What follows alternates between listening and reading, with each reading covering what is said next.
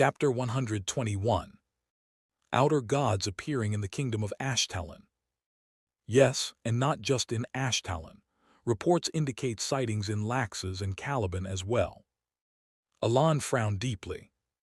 Multiple outer gods appearing at once.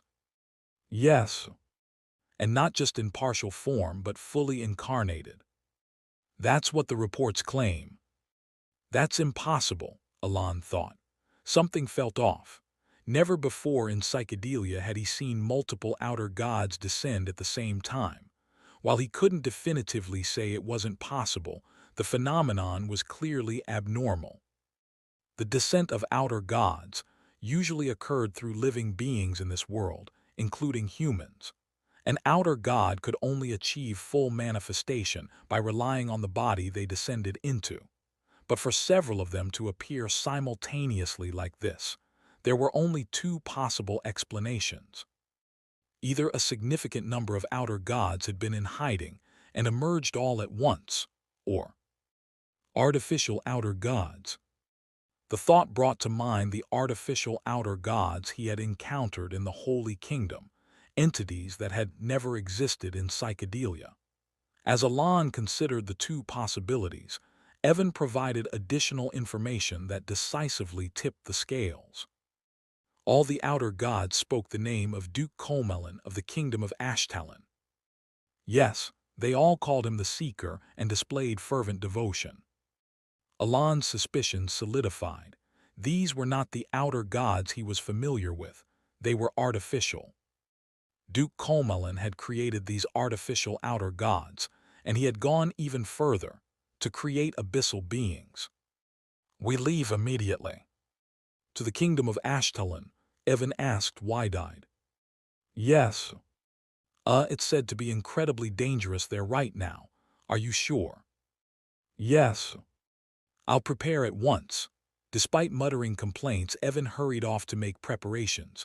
Watching him, Alan pondered. The name Duke Colmelin is unfamiliar in psychedelia. But that didn't matter anymore. The critical point was that Duke Colmelin was the mastermind behind the abyssal beings, a fact that had never been revealed in psychedelia's original narrative, and further that he might be the outer god long thought hidden, the forgotten one. With a deep sigh, Alan stood. There was no time to waste. Already, my lord, Evan announced. Let's move. They set off immediately for the Kingdom of Ashtalon. Over the following 5 days, Alan received 3 key pieces of information. First, the outer gods had appeared suddenly, slaughtering nearly all the nobles at Duke Colmelin's ball. Second, the slaughter extended beyond the ball to include the peasants, soldiers, and knights within his domain. Third, Duke Colmelin had already destroyed 4 neighboring territories, leaving them in complete ruin. One question lingered in Alan's mind. Why annihilate the neighboring territories? The mass slaughter itself wasn't surprising. Outer gods, upon descending into living bodies, inherently viewed humanity as an enemy. However, their goal was rarely mass slaughter for its own sake. It was typically a byproduct of their pursuit of larger objectives. But this was different. The actions of Duke Colmelin, presumed to be an outer god, seemed aligned with the usual outer god behavior at first glance. However, the sheer scope of the massacres raised questions. Alan stared down at the map Evan had provided. It marked the 4 territories Duke Colmelin had devastated. Evan. Yes. The territories Duke Colmelin attacked. Didn't you say they had no particular conflicts with him? Correct. In fact, they were reportedly on good terms. Duke Colmelin wasn't known to cause trouble in social circles either. The 4 destroyed territories, though close together on the map, were not directly adjacent. This ruled out the possibility that the destruction was incidental to his movement toward a larger target. Instead, the territories themselves were the deliberate targets. This puzzled Alan. Outer gods considered humanity their enemy, but they didn't generally prioritize widespread massacres. Their actions were driven by a fundamental purpose beyond mere slaughter. Yet Duke Comalin's actions seemed as though annihilating humanity itself was his ultimate goal, indiscriminately razing any territory he encountered. Adding to the chaos, there's significant damage outside Ashtalon as well. Yes, while Ashtalon is the worst, other countries have also seen territories wiped out with ease, one or two each. Even the artificial outer gods, presumed to have been created by Duke Comelin, didn't seem to have any clear objectives. They existed only to slaughter humans. Alan studied the map again with a peculiar expression. After a moment of searching his memories, he shook his head. Duke Comelin never actually appeared in the game. Instead, it had been the abyssal beings he created that made an appearance. Even they had lacked detail, leaving players to complain about their abrupt inclusion for the sake of game balance. Beyond that, there had been no lore surrounding them. Looks like we're about to cross the border into the kingdom of Ashtalon. Really? If the intel is accurate, Duke Comalin's next target should be the Lumiere territory. Shall we head there? That's the plan. But my lord, Evan interjected hesitantly, is it really fine to rush in like this? I know you're going to stop Duke Comelin, but we haven't even assessed the enemy's strength yet. Evan trailed off, muttering about how Alan had done the same in the past. Alan considered his words in silence. Unlike his past encounters where the game's knowledge had given him an advantage, Duke Comelin was an unknown adversary, shrouded in mystery. Nevertheless, Alan nodded resolutely. We can go. Are you certain? Yes, everything is already prepared, and I have my ways of gauging their power. Alan's fingers brushed the artifact hanging around his neck, the necklace of the Snow Eater. He recalled a hidden feature of this item. Well, if you say so, Evan shrugged in reluctant agreement. Alan looked skyward. Contrary to the grim rumors and chaos unfolding across the land, the sky was serenely clear, as if indifferent to the atrocities below. Exactly a day and a half later, Alan arrived in the Lumiere territory, ruled by Count Lumiere. What the hell? Evan's low curse was followed by a horrifying scene on the castle walls. An artificial outer god was wreaking havoc, emitting guttural screeches as it tore the territory apart. The creature had an enormous body, with hundreds of grotesque limbs fused together to form the shape of a spider. Below it, the territory burned, consumed by fire. From the flames rose the anguished screams of the dying. It wasn't just the destruction. The spider-like outer god's gaping maw was littered with the remains of what had once been people. Corpses fell from its jaws, while below, soldiers and knights waged a desperate battle. Alan's eyes took in the scene. The defenders struggle against insurmountable odds. Knights hacked away at the monstrous limbs, even as others were crushed beneath them. Some gave their lives to carve a path for their comrades. Among the dying, one knight finally reached the monster. Slash! With a tremendous swing, he severed one of the creature's massive legs. The grotesque limb fell to the ground, demolishing several houses with its weight. Blood sprayed everywhere as the creature howled in pain. For a moment, triumph flickered in the knight's eyes. But that triumph quickly turned to despair. From the severed stump of the outer god's leg, hands began to sprout. A hand grew, then another, and another, endlessly multiplying. The grotesque regeneration mimicked living muscles, and in moments, the creature's leg had fully regrown. The sacrifice of over 15 knights, who had given their lives to create that fleeting chance, was rendered meaningless. The surviving soldiers stared blankly at the regenerating abomination. The outer god's many eyes turned to the knight who had struck it. Its gaze bore down on him. Ugh, area. The knight, paralyzed by terror, let out a scream. Alan watched as the spider-like artificial outer god twisted its grotesque mouth into what seemed like a pleased grin in response to the knight's cries. With a calm demeanor, Alan formed a seal with his fingers. Even calling it an artificial outer god is too generous. To Alan, outer gods were unquestionably his enemies, yet they were still deities in nature, regardless of their form.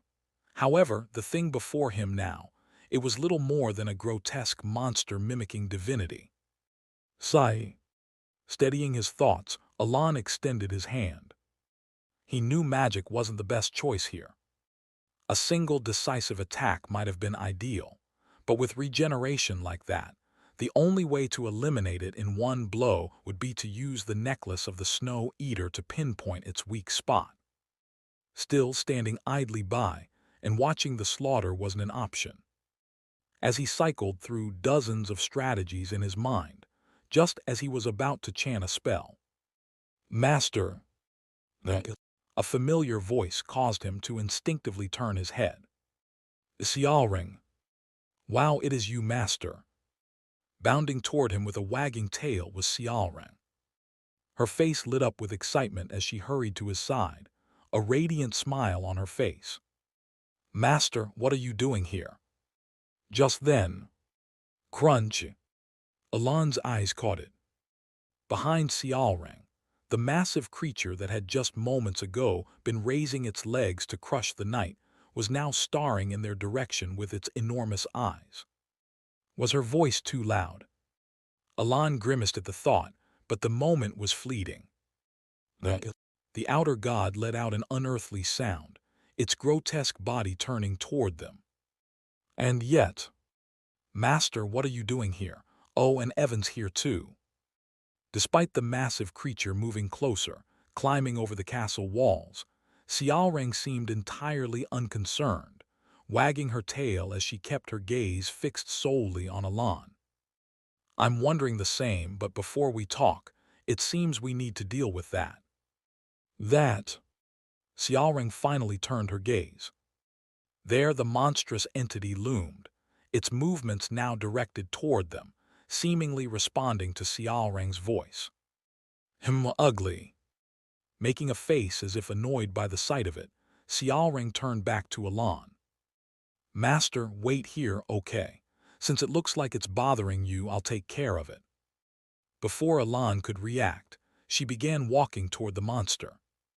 Wait, Xiaoring. Alan tried to stop her. He knew Xiaoring was strong, but the opponent was an outer god, even if artificially created and significantly weaker than genuine ones. It still bore the essence of divinity.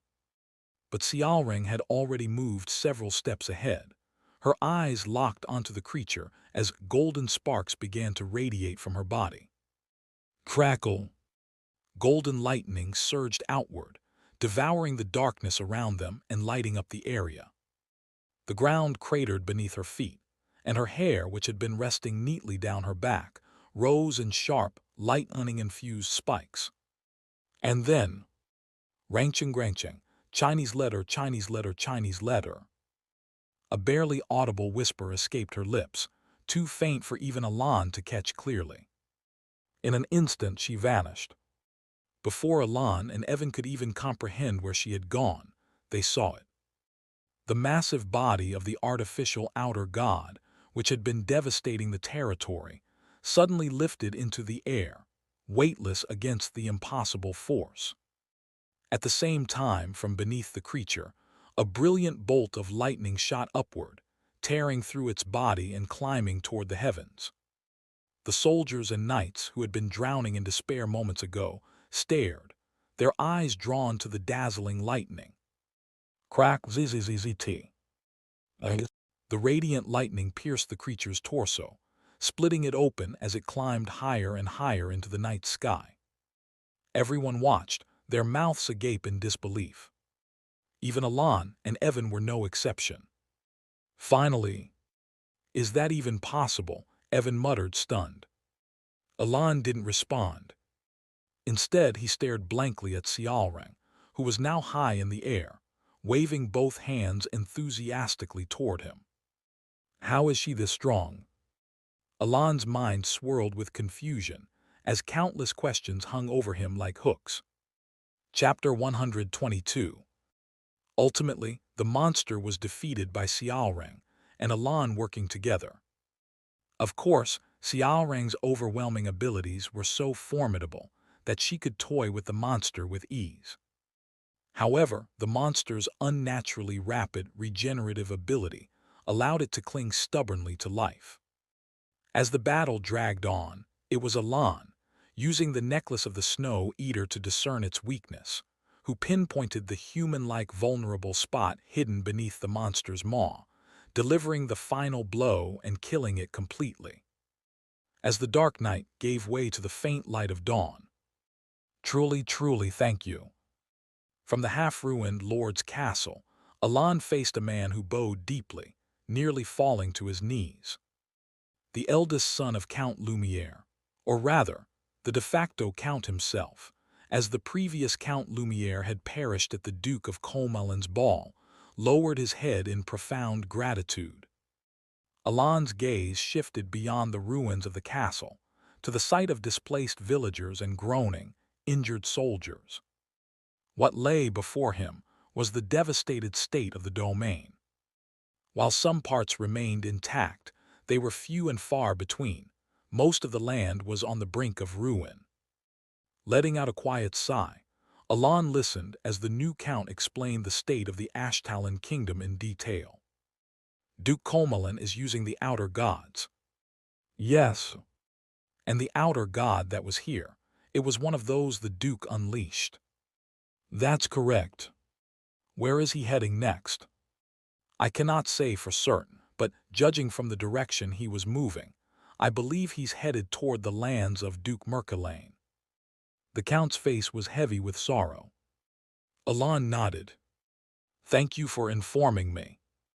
I swear I will repay this kindness. As Count Lumiere swore his promise multiple times, Alan turned and walked away. Ah, master. Soon he spotted Xiaoreng, who was surrounded by knights gazing at her with awe. However, there was something unusual. Let go of me. Carrying me like this is undignified for royalty. In one of her hands, she was holding a man dangling helplessly. The man, his face smeared with soot and seemingly mortified at being caught by the scruff of his neck, squirmed desperately to free himself. Alan observed the scene and asked, "Who is this?" "Oh, this." "Don't call me this. I'm royalty. I am Karsam, a royal prince of Colony." Colony's royalty. Alan let out a quiet exclamation and searched his memory for information. The troublemaker Karsam, wasn't it? Karsam, the second prince of Colony. In Psychedelia, he was introduced as a minor character with no significant role. As expected of someone nicknamed Troublemaker, he caused endless problems that the protagonist's party often had to clean up. After pondering briefly, Alan looked at Karsam. For royalty, his behavior left much to be desired. He was covered head to toe in soot. Just as Alan was examining him, "Hey, you there, show some respect."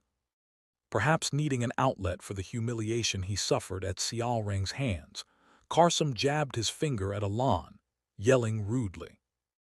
Alan gave him a peculiar look. It was true that he should show proper respect to a prince, but Karsam's reputation in the game as an arrogant and ill-mannered troublemaker seemed justified now. Still, Alan could understand to some extent. Karsam was young, barely into his 20s. Moreover, unlike other royal families, the first prince of Colony had been groomed as the heir from a young age, leaving the second prince largely neglected. Even so, it was proper to show him respect. Alan began to bow slightly. "Master, wait." "Ah." Xiaoreng suddenly grabbed Karsam by the scruff of his neck and dragged him to the back of a ruined house. Alan raised a puzzled eyebrow but soon saw the two walking out amicably, side by side. And then, "Ah, greetings, Marquis Palacio. I apologize for my earlier rudeness, haha. They. Karsam's unexpectedly meek demeanor raised Alan's curiosity for a moment. Then he noticed something subtle, the faint glimmer of fear in Karsam's eyes. They. Alan turned to Xiaoring. She met his gaze with a cheerful smile, so radiant it was almost unsettling, as if nothing unusual had just occurred. Swish, swish. Her tail swayed contentedly, but Alan couldn't shake a strange sense of unease. So, did you come to Ashtalon to rescue Karsam? Half and half. A little later, Xiaoring explained why she had come. I had other things to do here anyway, and since the king asked, I decided to help. By the way, master, why are you looking at me like that? Tilting her head with a curious expression, Xiaoring waited. Alan responded, Oh, it's just surprising how readily you listen to the king. Of course, listening to the king is common sense in this world. Still, having seen what he had last night, Alan couldn't help but comment. His thoughts drifted to Xiaoring's incredible display of power the night before. With strength like that, it feels like she wouldn't need to listen to anyone, even the king. Thinking this, Alan gave Xiaoring a fresh, appraising look. He already knew she was extraordinarily strong. On top of that, the recent appearances of the 5 great sins had made it clear how exceptional their abilities were. And yet, what Xiaoring had shown last night surpassed even the legendary power of Baba Yaga that he was familiar with. Then again, Deus also transcended expectations when he subdued Basilira. Just as Alan recalled Deus's overwhelming presence during that conquest, Xiaoring snapped him out of his thoughts. I received something good in return. What? Yep, since I had things to do here anyway, I figured I might as well help. Isn't that nice of me? With a grin that seemed to demand praise, Xiaoring's expression beamed with pride. Alan couldn't help but chuckle and patted her head. Woof tilde. Xiaoring's tail wagged furiously as she purred with satisfaction. From the corner of his eye, Alan noticed an odd sound. Turning to its source, he found Karsam, who had been scowling moments ago, now staring at him in utter disbelief. His expression was as though he had witnessed something utterly unthinkable. Alan briefly wondered about Karsam's reaction before turning back to Xiaoring. Is your business here finished? I think so. Oh right, master, why are you here? Xiaoring asked, her tail still swishing happily. I'm here to stop Duke Comelin. Duke Comelin. Yes, unfortunately we'll have to part ways here. Oh, then I'll come with you. Before Alan could finish, Xiaoring answered cheerfully. Come with me. Yep. I hate to say this, but it's going to be dangerous. I know, that's why I'm coming. Why? To protect you, of course. Xiaoring clenched her fists and puffed out her cheeks, her determined eyes locking onto his. Faced with such pure, unwavering resolve, Alan felt a pang of emotion well up within him. So this is why everyone says daughters are the best. He suddenly recalled his friend's passionate argument about why having a daughter was superior, complete with an 18-point list of advantages, delivered back when said friend had gotten married at 20 after an unplanned pregnancy. Of course, Alan's friend's daughter was still only a little girl who hadn't even started elementary school yet. But in this moment, Alan felt like he finally understood what he had meant. Just listening to Xiaoring's words brought Alan an inexplicable sense of warmth. Without realizing it, he began to pat her head with both hands. Woof! Although Xiaoring didn't seem to understand the reason, she loved it even more, rubbing her head affectionately against his hands. It was heartwarming. Of course, while Alan felt his heart grow warmer, Karsam's expression only grew more sour. But that didn't last long. By the way, is this really fine? What are you referring to, master? Shouldn't we be taking care of your original task first? Alan gestured toward Carson with his chin, and the previously silent prince hurriedly spoke up. Why, yes, I agree. Shouldn't taking me back to Colony be the first priority? Though he shifted back into informal speech, Carson's once confident demeanor had completely vanished, leaving him timid and unsure. Alan couldn't help but wonder what exactly Xiaoring had done to him. We can just stop by on the way, can't we? Xiaoring suggested casually. That's too dangerous, Carson protested. You won't die, will you? I mean technically, but still. Carson's discomfort was evident, but when Xiaoring turned her back to Alan and stared at Carson intently. Fine, fine, we'll do it your way. Carson quickly changed his tune. See, master, it's all set. Once again, Xiaoring had made the impossible possible. About an hour later, Alan and Xiaoring departed for the Marquisate of Merculane, where Duke Comelin was reportedly heading. At the same time, Marquis Evan called out. Yes, what is it? Earlier, you mentioned being curious about what Xiaoring did while her back was turned to you, right? That's true, but why do you ask? I saw it. When? While you were moving over to that spot, I happened to catch a glimpse. So what did you see? Well, she didn't make any particularly scary expressions, but she did whisper something. What did she say? Well, honestly, I didn't hear it clearly from that distance, but I think it was something like. After some hesitation, Evan finally replied. Has this guy forgotten who I am? Xiaoring said that. Yeah, though since I only saw it from far away, I might have misheard, but it seemed like something along those lines. Hearing this, Alan froze for a moment, his expression turning blank. Although it was hard to believe, Carson's reaction lent credibility to the claim. Alan couldn't quite shake the strange look on his face for a while. Filion Merculane was undeniably a genius. Within Ashtalon, he was the youngest swordmaster in history, and even at his young age, one of the top 3 strongest warriors in the kingdom.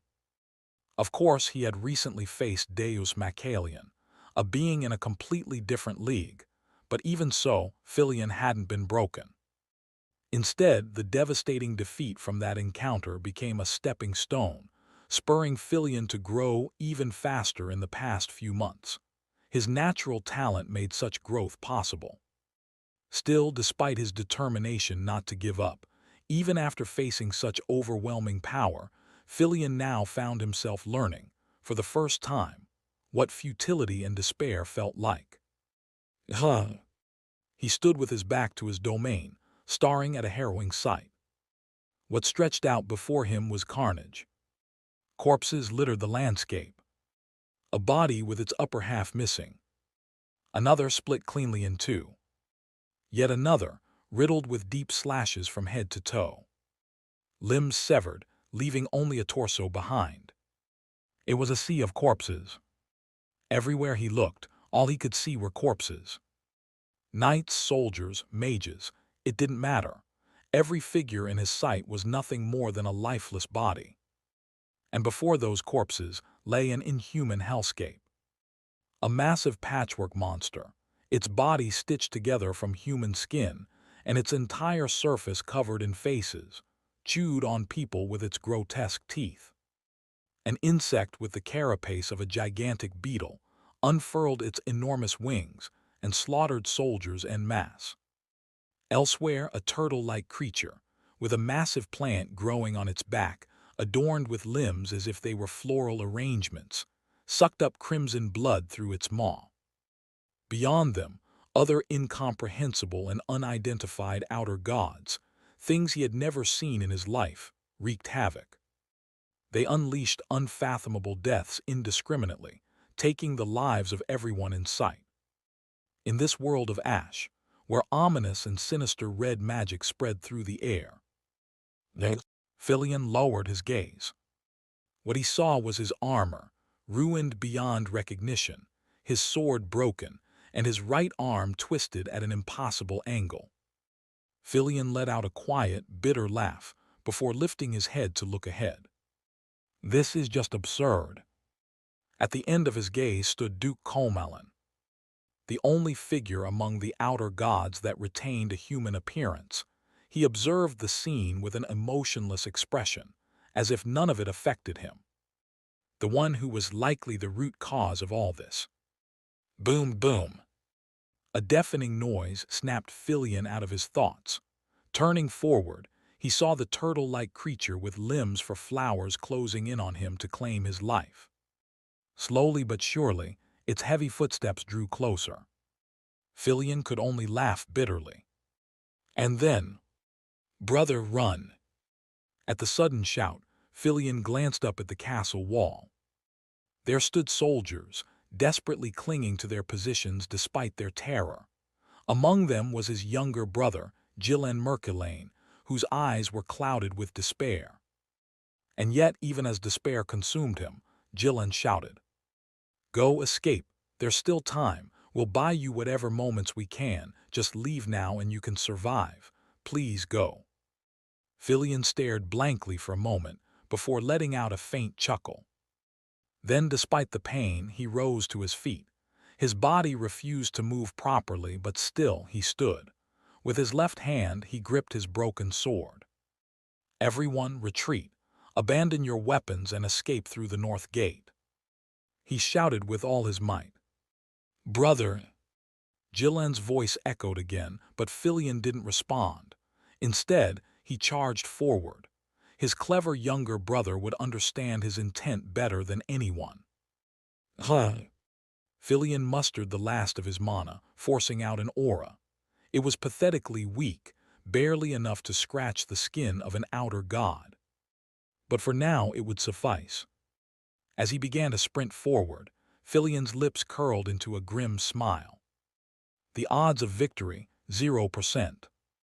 He knew that all too well. But at this point, probabilities didn't matter to him. His goal wasn't to win. It was to buy just a little more time.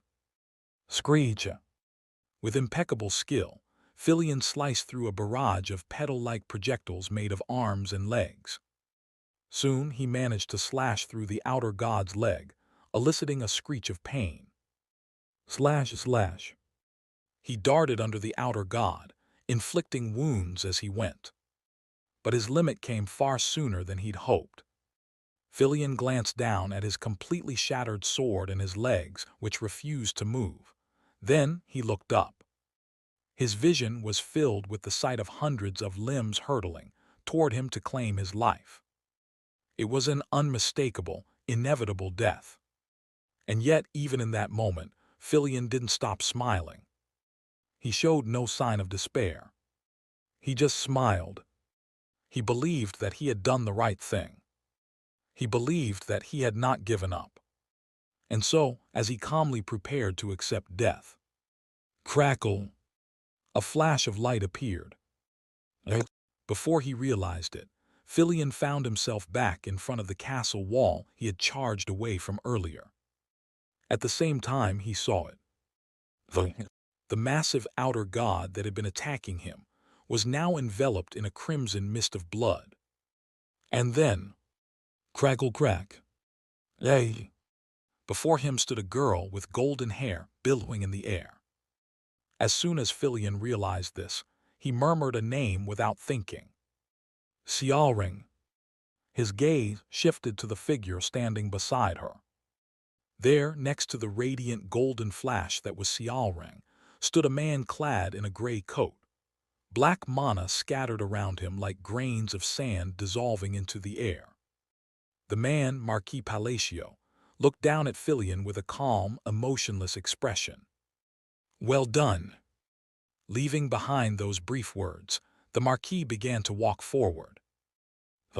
In response to his small steps, the scattered outer gods lunged toward him. Yet the Marquis did not stop walking. One step, then another. His steps were measured and steady. And then, "By the contract of Calganias, I command you." Filion watched in awe as it unfolded before him. "Comrade, manifest yourself." Krrrh. With the Marquis's incantation, an enormous serpent materialized, raising a storm of dust and a deafening roar. Unlike the artificial outer gods created through unholy methods, this was something entirely different. It was a genuine divine being, empowered by true faith and imbued with divinity. Towering over all the synthetic outer gods present, its presence was overwhelming. And so, Filion witnessed the descent of Basilira, the divine serpent, who stood as the true deity amidst the false creations. Chapter 123. As the ground quakes, the soldiers on the castle walls fix their gazes on a single point. Their eyes meet a god descending upon a world of ash and gray. Not a creation born of human hands, but a god that emerged from the dust, existing purely as it is, real and true. Accompanying this god is the terrifying roar of Basilira, a sound that inspires reverence among the soldiers, yet strikes terror into the hearts of artificial outer gods. The thunderous cry echoes, scattering dust in all directions. Then, as the soldiers standing atop the walls look up once again, they see the figure of a god, one that compels them to lift their eyes despite their elevated vantage point. Boom, boom, boom. The massive form of Basilira begins to move. Moments ago, an artificial outer god resembling a turtle had been charging toward the castle wall. But now, Basilira swiftly coils around its body. Snap! The artificial outer god lets out a scream the instant it is entangled. The soldiers are stunned into silence. Before their very eyes unfolds a battle reminiscent of myths and legends, a clash of monsters so great it seemed plucked from the stories of old. Some soldiers gape in awe, some show expressions of shock, and others watch with reverent gazes. But the moment is fleeting. Roar! It does not take long for the soldiers to realize one undeniable truth. The scene before them is not a grand mythical battle between legendary beasts. This is merely a hunt. Crunch! The soldiers watch in a daze. In the distance, they see the artificial outer god, coiled by the mighty Basilira, being torn apart. The shell that even Filion's relentless attacks could not penetrate now crumbles like brittle stone. Its limbs, which had skewered countless knights and soldiers and brought despair, are ripped off one by one, scattering a storm of blood. And then, without even the chance to scream, this artificial outer god, once a cruel butcher, meets its end in a pitifully wretched death. Its entire body, its bones and carapace, is utterly ravaged. Amid the ensuing stillness, roar! Basilira's cry reverberates across the battlefield. The air quakes, and a sense of reverence spreads among the soldiers. Reverence that cannot be hidden. And then, Marquis Palacio, Duke Comelin, who had seemed endlessly indifferent just moments before, frowns and clicks his tongue briefly. At that signal, crash! The battle of outer gods, no, the fight between the real and the counterfeit begins. Basilira's massive body moves chaotically among the artificial outer gods, ravaging them. Hup! In response to Alan's command, the snow wolves leap forward to aid Basilira, unleashing golden flashes as they weave through the artificial outer gods. Everyone watches this scene of mythological combat in a stunned daze. Everyone but one person. Filion Merculain looks elsewhere. His gaze is fixed on a man cloaked in a coat that seems alive, with every strand of fur rippling and exuding black mana. A man who dared to summon a god to this land, calling it his ally. A man who once arrogantly spouted nonsense, flaunting his ignorance. 15 minutes remain. No, is it 14 now? Alan let out a light sigh as he observed Basilira wreaking havoc among the outer gods, then cast his gaze down to the bracelet on his right hand. It was the hand of the Wanderer, a relic he had obtained from the fairy Tovet. Combined with the white hand of the Wanderer, found in the hermit's sanctuary, these two artifacts had merged to form the symbol of salvation of the Wanderer, which now glowed crimson. As expected, the time limit is regrettable. Still, without it, I wouldn't have dared to summon this at all. The Kalgania's packed ring allowed him to forcibly summon subjugated entities. However, its major drawback was that the stronger the entity, the more mana it required to summon. Under normal circumstances, Alon's mana wouldn't have been sufficient to summon Basilira, not unless the entity was incorporeal. In fact, even the Tower Lords, who possessed incredible magical reserves, would be incapable of summoning Basilira without suffering complete mana exhaustion. This made the ring containing Basilira practically unusable. But thanks to the salvation of the Wanderer, which allowed any artifact to bypass mana limitations for a full 15 minutes, this impossible feat became reality. Originally, the packed ring and salvation of the Wanderer weren't meant for use at this stage. They had other purposes further down the line, but this isn't a game. Alon ended his musings and shifted his focus from Basilira, who was battling the outer gods, to Duke Comelin. He had heard the Duke was quite advanced in age, but he appeared unexpectedly young. If not for the fact that he stood among the outer gods, Alon might not have recognized him at all. The youthful appearance of the Duke resembled an ordinary nobleman, yet Alon didn't lower his guard. Quietly forming a hand seal, he remained vigilant. At that moment, "So, you're another half-finished one like me." The voice of Duke Comelin, who had remained silent until now, broke the air. "What?" Alon responded with a puzzled question. But the Duke only let out a soft sigh and posed another question. "I suspected it from the moment I heard you took the dragon egg, and now, seeing that bracelet on your wrist confirms it. Still, I don't understand why you're trying to stop me. Why?" Alon remained silent, not because he couldn't understand the Duke's words, but because he was debating how to interpret and respond to them. Yet, before he could settle on an answer, "No need to reply." Duke Comelin didn't wait. "I don't know why you're interfering, despite knowing the disaster ahead, but if you stand in my way, I'll simply crush you." The Duke formed a seal with his hands. "Refraction. Begin." Alon, meeting the Duke's movements, completed his own hand seal and invoked a phrase. Thus began the Battle of Mages. To be honest, Alon was at a clear disadvantage in this duel.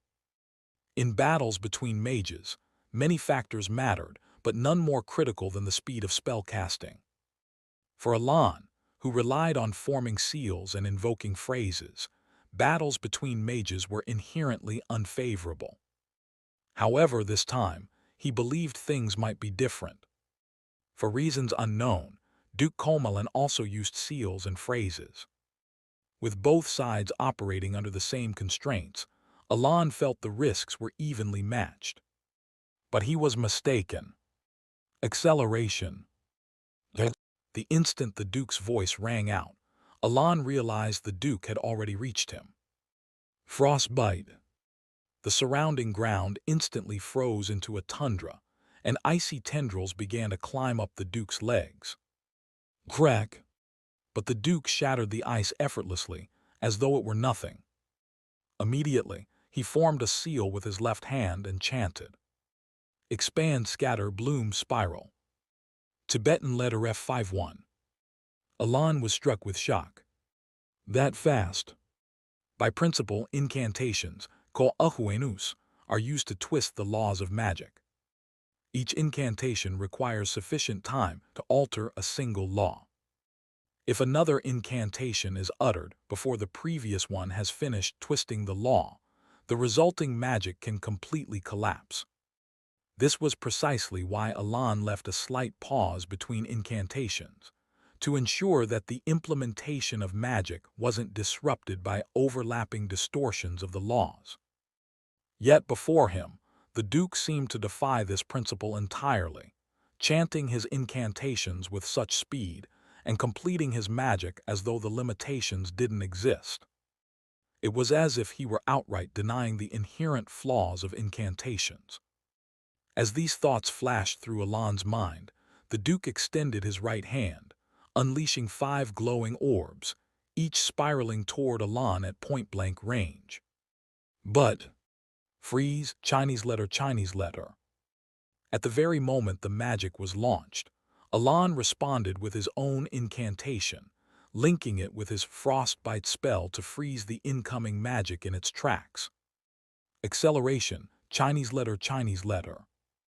In the next instant, he redirected the frozen magic back toward the Duke. However, Duke Comelin had already moved out of the spell's range by then. Realizing the Duke had shifted to the right, Alon quickly formed a seal and invoked another spell. Compression, Chinese letter, Chinese letter. Pinpoint, Chinese letter, Chinese letter. Discharge, Chinese letter, Chinese letter. Fixation, Chinese letter, Chinese letter. Expansion, Chinese letter, Chinese letter. Scatter, Chinese letter, Chinese letter. As both spells materialized simultaneously, their incantations clashed, warping the laws of magic. And then, boom! The one who was sent flying was Alon. Fixation, Chinese letter, Chinese letter. Alon, tumbling violently across the ground, barely managed to implement a shield spell mid-roll, forcing his body to come to an abrupt stop. However, shatter. As if anticipating this, spiraling ice shards shot toward him, piercing through his shield without hesitation. Damn it! Alon gritted his teeth as he assessed the situation. Alon scrambled to his feet, his eyes locking onto Duke Comelin. Unlike Alon, whose coat was now a tattered mess, the Duke remained eerily composed, his demeanor cold and indifferent. 15 rounds of magical exchanges had passed, and among them, Alon had managed to win only once. Even then, the victory was so minor that it merely grazed the Duke's collar. In truth, Alon's magic wasn't ineffective against the Duke. But his speed is absurdly fast. The Duke's spellcasting speed was far beyond what Alon could handle. Even planning 1 or 2 steps ahead wasn't enough to keep up. But it wasn't just speed that put Alon at a disadvantage. The Duke's ability to form seals rapidly, his overwhelming magical power, and even his seemingly inexhaustible mana reserves, all far outclassed Alon's. Furthermore, the Duke had a talent for anticipating Alon's moves several steps ahead, giving him a decisive strategic edge. This wasn't a battle, it was a complete mismatch. Alon glanced toward where Basilira and the Snow Wolves were fighting. Roar! Several artificial outer gods had already been reduced to grotesque corpses, but the battle there still raged on. It seems you're waiting for help, but that's futile, Duke Comelin said calmly as he observed Basilira. Because before they can come to your aid, you'll already be dead. He then formed a seal and invoked his spell. Fixation, Chinese letter, Chinese letter. Expansion, Chinese letter, Chinese letter. Scatter, Chinese letter, Chinese letter. At the tips of his outstretched fingers, 5 glowing orbs materialized again. But this time the Duke wasn't finished. He chanted once more. Disperse, Chinese letter, Chinese letter. Together with the Duke's final chant, the orbs on each of his fingers soared into the sky and began to split apart. From 5 to 10. From 10 to 20. From 20 to 40. From 40 to 80. The number multiplied endlessly. What formed in the end was a sight to behold, a luminous galaxy hanging in the ashen sky. Hundreds, perhaps even thousands, of orbs illuminated the dull heavens in dazzling brilliance. It was such an overwhelming and majestic sight that even the soldiers, who had been watching the mythical battle in a daze, couldn't help but turn their gazes toward it. And then, release Chinese letter Chinese letter. The moment Duke Comelin marked Alan's end with his final incantation, the galaxy began to descend. Thousands of radiant stars cascaded toward the ground, their light reflecting on Alan's upturned face. The scene was so overwhelming that anyone watching would instinctively drop their weapon and resign themselves to death. The sea of light converged into a single point, targeting Alan. No! Filion, witnessing the scene, cried out instinctively, but Alan, who stood beneath the descending galaxy, remained calm. In fact, Alan had been waiting for this exact moment. Acceleration, Chinese letter Chinese letter. With a deafening explosion, Alan's body shot forward in an instant. Although he had merely imitated the Duke's formation after observing it briefly, his replication failed and resulted in an explosion. But that didn't matter. It was enough for him to push forward. Alan's gaze locked onto Duke Comelin. Though the Duke's face remained devoid of emotion, his slightly widened eyes hinted at a faint trace of surprise. Refraction, Chinese letter. Alan had been waiting for this moment since the fifth spell was cast. By that point, he had already abandoned the idea of defeating the Duke in a direct contest of magic.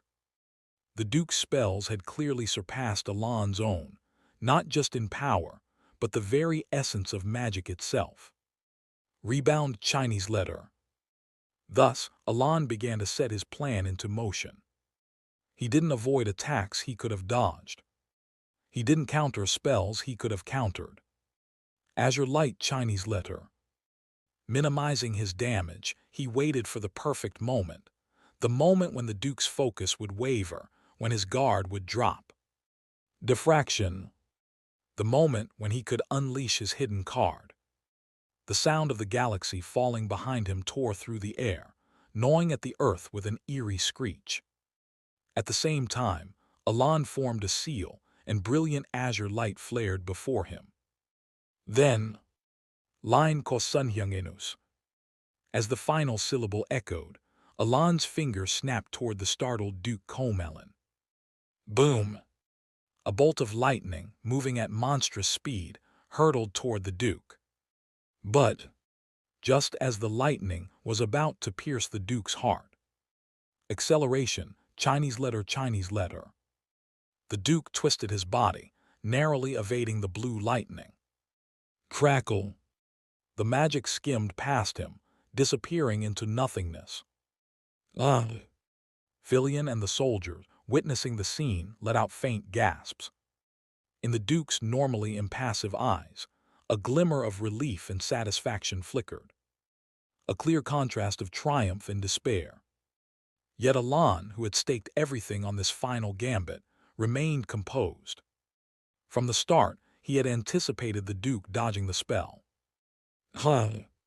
He was already prepared for what came next. Crackle! The sound of electricity erupting behind him drew the Duke's attention. What he saw was two radiant azure lights, shining brighter than anything else in the Ashen world. The Duke's expression twisted in disbelief, while Alan, behind his calm demeanor, allowed a faint smile to form. This was Alan's true final move. A unique trait attainable only by reaching the fourth rank in psychedelia. The ability to cast spells in areas resonating with one's mana signature, enabling multicasting, Chinese letter, Chinese letter, Chinese letter, Chinese letter. Scatter. Even as the Duke twisted his body once more, the azure lights had already been unleashed. Boom! The Ashen world was once again bathed in blinding blue light. Chapter 124. Duke Comelin, Black, found himself reminiscing about distant memories. Memories so old their colors had faded, becoming relics of the past. These fragments surfaced only when the Duke occasionally dreamed while sleeping. They were glimpses of a time when he was still an apprentice under his master, a true mage. Don't leave any vegetables behind, Eat them all. Never neglect your practice of manifestation. Let's go for an outing. Black Square was far better than you. Why on earth did you bring this worthless husk here? The memories that trickled through his mind were unremarkable. They included moments of sharing meals with his master, being scolded about magic, going on outings, and his master defending him, despite being deemed inferior to other apprentices. These were memories anyone might have, unassuming, mundane. Yet to Duke Comelin, these fragments were more precious than anything. However, the Duke, Black, did not particularly cherish these memories. Because at their end, these fragments always converged on a single moment. The scenes of memory would flip and, it can't be helped, the moment the soul of this world overflowed, there was no turning back.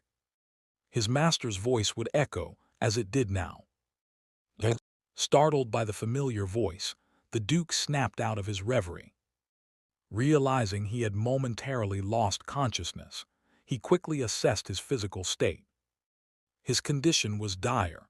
His right arm was gone, and his abdomen had a gaping hole. Yet the Duke's focus was elsewhere. He lifted his head to look forward. Standing there was a man clad in a dust-covered dark coat, gazing down at him with an expression devoid of emotion. It was Marquis Palacio. Like the Duke, this half-finished mage stood blocking his path amidst the ashen world. "How in the world did you use a sentence?" Marquis Palacio's tone betrayed no hint of emotion. The Duke could not comprehend. There was no doubt the Marquis had used a sentence. Even if it wasn't through formula or manifestation, that was undoubtedly a sentence. How could someone like you, another half-finished mage, possibly achieve this? It was a mystery beyond understanding. The Marquis had wielded a sentence. Even if he hadn't mastered formula or reached the level of manifestation, he had nonetheless invoked its effects. But this didn't mean Palacio was a complete mage. No matter how much he grasped the fundamentals of sentences or achieved manifestation, without mastery over formula, he could never become a true mage. He was indisputably a half-finished mage.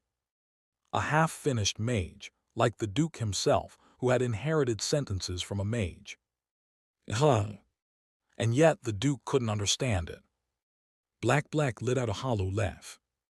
"You who have inherited even a sentence, why are you stopping me? Me who carries the hopes of every mage." Surely the Marquis had seen it too. The end of this world. The inescapable apocalypse. And surely he must have known that the true mages had sacrificed everything to protect this world from its demise. This thought elicited bitter laughter from the Duke.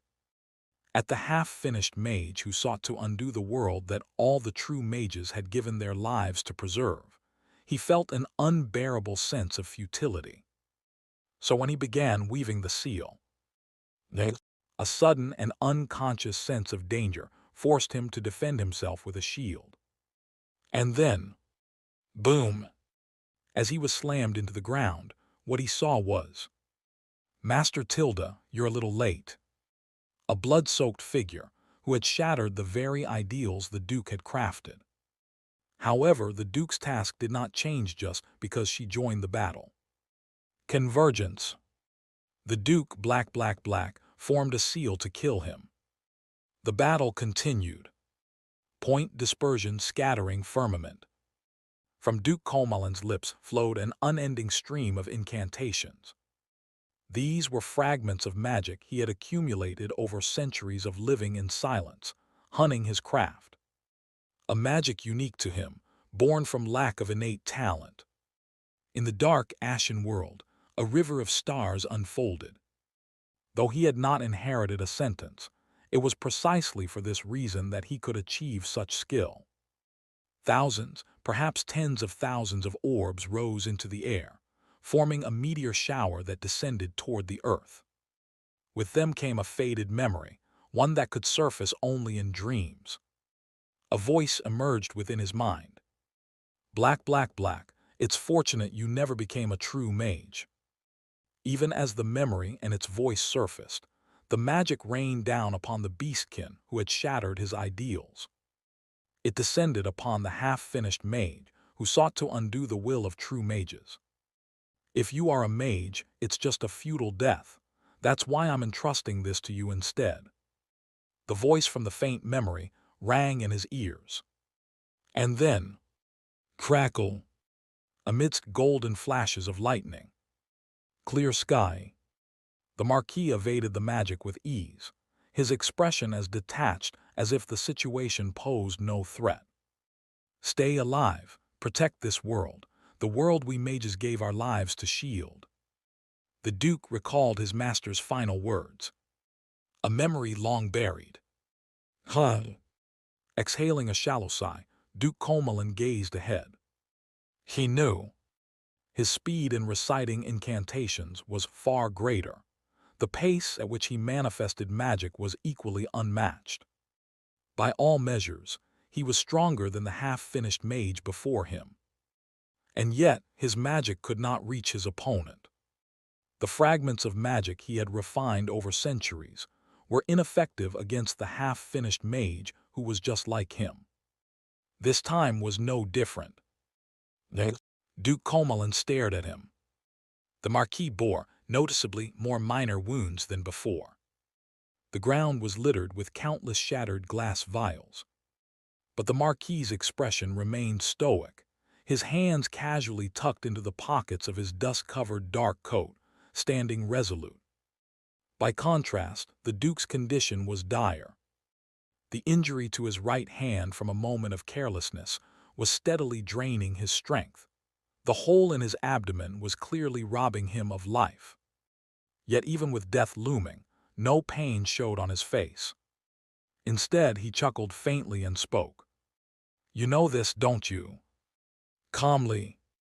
How foolish your actions are. He opened his mouth to speak. Even if you've inherited a sentence, if you survived without receiving its essence, you must know. Soon, those things will rise and the world will meet its end. There was no emotion in his voice. When the souls are full, there's less than half a year left. If we don't bring order to this world and humanity within that time, they'll emerge. No trace of anger could be detected. You know this, and yet, are you really going to render the sacrifices of the true mages, who gave everything to protect this world, meaningless? His words were steady, unwavering. He simply asked. But even in the face of the Duke's question, the Marquis's face remained serene, as if his words carried no weight, no resonance. The Marquis, devoid of any trace of emotion, finally opened his mouth. Am I the one making the sacrifices of the true mages meaningless? His voice was plain, questioning. The Duke let out another bitter laugh. You must know, this world survives only because of the sacrifices of the true mages. The Marquis, silent, continued to gaze at Duke Comelin. His gaze was calm. Yet paradoxically, it seemed to carry an undertone of anger. Alan forced his sluggish mind to work in that fleeting moment. Was what the Duke had just said true? He couldn't know. Then was it a lie? He couldn't know that either.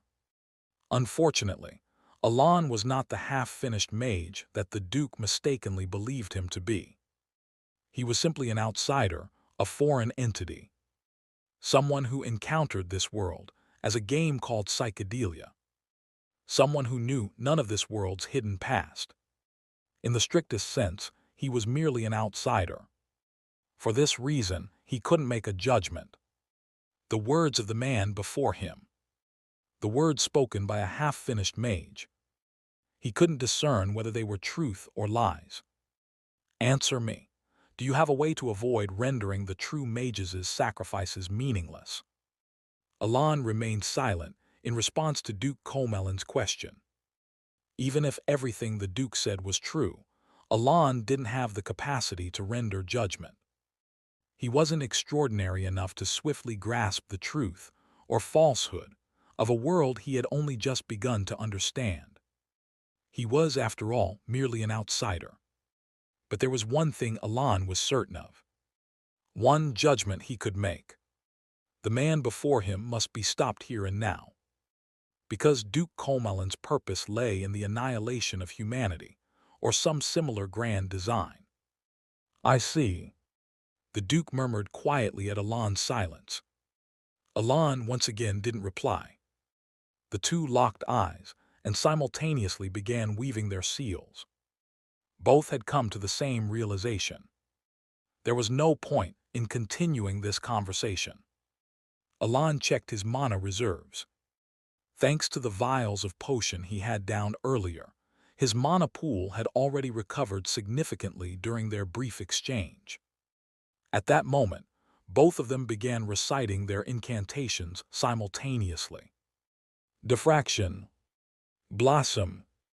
This battle was no longer about right or wrong. Point. Flourish. It was not a confrontation to discern who was virtuous. Condense. Cultivate. Nor to determine who was wicked. Annihilation. Disperse. This was simply a clash of two opposing beliefs. At the culmination of their respective magics. I will kill you and achieve my purpose, the true mage's aspirations my. Duke Comelon opened his mouth. Conviction. And manifested his magic. The petals scattered around him suddenly spread outward, corroding the surrounding atmosphere and erasing everything as if wiped clean with an eraser. In the bloom of that overwhelming magical flower, Alan stood. For a brief moment he thought. And then, he spoke softly. Refuse. With a snap of his fingers. Then, with a searing white tinnitus that seemed to devour the ears of all who heard it. The two beliefs collided.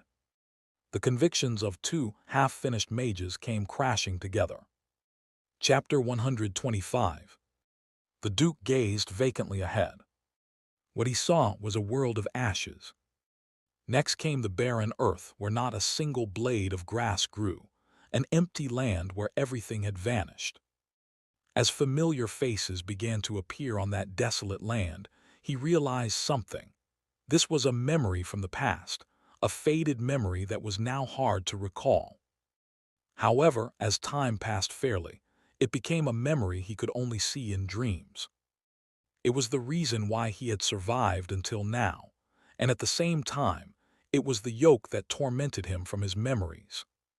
The Duke couldn't take his eyes off the scene. There he saw the backs of the true mages he knew well.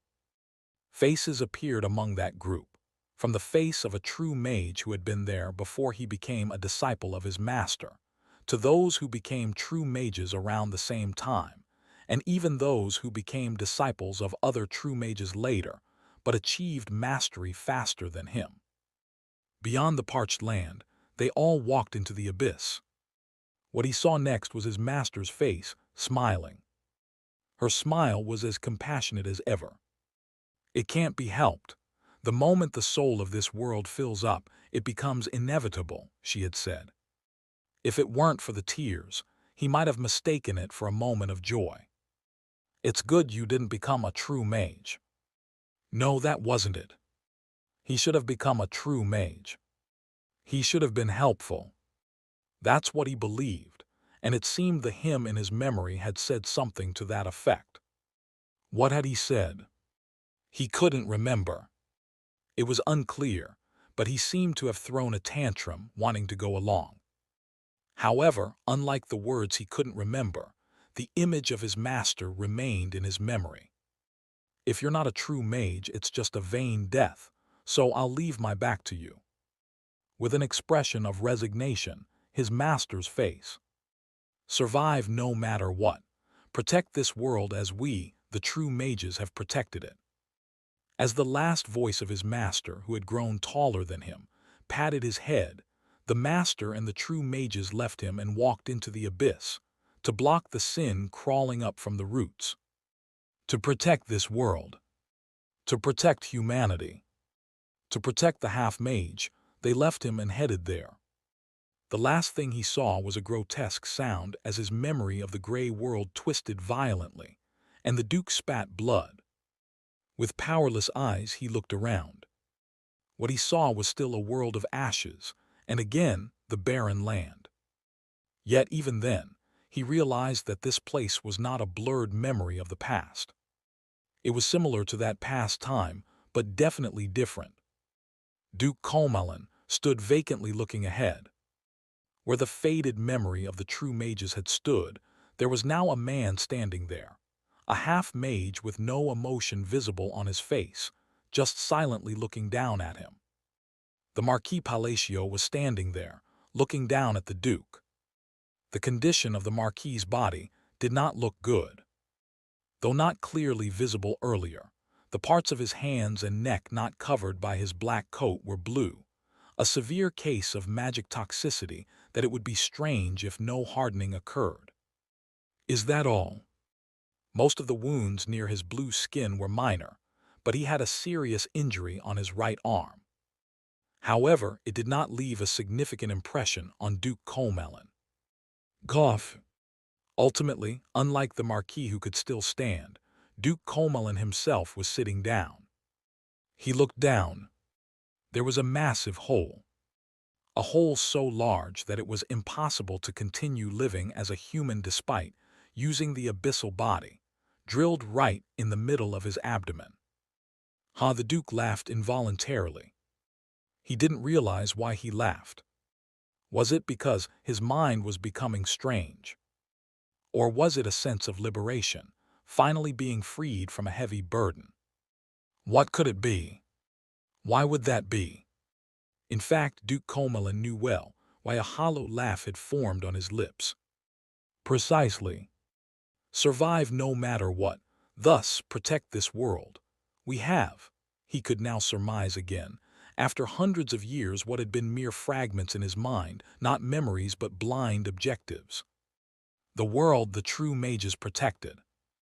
The memory of his master's face that emerged was distant. In that distance was another emotion. The feelings of regret and pity. He knew why his master had such a face. She had never expected him to protect the world. The master did not think he could protect the world.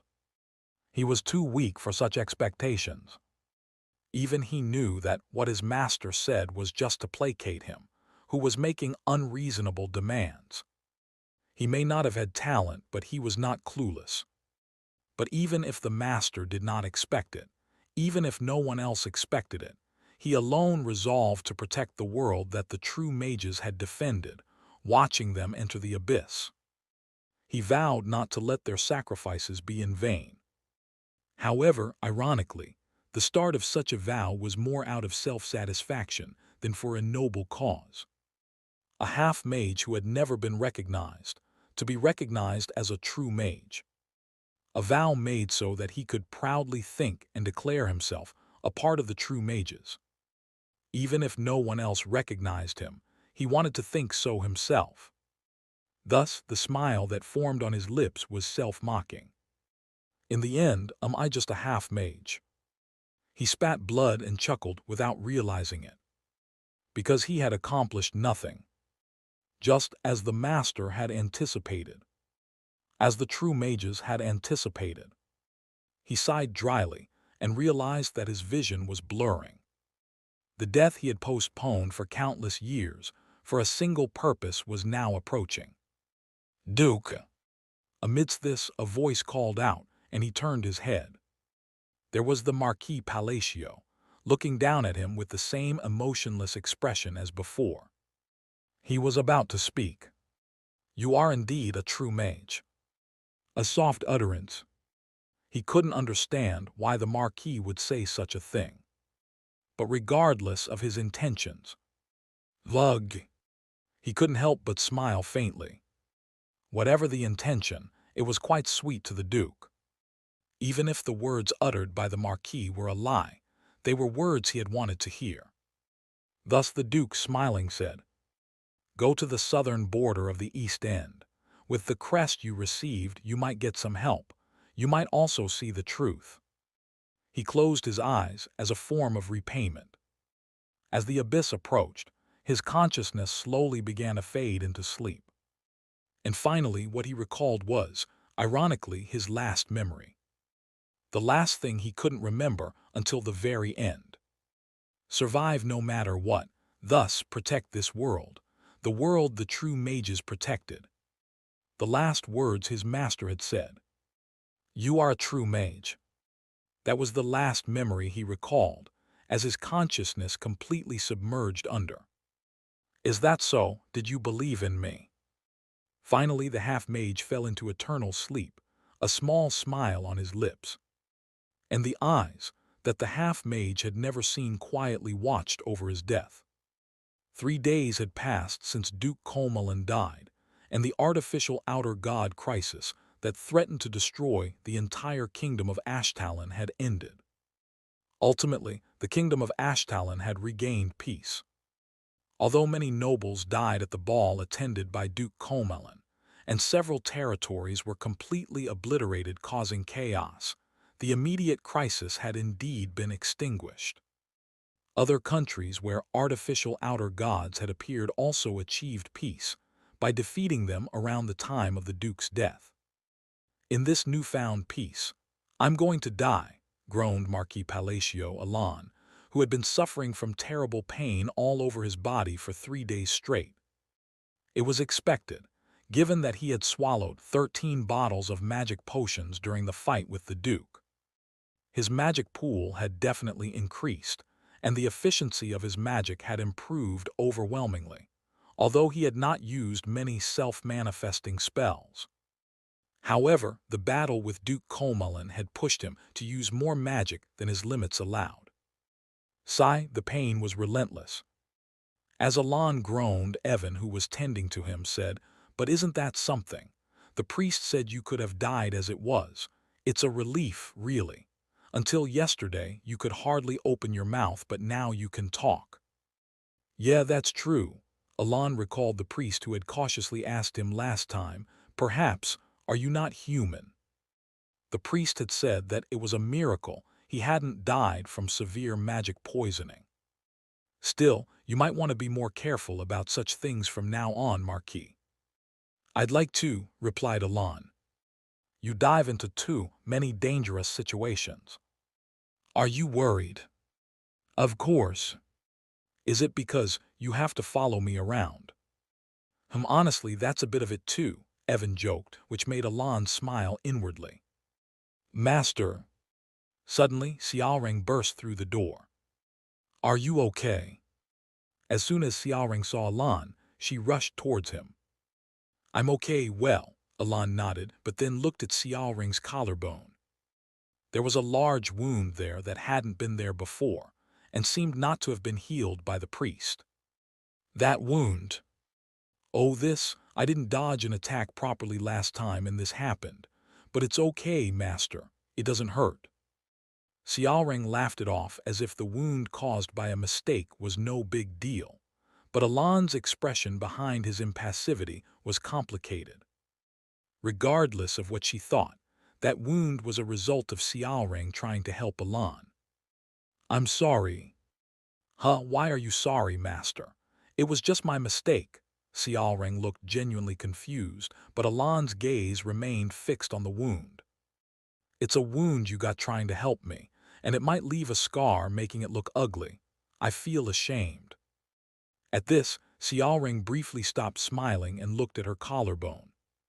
From her right collarbone to the end of her shoulder, she stared at the scar and then looked at Alan. "Master." "Yes." "What do you think, Master?" "What I think." "Yes, Master. Do you think this scar makes me look ugly?" At Xiaoreng's question, Alan was silent before shaking his head. "Not at all." "Then it's fine." "Is it?" Although his face remained unchanged, Alan felt puzzled inside. "Yes, as long as it doesn't look strange to you, Master. I don't mind at all." Xiaoreng cheerfully exclaimed, smiling once more, and Alan felt a pang in his heart without realizing it. "Huh." Evan looked at Alon's face, surprised. Even though it was very slight, Alon was definitely smiling.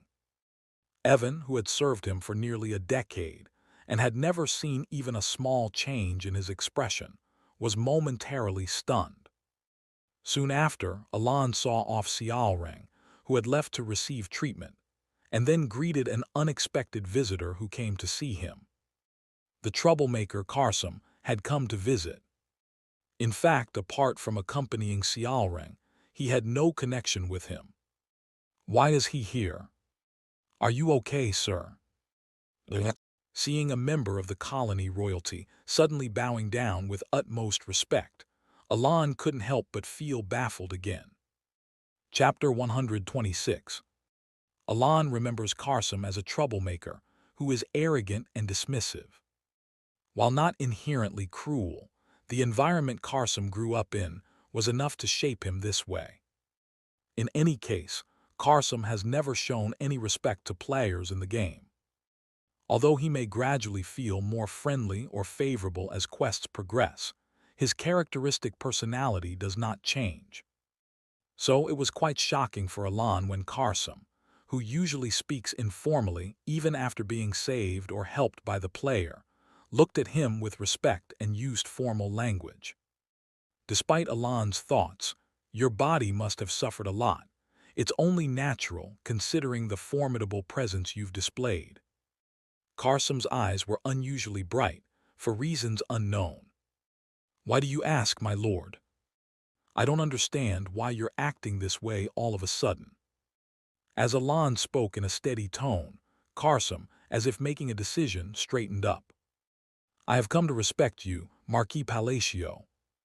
Suddenly, "Yes, ever since I saw you a few days ago, alone against the outer gods and that incredible wizard, I couldn't help but respect you." It may sound odd, but I've lived quite a reckless life until now." Karsam continued his impassioned speech, even spitting as he spoke fervently. "You may not know, but I am far removed from the line of succession. It was decided when I was young. No matter what I did, my father had already chosen my older brother as his successor. That's why I never tried before." Alon was speechless beyond his expressionless facade, and Karsam did not stop talking, going on for over 5 minutes. "That's why I have come to respect you." His confession was honestly filled with cringeworthy words. While it was understandable to be amazed by a battle or to dream of becoming a wizard, the sudden realization and shame about his wasted life due to witnessing Alon's battle was somewhat hard to understand. Thus, wondering what it was all about, Alon quietly sighed. Seems like Karsam's age was 17. 17 years old. A bit late for the typical teenage angst, but not too late for it to strike. It seems the angst has developed late. Alon internally expressed his pity. In about 2 to 3 years, Karsam would remember this confession and might be kicking himself under his blankets. But Alon felt no need to mention that. Above all, it seemed like Karsam was caught up in his teenage angst, yet finally determined to live earnestly. Alon simply nodded without saying anything. A week later, Alon's body, which could have lost its life due to mana addiction, was recovering quickly. "Marquis, how are you? Marquis, are you feeling all right? Marquis, I've prepared dinner." It was Filion, who had become the lord of the Merkelane territory, expressing his gratitude with utmost care. "No, you don't need to go to such lengths." "What are you saying? It's the least we can do after you saved us." The thorough care Alon received was undoubtedly due to the sincere gratitude from Filion. In reality, it was because changes had occurred in his body. Mana addiction is being cured. Yes, initially there was a severe case of mana addiction, but now most of it has disappeared. "Wait, didn't you say last time that there was no mana addiction?" To Alon's question, the cleric shook his head. "To be precise, I said it wasn't severe enough to hinder your life or use of magic." "Is that so?" Yes, once mana addiction occurs, it doesn't disappear. That's why I told you last time to be very careful about consuming potions. I see, it seems you did mention that. As Alon nodded, the cleric continued. Originally, your grace was at a stage where the addiction could have worsened, potentially preventing further use of magic. But it's being cured. Yes, normally once this condition sets in, it can't be cured, but in your case it is being cured. The cleric, amazed, repeatedly infused divine energy into his body and nodded. Yes, it's improving. Is something happening to my body? It doesn't seem so. Then could it be because my magic core is small? He asked, wondering if a small magic core had its advantages. That's even less likely.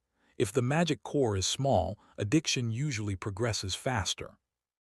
I see. He nodded, realizing once again that his body was of no help from start to finish. After the cleric left, "What's this?" Alon murmured, and Evan shrugged his shoulders. "Why worry about it? Isn't it good if it's good?" "That's true, but—" Alon crossed his arms, only to let them drop due to the pain he felt. "I feel like there's a lot more to think about." In fact, he had struggled with magic addiction over the past week and hadn't been able to think properly. But now he had many mysteries to unravel, from the things left by Duke Colmelin to the rituals he mentioned. Additionally, there were stories related to the south of the border. There's a lot to find out. While he was thinking this, Your Grace, I have something to tell you. What is it? I just heard, but as soon as your body recovers, it seems you need to move. An emergency meeting of the Allied Kingdoms has been called, and you are asked to attend. Attend? Yes.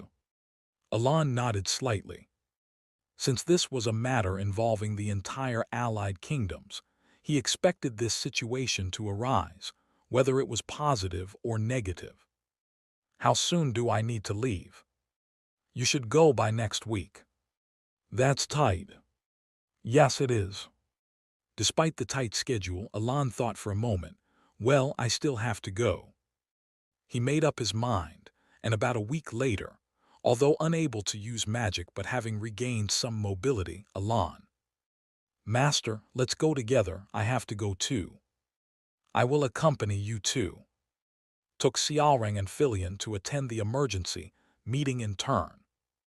During their journey to Turn, Alon didn't come up with any deductions, but learned an unexpected piece of information through Xiaoreng. Did you say you didn't hear the conversation between me and Duke Colmelin? Yes. You mean you didn't hear Duke Colmelin's voice, nor mine? Right, I couldn't move, but my mind was clear, and I didn't hear anything at all. It turned out that the conversation between Alon and Duke Colmelin somehow couldn't be heard by those around them. They were aware of the speaking, but couldn't make out the contents of the conversation at all. Did the Marquis do something? Of course, at that time, Alon hadn't done anything. More accurately, he couldn't have done anything. At that moment, although he was in a better state than Xiaoreng, who had blocked most of the attacks directed at him, he was essentially in no condition to act. However, Alon soon stopped pondering this because they had arrived in turn. Upon hearing that a meeting was taking place, he immediately made his way to the king's council chamber. You've arrived. He could see the assembled monarchs. Familiar faces were present. The first person he saw was Cretinia Cian, looking at him with a relaxed expression. King Carmex's III of Colony, and then, "Well, let's get straight to the discussion," said King Stalion V of Ashtalon, staring intently at Alon. "Marquis Palacio, thank you for stopping Duke Colmelin." He then stood up and bowed respectfully. A king bowing his head was an extraordinary honor, even if Marquis Palacio had saved the kingdom of Ashtalon from a crisis. King Stalion V was a king, and his bowing meant that the whole kingdom of Ashtalon was showing him respect. "I only did what I had to do," Regardless, Alan responded calmly with due respect. Now that we have given thanks, let's move on to some serious questions. What question do you have? Marquis Palacio, what exactly are you? What? Such a question came from King Stallion V. I don't understand the point of your question. Just as I said. King Stallion V's face was utterly serious. After this incident, I started investigating you. I had heard rumors, but I looked into it more thoroughly. Thoroughly? You've stopped outer gods more than 3 times, haven't you? When the outer god appeared in the north, and also in the Labyrinth City. He continued, looking intently at Alan. I'm not sure, but when you went to Lax's and when you went to the Kingdom of Sanctus, you stopped outer gods there too. It's almost as if you knew in advance that they would appear. Of course, there were times when that wasn't the case. The conclusion is that wherever an outer god appeared, you miraculously showed up and dealt with it. He added more to his point. What I really want to ask is just one thing. Why do you go around dealing with outer gods? After hearing everything, Alan realized that King Stallion V was suspicious of him. He also understood his question. Although indirectly, he essentially asked if Alan was involved in this incident. There was certainly some leap in his logic. There was also clearly no absolute certainty. The very fact that he was speaking in such a roundabout way indicated that he only had a certain level of suspicion. Is it because of the upcoming issue of rewards? Alan easily figured out why King Stallion V was casting suspicion. Effectively, the incident had been caused by Duke Comelon, and the Kingdom of Ashtalon had to take some responsibility for the current situation, in one way or another. From the perspective of a king who must consider national interests, there was nothing more to lose. He intended to probe anything he could. Put simply, it's like throwing something and seeing if it sticks. There was certainly some exaggeration in King Stallion V's words. This meant that since he was just fishing based on suspicions, there were quite a few loose ends. These points could be explained adequately and could be clarified if needed. However, Alan remained silent because, why should I explain why I go around catching outer gods? How to explain the reason he hunted these threats was unclear to him. To live a comfortable, noble life. But saying that at this point would only raise more doubts. What should I do? As he was hard at work trying to come up with a rational explanation. Do not ask him why he goes around catching outer gods. Suddenly a voice came from behind, and Alan turned around. There stood the saint.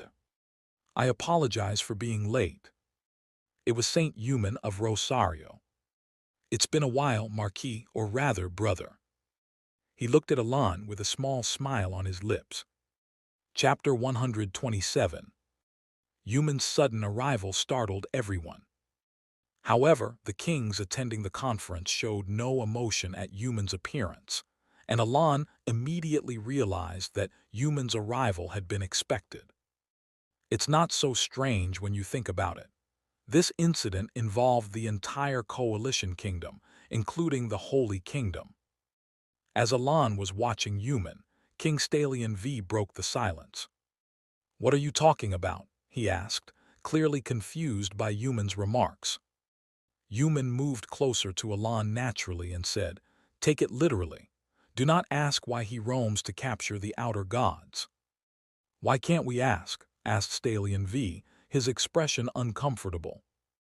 Alan was also puzzled, but Euman calmly replied, I cannot tell you the reason. What? Said Stallion V. The only certain thing is that he is contributing to the peace of the world right now, Euman assured. The kings, who had been silent until then, were all visibly impressed. Generally, the Holy Kingdom maintained neutrality, so openly taking sides was quite unusual. So are we to just take the saint's word and stop questioning the Marquis? Stallion V frowned. Once Euman spoke up, it might have been wise to stop challenging him further. Although the saint's status was not above a king, antagonizing the Holy Kingdom could create a tiresome situation. Yet aware of this, Stalion openly expressed his dissatisfaction. He had a reason to show his feelings, as Human offered no reasonable explanation that could help understand the situation. Then Human stared at Stalion V for a moment before curling his lips. So, does the king of Ashtalon not trust our Holy Kingdom's intentions? Wait, no, I didn't say that, stammered Stalion V. It sounds like that to me, Human interjected. Stalion V was flustered. He had expressed his discontent with the saint, but now it seemed as though he had criticized the entire Holy Kingdom. Wait, that's too much of a leap, Stalion V hurriedly defended. But Human, both a saint and a spokesman for the Holy Kingdom, retorted, an exaggeration. Complaining about what I said goes against the intent of the Holy Kingdom that sent me. Human then removed the shallow smile he had been wearing and spoke coldly, leaving Stalion speechless. Human's words might as well have been, "Can't you trust us? Are you a heretic?" Stalion V quickly backpedaled, "I didn't mean that." As a nation, particularly one belonging to the coalition, offending the Holy Kingdom was a different level of problem, especially since the damage from the recent incident was significantly worse in Ashtalon, and they desperately needed support from the clergy and the Holy Kingdom. "I'm sorry, I should apologize," Stalion V conceded, but Human simply shook his head. "No, you should apologize to Brother Alon." "What, me? No, I'm fine," Alon quietly denied, not fully grasping the unfolding events. Whether Human knew Alon's inner thoughts or not, he remained calm. Brother Alon was just contributing to the world, and yet he faced suspicion. "It's not so much suspicion, just some unclear points," said Stalion V, but he soon closed his mouth. Though the saint said nothing more, the expression on his face clearly conveyed his message, and Stalion V realized he was indeed facing a silent condemnation. "Marquis, I'm sorry." Once again, he bowed his head. "It's okay." Alon awkwardly, yet to others seemingly calmly, accepted Stalion V's apology. "Then, brother." He felt a strange emotion while watching Human nod subtly with an expression that seemed to say, "Just trust me." "I'm thankful, but isn't it a bit too much?" Alon thought as the idea briefly crossed his mind and left. Evening was approaching outside the window. The meeting finally ended late in the evening. "Are you feeling all right?" "I'm fine." "How impressive. When did you form a connection with the saint?" "Well," asked with curiosity by Cretinius, Alon fell silent unintentionally. Not because he didn't want to answer, but because he himself didn't know when exactly he had formed such a connection with Human. "If you really don't want to speak of it, I won't ask. Besides, after today, there will be no more need to summon you, so you should go back and rest. You don't seem to be in good condition." "Thank you for your concern." "No problem, see you next time." Cretinius said her goodbyes lightly and left. Watching her retreating figure, Alon was then approached by Xiaoreng. "Master, what happened?" "It was nothing big." "Really, that's good." With a bright smile, Xiaoreng came over and Alon petted her head. "So are you going back now?" "Probably, I need to rest." "Oh." Xiaoreng made a visibly disappointed face. "Master, wanna go to the colony with me?" "Next time, I'll have to stop by eventually." That's disappointing but can't help it." Despite her disappointment, Xiaoreng nodded understandingly. Watching her, Alon unwittingly smiled like a father and petted her head even more diligently. "Brother, a saint." Suddenly, Human approached and started a conversation. "Are you feeling all right?" "Not really well, but I think I'll recover enough with some rest." "That's good to hear. But are you really okay?" "What do you mean?" Human asked crisply. Alan hesitated for a moment, then said, "You defended me." "Ah, don't worry about it. I just did what I had to do." "Is that so?" "Yes." Alan felt a slight sense of unease at Human's firm response. He appreciated the help, but he suspected it was based on some misunderstanding. "I'm not sure what misunderstanding he's under." As Alan made a slightly strange expression, Human caught on and continued, "Have you been talking frequently with Archbishop Yusha?" "We've been exchanging letters." Him. Worry crept into Human's expression. "Brother, I keep telling you, it's not good to be close to Archbishop Yusha." "Is that so?" "Yes, trust me." Human firmly pursed his lips. Alan's expression grew more complex. Thinking back, Human had always warned him to be cautious of Yusha. "Therefore, I just want to clarify, in case there's been some misunderstanding." "No." Instead of addressing the potential misunderstanding, Human's expression became like that of someone who had laid out their child by the riverside.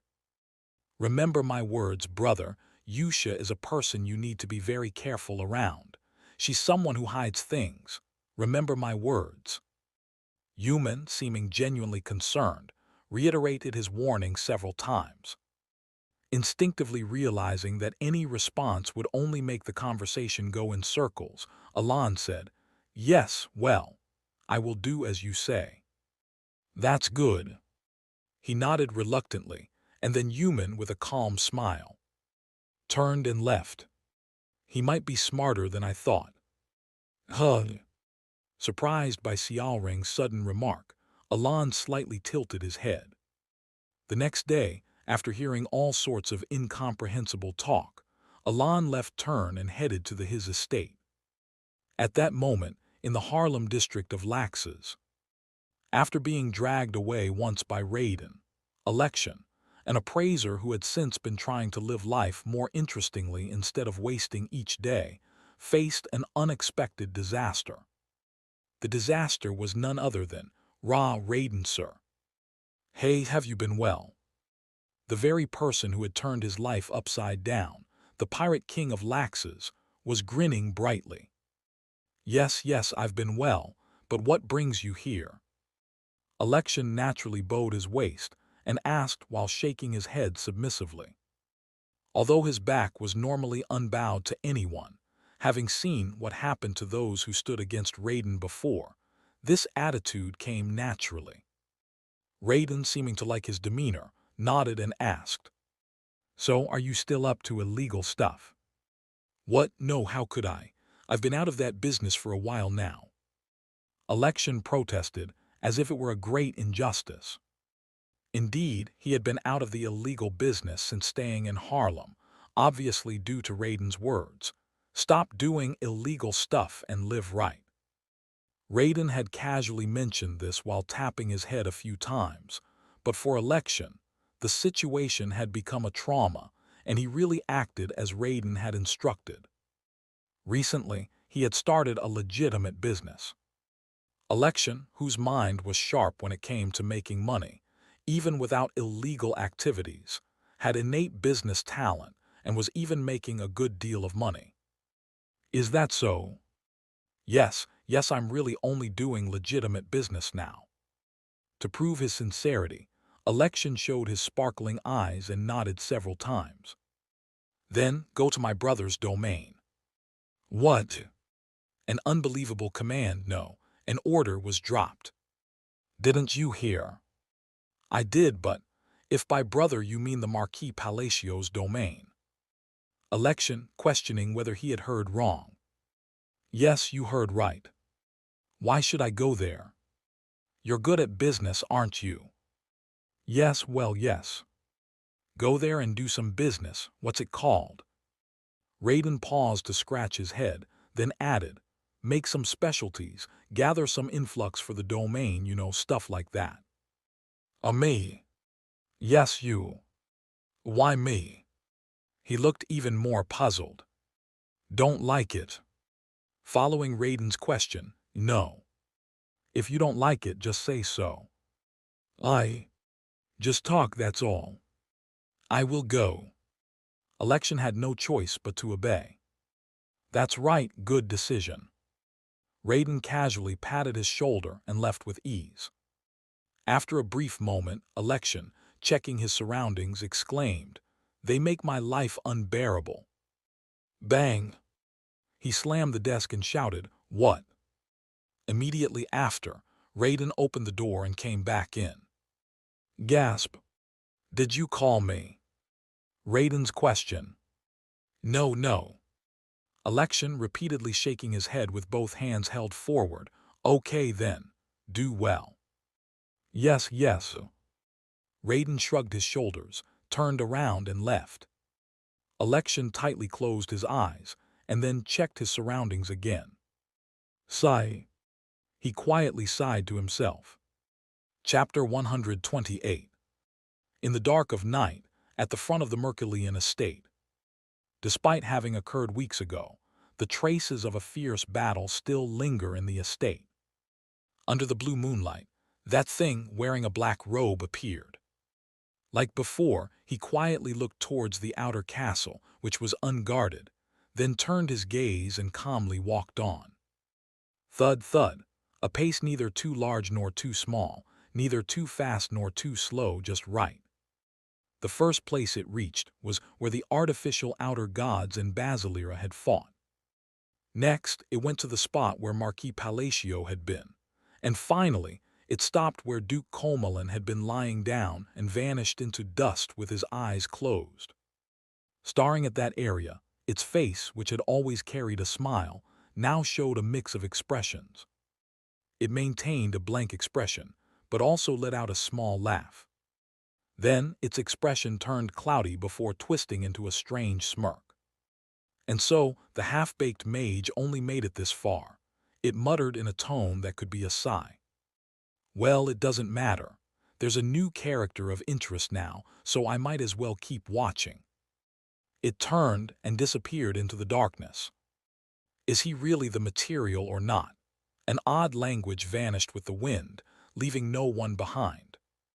After everything, on the way back to the Palacio estate, Alan looked out the window at the arriving winter with a relaxed expression.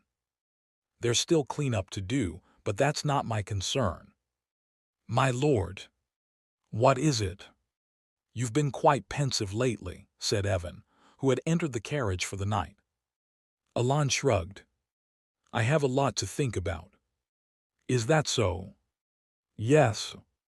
Now that his body had recovered and he had been busy immediately responding to a summons from Turn, he finally had time to think about what needed to be done. Duke Comelin, the Dark Ones, the border magic. Which should I investigate first? Or rather, he needed to understand what Duke Comelin meant by "they are coming." According to all the information Alan had gathered, the identity of "they" seemed to be the 5 great sins. It was an important issue for Alan. He had made efforts to prevent the 5 great sins from descending into this world. Honestly, I didn't struggle to the death, but I did raise the children who could become the 5 great sins well, so they'd grow up normally. Well, I raised them right. He suddenly felt anxious recalling the sins he had encountered, but soon calmed his mind and continued his thoughts. What was crucial for Alan at this point was the fact that despite raising the kids well, the 5 great sins might still appear. Honestly, it's dubious. Could such a thing happen? He was slightly skeptical. The 5 great sins were supposed to appear because the villains who served as their vessels had turned evil. Since, according to the game information Alan knew, Yusha and others had mostly not turned evil and grew up fine, it seemed there was virtually no chance for the 5 great sins to appear. However, Alan couldn't just ignore Duke Comelin's words. Having glimpsed a bit of this world's hidden fragments, Alan knew that things didn't operate like the game settings suggested. Alan recalled his conversation with Duke Comelin. The look in Duke Colmellin's eyes wasn't that of a madman believing in delusions, but rather of someone facing a grim reality. Was it the south of the border? He recalled the words Duke Colmellin had spoken. The south of the border, literally the stage of psychedelia, between the Union Kingdom and the empire of calypsophobia. Alon had originally planned to visit it at least once. If the 5 great sins were to descend, it would be a must-visit place. As he recalled the wasteland the users called Badland, he revisited Duke Colmellin's words. Go to the southern border of the East End. With the crest you received, you might get some help. You might also see the truth. After pondering with a sigh, he made up his mind. I'll move as soon as my body recovers. The issue related to the 5 great sins was extremely important. Additionally, he grew curious about Duke Colmellin. Well, first I'll recover, and when I go to the border, it will almost be 2 years. Then I can visit the colony and ask about the rituals Duke Colmellin mentioned. With that thought settled, Lord, what? Would you like some sweet potatoes? Yes. As he ate the sweet potato handed over by Evan, Alon watched the white snowflakes falling outside the carriage window. Oh, it's snowing. Indeed. He chewed on the sweet potato as the first snow fell. Whether because of the snow or not, the sweet potato tasted even better than usual. And as time passed, about 2 weeks later, Alon arrived at the Palacio estate. The next day, he briefly received a report from Evan on the situation of the estate, and his eyes widened. Is this all the treasures sent from the Merkelian estate? Yes, all of it. Yes, all of it. This was because, when he had arrived at the estate the day before, he had not fully seen the carriages filled with treasures, more than 5 in total. Alon, with a blank expression, went forward and opened one of the carriages. Tilde. As soon as he opened the carriage, treasures spilled out. Watching the coins quickly turn the white snow into gold. Wow, Tilde. Evan, watching by the side, involuntarily let out a gasp, and Alon did the same. Though his expression was usually unreadable and calm on the surface, Alon was quite astonished at the moment. This is a lot. Of course, it wasn't the first time Alon had received such gifts. He had received similar presents from Carmax's III in the colony, and also rewards from the Kingdom of Rosario. But usually, while he received treasures, he had never received so many coins. How much is this really? Why so much? Alon, with his mouth agape, was puzzled. Of course, it was true that Alon was the hero who saved the Merkelian estate. If he hadn't, the estate would indeed have vanished. But this seemed a bit too much. Filion, now that I see, you're indeed a friend who makes sure to repay. He gratefully accepted the gold coins. Having more money is always better, and it's a virtue not to refuse gifts given. Well, after all, the Merkelian estate is wealthy. Knowing the situation, Alon decided to accept the gift without any burden. Lord, what is it? If it's not too much trouble, may I have 1 gold coin? Granted specially. After giving Evan a gold coin, Alon hummed to himself for a while as he looked at the carriage filled with gold coins. He was hungry and his fingertips were tingling from mana addiction, but now he felt somewhat healthier. A smile naturally came to his face. This was the first day Alon returned to the estate. At that time, in the office of the Merkelian estate. I wonder if the gifts arrived safely. Yes, they probably did. That's good. As Filion nodded, his secretary Cullen soon opened his mouth. But Sir Duke, are you sure it's okay? What is? The gifts. In the situation where we need to restore the estate right away, is it really okay to send so much money? The secretary's worried murmuring. His concern was valid, but Filion shook his head decisively. Mercallian estate would have perished if Marquis Palacio had not stopped Duke Comelin.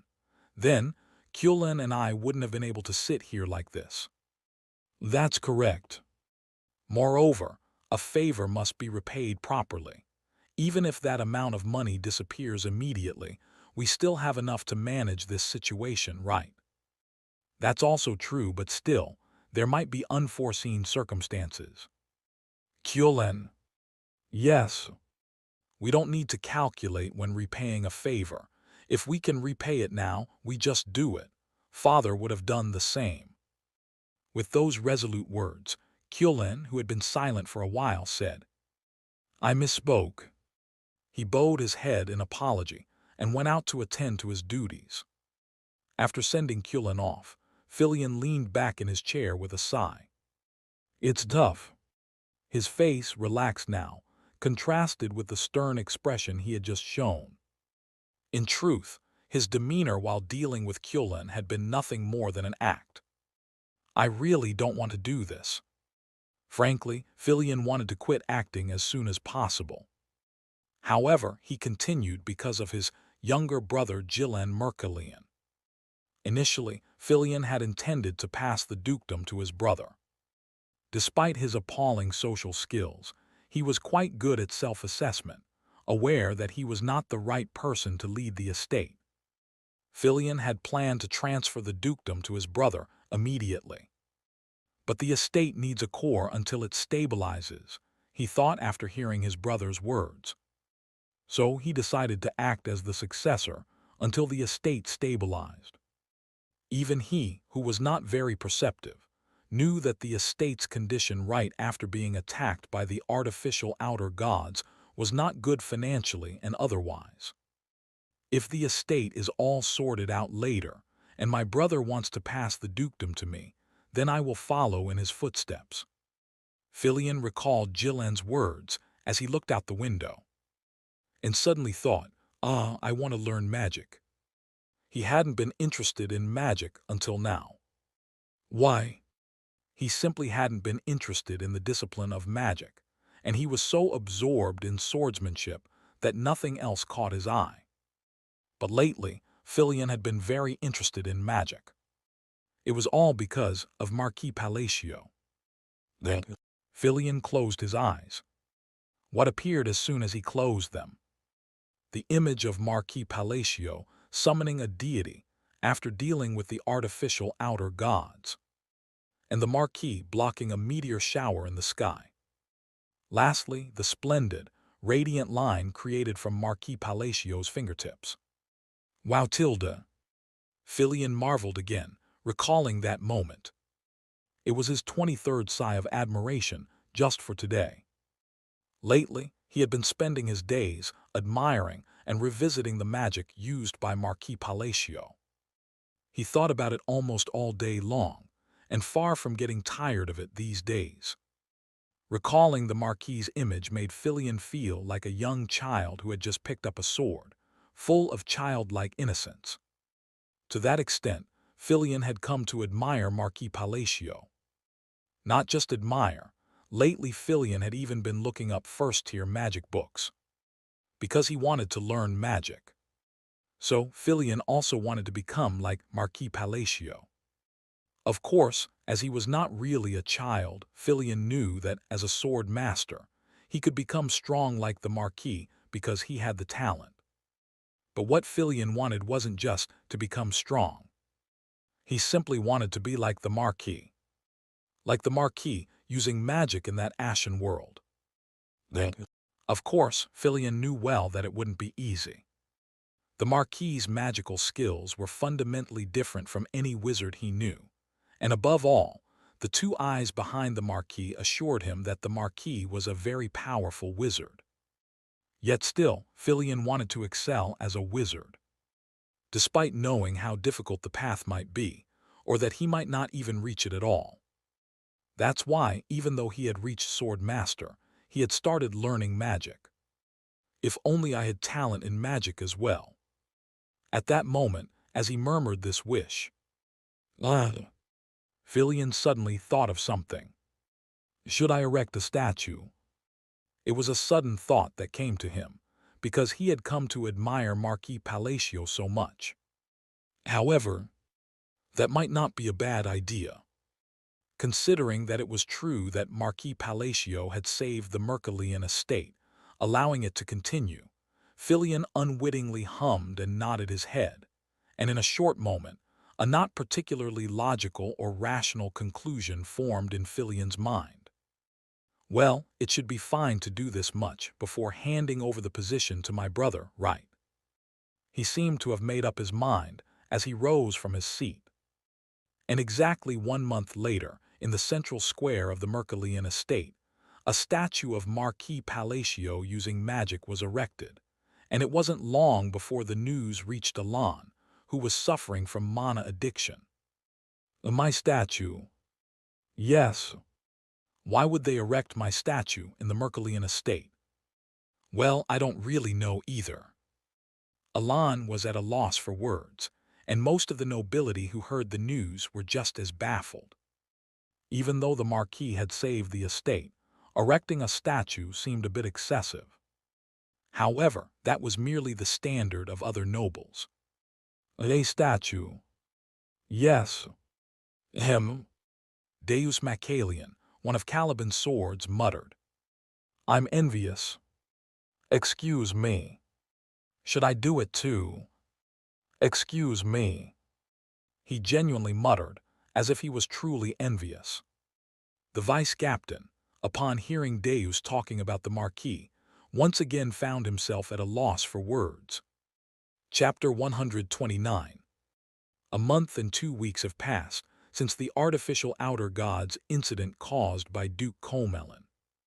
Stalion V sighed deeply in turn, a sigh laden with multiple meanings. Now that it was confirmed that Duke Comelin had instigated the incident, the kingdom of Ashtalon had no choice but to compensate other kingdoms in some way. However, Stalion V wasn't overly stressed by this. He had anticipated such an outcome from the moment he began investigating the incident and had prepared accordingly, even managing to settle reasonable compensation terms after extensive discussions during the bi-monthly emergency meeting. Yet his expression remained grim. I shouldn't have interfered with Marquis Palacio back then. Sigh. Stalion V pinched the bridge of his nose. Nothing had directly happened between him and Marquis Palacio, since he hadn't even seen the Marquis's face after that day. The real reason for his unease was human. Stalion V repeatedly thought back to the remarks Human had made during the meeting.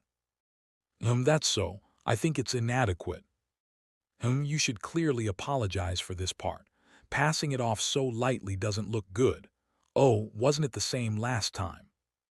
It almost sounds like you're saying other countries are also to blame, which doesn't sound good. Human had relentlessly found faults and attacked every time Stalion V spoke.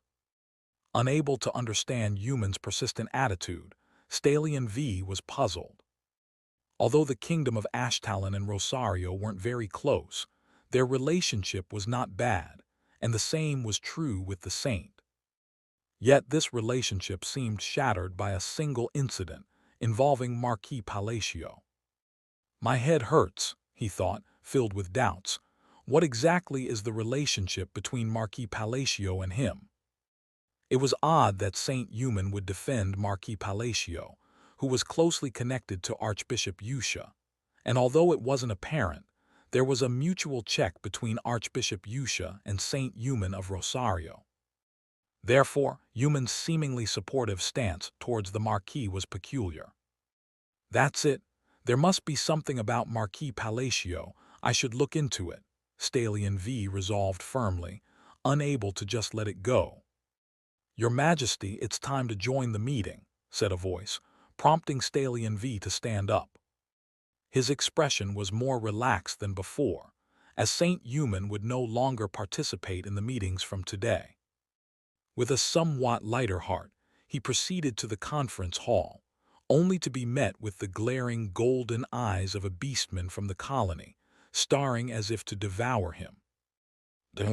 Although he did not understand why such a look was directed at him, he soon recalled that she had a very close relationship with Marquis Palacio and let out a low sigh. That day, Stallion V grimly vowed, "I really shouldn't mess with Marquis Palacio." Despite the vow, unfortunately, Stallion V encountered many unhappy incidents in turn over the next week, during the peak of winter. Meanwhile, Alon had been back at his duchy for about 2 months, spending most of his time resting due to mana addiction. Although his recovery was surprisingly quick, allowing him to move around without much difficulty after some time, he was still unable to use magic. Thus, he could not engage in practical magic research, spending his days in rest. Nonetheless, he wasn't entirely idle as he had duties as the lord of his lands. He had to deal with the piled-up and exceedingly tedious paperwork. However, the process wasn't too dull because of a sudden, unexpected victory. Ha ha ha ha, it's a victory for me indeed. Wait, what? How did this happen? Foolish to think you could defeat a god, it's pure arrogance. It was because of Basilira. Alon looked at the two beings facing each other across a board game similar to chess. Evan, with a shocked expression, and Basilira, a small spiritual entity with a triumphant upper body. The contrast between their fortunes was starkly apparent. Hey, let's do it again. Why should I redo it? Do you think I, of such noble stature, should stoop to rematch a lowly creature like you? Enough of your nonsense. How can you boast about 1 win in 30 matches? Evan's voice was filled with injustice, and for once, Alon empathized with him. Basilira had lost to Evan more than 30 times and had been boastful about the one lucky win, as if a novice had beaten an expert in a fighting game and called them inadequate. Ah, it's so annoying dealing with this blockhead. So what can you do about it? You're just shaking in your boots. Basilira, with his mouth agape, curled up and lifted his small body, which was adorable at just 30 cm tall due to being a spirit. Lord, can't you summon this creature? If I summon him at his actual size, this whole domain would be destroyed. How about a smaller size about my height? No, I can't. Alon genuinely wanted to materialize Basilira to tease Evan, but unfortunately, it was impossible. The limit for using the artifact Wanderer's Salvation was 5 years, or was it 10? Alon glanced at his bracelet. It had glowed bright red when summoning Basilira, but now it was ominously dark, indicating a wait time of 5 to 10 years before the artifact could be used again. However, Alon wasn't too concerned because there was another way to use the bracelet, having bypassed cooldowns in games through resets. Maybe about half a year after the original story began. Alon shrugged as he thought about the character who could reset the cooldown of salvation. Indeed, foolish humans can't defeat me. Lord, this guy flinches every time the central tower is mentioned. There might be something there. Let's send him there. Wait, that's underhanded. Recently, Alon had been keeping himself entertained by watching Evan and Basilira play while working on paperwork. As time passed, about 4 months later, Alon's mana addiction gradually faded, allowing him to perform magic a couple of times and welcoming the warmth of spring instead of winter's chill. Evan. Yes. When did we get an auction house in our domain? I believe it was about 4 months ago. Didn't you receive a report about it? Yes, I remember that. Why do you ask? Alon checked the figures in the documents again. It's just that for something that started only a few months ago, it's paying a lot of taxes. The reason Alon asked about the auction house despite knowing it existed was precisely because of the taxes. It's only been 3 months, and the taxes are this high. The amounts weren't shockingly large, but the figures were significant considering it was just from a few months of operating an auction house. Evan. Yes. Can you bring the owner of the auction house here? The owner? Yes. Alon wanted to meet the auction house owner, thinking about developing the domain further. Although he was somewhat naive about managing the domain, maintaining it wasn't too difficult, given his experience with paperwork. However, growing it was another matter. The ducal finances were essentially breaking even, aside from the money Alon brought in. Costs mostly consumed any additional revenue, achieving a net zero gain. Therefore, he thought, if the auction house is doing well, perhaps investing in it and expanding it into something like a tourism industry might be a good idea. Alon began forming a plan in his mind. Alon needed to discuss business with the owner of the auction house. Even if a plan seemed plausible, business was fraught with variables, and experience was known to make a difference. Shortly after, through Evan, Alon had the owner summoned, and he was at a loss for words when he saw who it was. Election. Good to see you, my lord. It was all too familiar. Election's life had taken a turn for the worse from the moment he met Raiden, the Pirate King. Enduring numerous hardships and ultimately succumbing to Raiden's coercion, Election found himself at the ducal house, wondering what sins he had committed in a past life, though his current life was not without its faults either. Nevertheless, there were days filled with gloom, but Election had eventually managed to turn his fortunes around.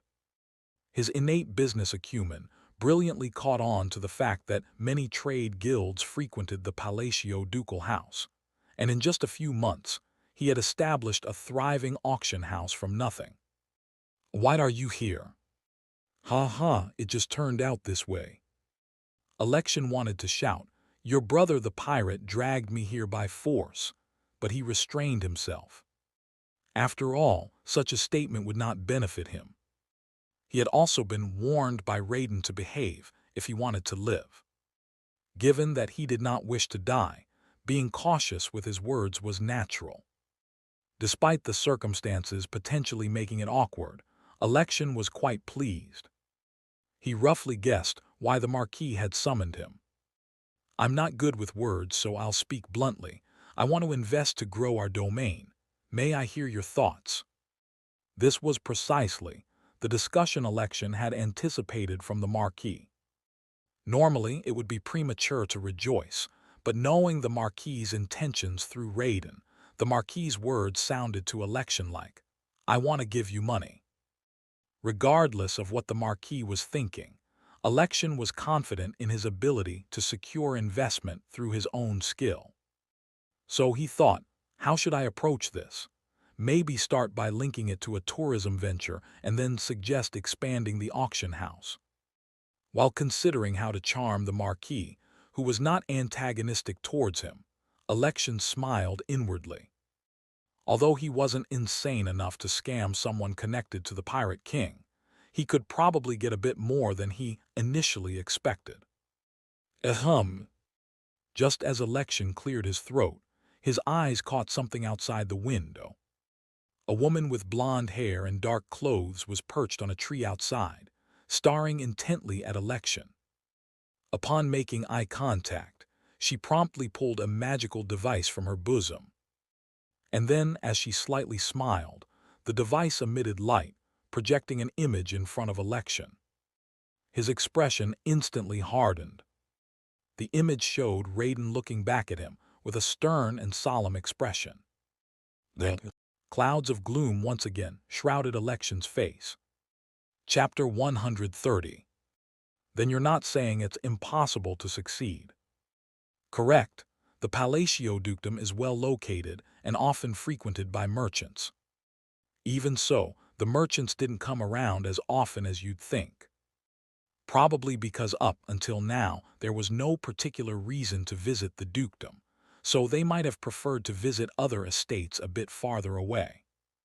Is it because of the local products? Yes, indeed.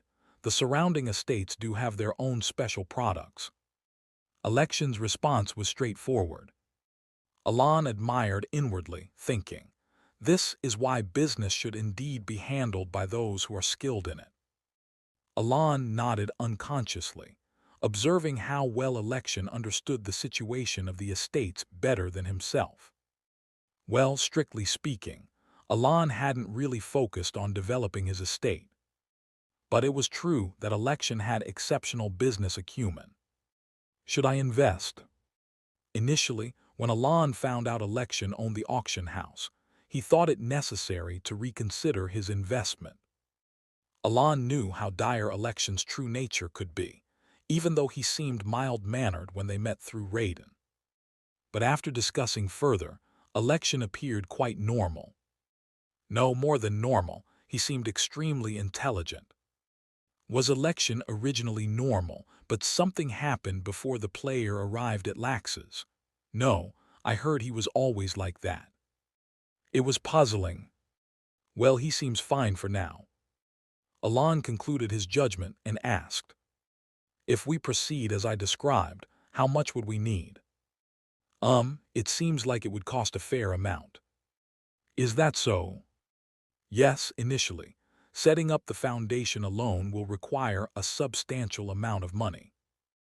I'm prepared to invest a reasonable amount, of course, to you as well." Alon was considering a significant investment in the business. He hoped to earn money without exploiting the local people. "So I'd like to have an open and comfortable discussion. What are you looking at?" However, Election seemed a bit off. Since the start of their serious conversation, he was subtly looking not at Alon but somewhere behind him. Following his gaze, Alon turned his head. A tree. Just an ordinary tree was in sight. "Ah, nothing serious. I have a habit of staring into space, which might have caused some rudeness unintentionally." "That's all right. Everyone has their habits." As Alon nodded, Election, forcing a smile, looked behind Alon at a woman holding a video screen. There Raiden was. If caught just like that, uttering fierce words, spelling out every letter clearly as if to ensure understanding, held back a scream he wanted to let out. He knew it. He knew Raiden was capable of such things. To survive, one must handle oneself well. Election began to give practical advice, maintaining his poker face. Normally, he might have advised keeping a bit more profit for himself, but with Raiden watching, that plan was off the table. He did not want to die over a slip of the tongue. For the scale of business you envision, initially, this much funding will be necessary. That's quite a lot. It can't be helped. First, building the structures will require a large initial investment, and then gathering the merchants will cost money as well. Furthermore, what about? The key is to make the merchants feel it's more important to stop here because of the benefits we offer, even if there are special products in other estates. That will also require more money. If we operate that way, wouldn't the merchants stop coming if the benefits were removed? No. By gathering the merchants and boosting the auction house and surrounding tourist industries, once the auction house becomes a major value, merchants won't easily exclude this dukedom from their roots. What if? After a lengthy discussion, Election suddenly. So, originally, we would need about 250% of the proposed amount. Stop talking. Because Raiden was staring intently at him from outside, shaking his head. However, if I make an effort, perhaps 200% would suffice. Despite feeling Raiden's menacing glare from afar, Election adjusted his statement smoothly. Shake. Raiden shook his head once again. It's possible, and I might even be able to reduce it to 180%. Election reluctantly lowered the figure, feeling a bit wronged. However, slowly shaking his head again, Raiden's actions made Election say, perhaps, it might even be feasible to go down to 150%. He said this while internally screaming with frustration. Honestly, he had slightly inflated the initial rate out of greed, but it wasn't like it left much profit anyway. Yet despite this, Sheikh, seeing the devil continuously shaking his head through the window, Election's previously smiling face tensed up. Isn't this too much? They say even a cornered rat will bite a cat. An Election, faced with such unreasonable demands, involuntarily wore a venomous expression. I've done everything. He had obediently gone to the Pirate Peninsula when asked. He had withdrawn from illegal businesses when told to stop underworld activities. He had come to the dukedom without complaint when asked, and had already reduced the investment proposal from about 200% to 150%. Was it still not enough? The countless memories of humiliation and oppression intensified his resentment, and finally, with emotions surging, Election declared, 100%. What? I will do it with the originally proposed investment amount. He conceded, swallowing tears of blood as he lowered his head. After all, he did not want to die. Nod. Raiden nodded in satisfaction through the window. Election's face was the very image of despondency. And Alon standing opposite was. He couldn't help but be puzzled. In fact, a proper negotiation hadn't even started before it was unilaterally concluded. After a moment of bewilderment, Alon finally spoke up. Let's settle on 150%. What? If what you say is true, that seems to be the necessary investment, he said. A calm voice. However, Election's eyes widened in disbelief. Although granting 150% was still insufficient, everything is relative. Seeing Raiden ruthlessly haggling over prices, and then the Marquis offering to add an extra 50%, Election felt tears welling up in his eyes. Marquis is truly a saint. Objectively, he was not a saint, but having dealt extensively with Raiden, Election felt overwhelmed. Thank you, truly thank you. He bowed deeply, holding back tears that were starting to flow. Alon thought, is this a midlife crisis? Watching Election's emotions rise and fall on his own, a rational doubt surfaced in his mind. King Carmax's III of the colony was recently less busy than other monarchs of the allied kingdoms, because his desert kingdom had not been affected by the recent Outer Gods crisis. Except for the initial meeting, he was not much affected by the recent major events. Instead, did another seismic event occur? Yes, the Mana estate suffered significant damage. King Carmax's III was concerned about the recent seismic events. How many does this make? The fifth. How strange. What about the wizards? It seems the wizards from the tower are investigating, but they haven't identified the cause yet. This was because these seismic events, which usually occurred around the magical towers, were happening more frequently everywhere. King Carmax's thought briefly and then decided not to worry about it. The estates were suffering, but it was not yet excessive. Instead, what is Karsam doing? He is learning magic today as well. He inquired about the second prince, who had recently piqued his interest. Again today. Yes. And does he have talent? Yes, quite a bit. He's already reached the first tier. Already? Yes. It's said that he is very talented and also puts in considerable effort. The advisor continued. Recently, the court's opinion of the second prince has significantly improved.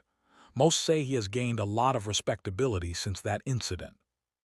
Is that so? Yes, there are even many who say he has become more respectable than the first prince recently. That much? It seems so, possibly more noticeable due to the contrast with his past behavior.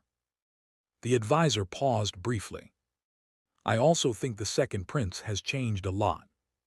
He added his personal impression. Even recently, he saved a maid who nearly fell while cleaning the railing. Carson did. Yes, it said he commented, if it were Marquis Palacio, he would have done the same. That's a bit cringeworthy. I agree, but it seems his temperament has genuinely softened. Hearing this, King Carmax's III involuntarily stroked his chin. Truthfully, the second prince was not the son he was most concerned about. Of course, he loved his family, but he did not see the second prince as a suitable heir. Although the first prince did not entirely meet his standards either, he was considerably better compared to the second, so he had marked him as the successor. However, recently, the first prince was gradually falling out of favor with King Carmax's III. Despite having been instructed in heir-appropriate behaviors from a young age, he was still quietly causing various troubles, not as overtly as the second prince, but still. Of course, the first prince thought he had kept it all hidden, but King Carmax's knew everything. There was nowhere in the palace his reach did not extend. Therefore, who exactly is Marquis Palacio? King Carmax's III admired the man who had single-handedly reformed the notorious Carson while pondering. Carson. He muttered the second prince's name, his gaze growing stern. His look was not that of a family man, but solely that of a king evaluating someone. This gaze perhaps forewarned of a struggle that should not happen. A month later, when winter had fully passed and a warm spring day arrived. Marquis, how have you been? It's been a while. Alain received a periodic report from Duke Zenonia, which he received every few months, and, by the way, I heard you recently established an auction house in your estate. Yes, I'm thinking about managing the estate a bit. Shall I help you a little with that? Feel free not to hold back. It was just a brief conversation after the report. And that was all it had been. Marquis, how about exclusive auction rights for the premium specialties produced in our estate? Marquis, our guild would like to establish a regular relationship with. Hello, Marquis Palacio. I am leading a guild called Solman in the kingdom of Ashtalon. How did it come to this? Evan. Yes. How many more people am I supposed to meet? About 74 people are waiting. How is this a little help? Alain held his head, feeling overwhelmed. Chapter 131. Futilda. Near the Palacio Marquisate, a young girl entered a hidden shelter, letting out a relaxed sigh as she sat down. Shortly afterward, someone approached her. You're back, Yuna. Yes. It was Hidden who spoke. Is everything going well? Per Silver Moon's orders, I've been keeping an eye on election, but it seems like he won't be causing any more trouble. In response to Hidden's question, Yuna, a golden-haired girl, stretched out her legs as if exercising while seated and asked in return. And you? I'm following Red Moon's instructions for now. Must be keeping you busy. I'm just doing what needs to be done. Yuna nodded with a hum, and a smile spread across her lips as she spoke. So when's our meeting? Meeting? Yes, Silver Moon told me to attend the upcoming meeting and give a report about the territory matters. You seem quite excited. Of course. Yuna beamed brightly, already brimming with anticipation. It's a meeting with the higher-ups. Plus, I'll get to see Red Moon and Gold Moon. I've missed seeing them since it's been so long, and I'm curious to see how meetings among the higher-ups work. Her lively voice contrasted with Hidden's slightly awkward expression as he listened. The atmosphere. He appeared a bit conflicted. What's wrong? Yuna looked puzzled, prompting Hidden to ponder for a moment before replying. No, it's nothing. It's just that, never mind. He decided to keep his thoughts to himself. Why'd you stop halfway? You'll understand once you actually attend the meeting. Recalling the meetings he'd witnessed before, Hidden chose to let Yuna keep her hopeful expectations a little longer. Exactly half a year had passed since Alon successfully fended off Duke Colemelon. At this point, Alon's mana addiction had greatly improved, allowing him to use magic again as he had before. Thus, he was now capable of moving toward the border. However, he remained where he was. To be more precise, he was unable to move. "Thank you very much. I look forward to working with you." "The pleasure is mine." "No, truly. Ah, and here's a gift." "A gift?" "Yes, it's a sculpture crafted by an artisan from the Fambashi estate." "I'll accept it with gratitude." The reason for his current immobility was the endless stream of people flocking to the marquee. Watching the head of a merchant guild bow at a perfect right angle while handing over a finely carved cat statue, Alon sighed softly. "Evan." "Yes, my lord." "How many more are left?" "Congratulations, my lord. After this, your schedule is finally cleared." "That's a relief." Nodding a couple of times, Alon leaned back in his chair. It had been a month since Alon told Duke Zenonia that he wouldn't refuse her assistance. Within that time, Alon had virtually secured success for his auction business. However, he was careful not to claim success prematurely. After all, a business, even one that seemed to be going well, could unexpectedly crash due to unforeseen circumstances. Having worked at numerous startup-held companies in his previous world, Alon understood this better than anyone else. This was also why he remained overly cautious when it came to business. Yet even Alon couldn't help but feel that they had not only recovered the initial investment, but were also on track for stable growth. After all, what they had gained in just 1 month was significant. Of course, most of those gains came to him voluntarily rather than being actively pursued by Alon.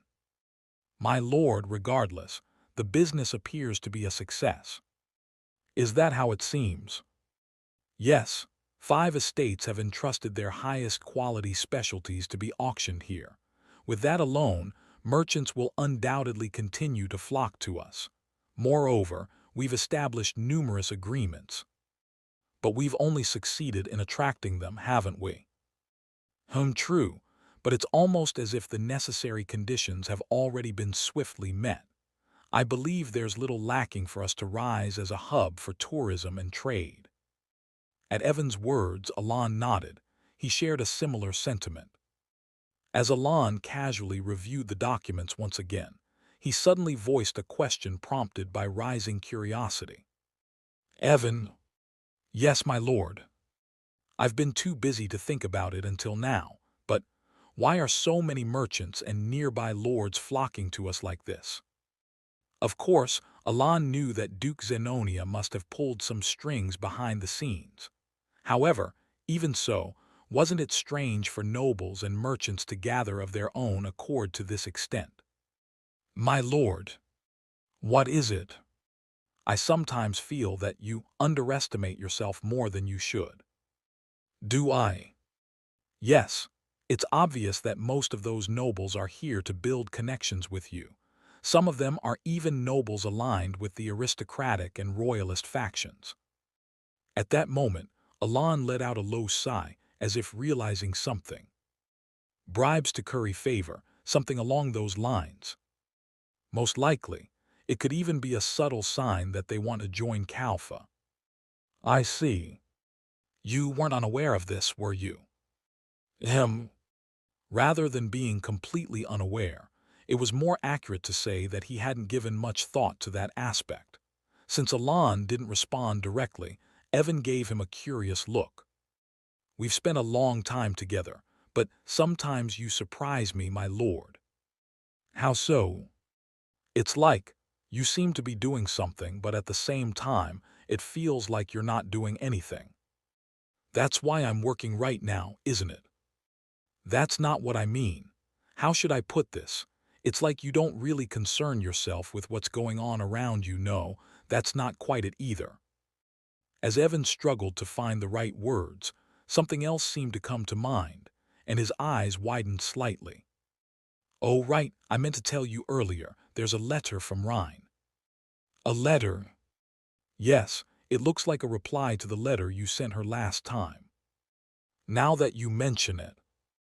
Alon recalled how, about a month ago, he had contacted Rhine regarding the dragon egg.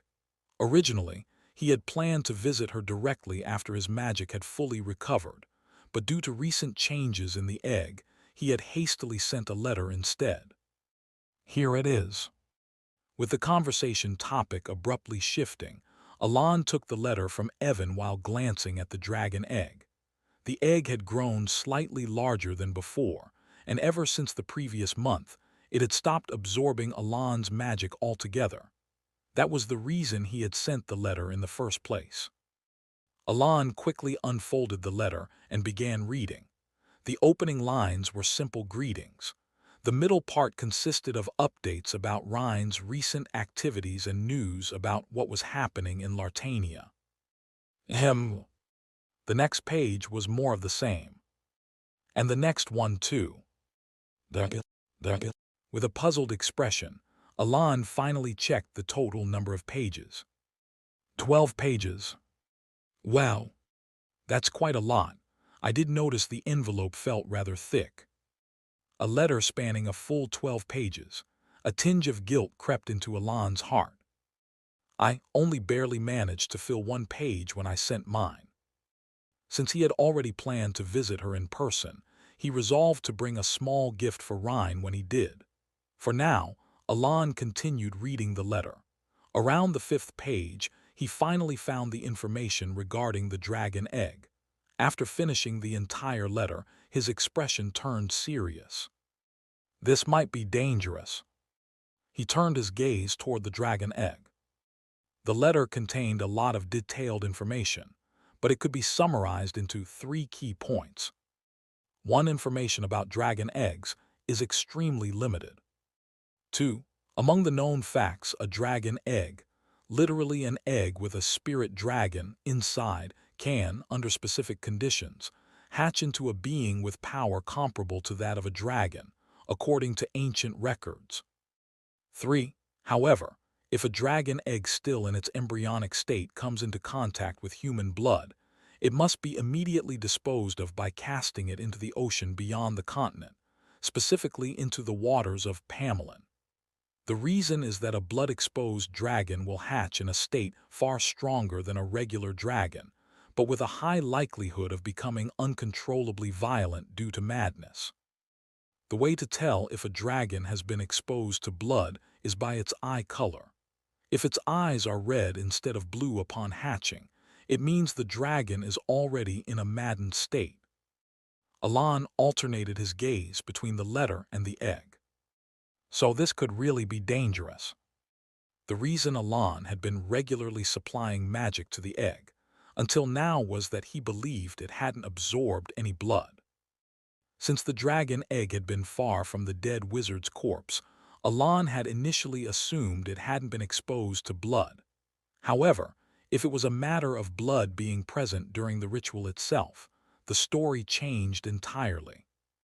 In Alon's memory, the dragon egg he possessed had indeed been exposed to the blood of a dead wizard during the ritual conducted by Theon. Thus, although Alon's expression remained indifferent, he regarded the egg with a hint of seriousness. Should I get rid of it? He began to deliberate. That night, while Alon had yet to decide what to do with the egg and had fallen asleep, an event occurred. Crack, crack, crack, tilde. The egg, which had remained perfectly still until now, began to emit faint tremors before the shell started breaking apart. Or rather, it didn't exactly break apart. Fragments of the black shell turned into a dark, viscous liquid and were reabsorbed into the black egg. It wasn't a typical hatching. Instead, the egg itself seemed to be undergoing a complete transformation. Soon, with a low grinding sound, something emerged.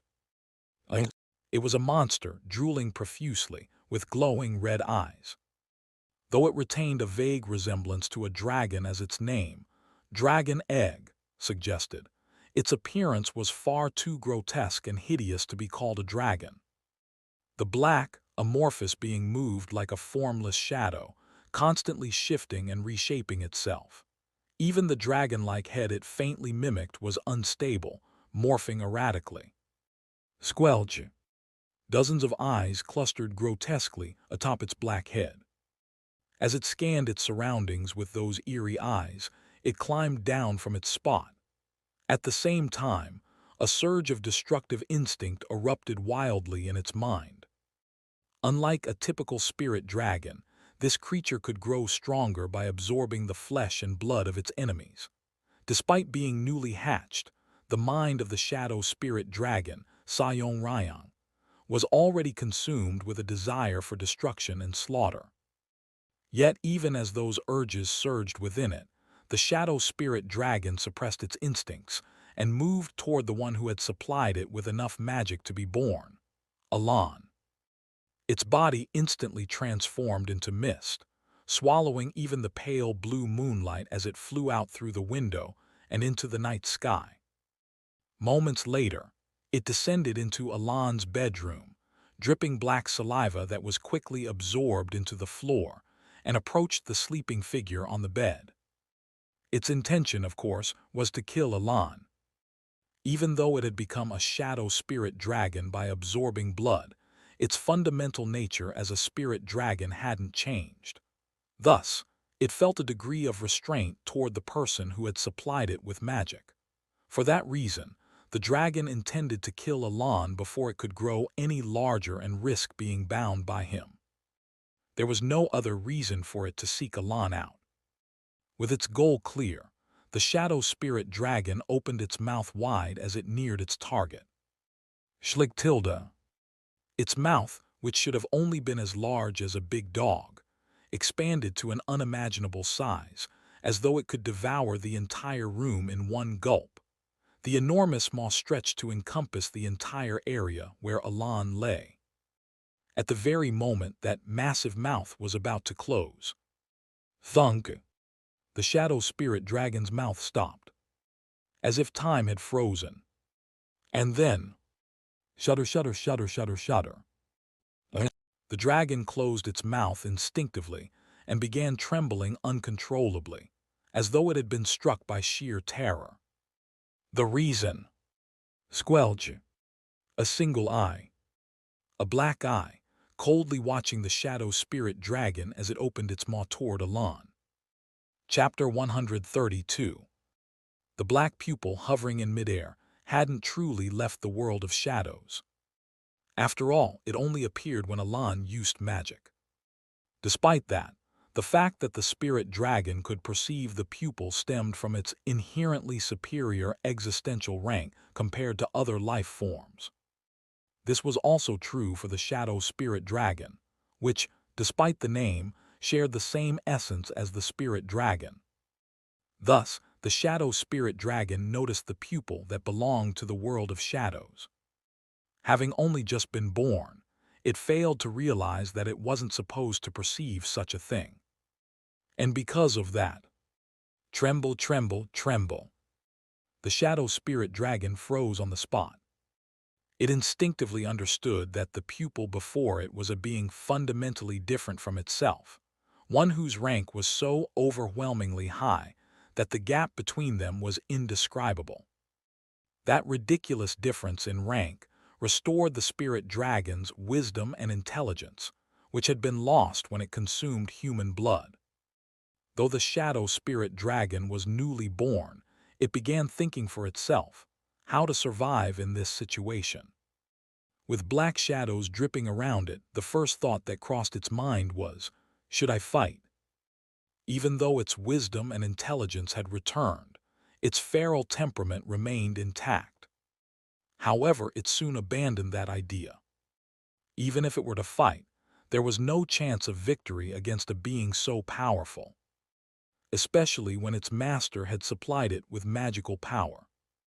The shadow spirit dragon continued to ponder deeply. Eventually, it found the best way to survive in this blatantly antagonistic situation: submission. The moment it made that decision, it began scanning its master's office. Although it had just been born, it instinctively knew that earning the favor of a supreme being required an act of submission.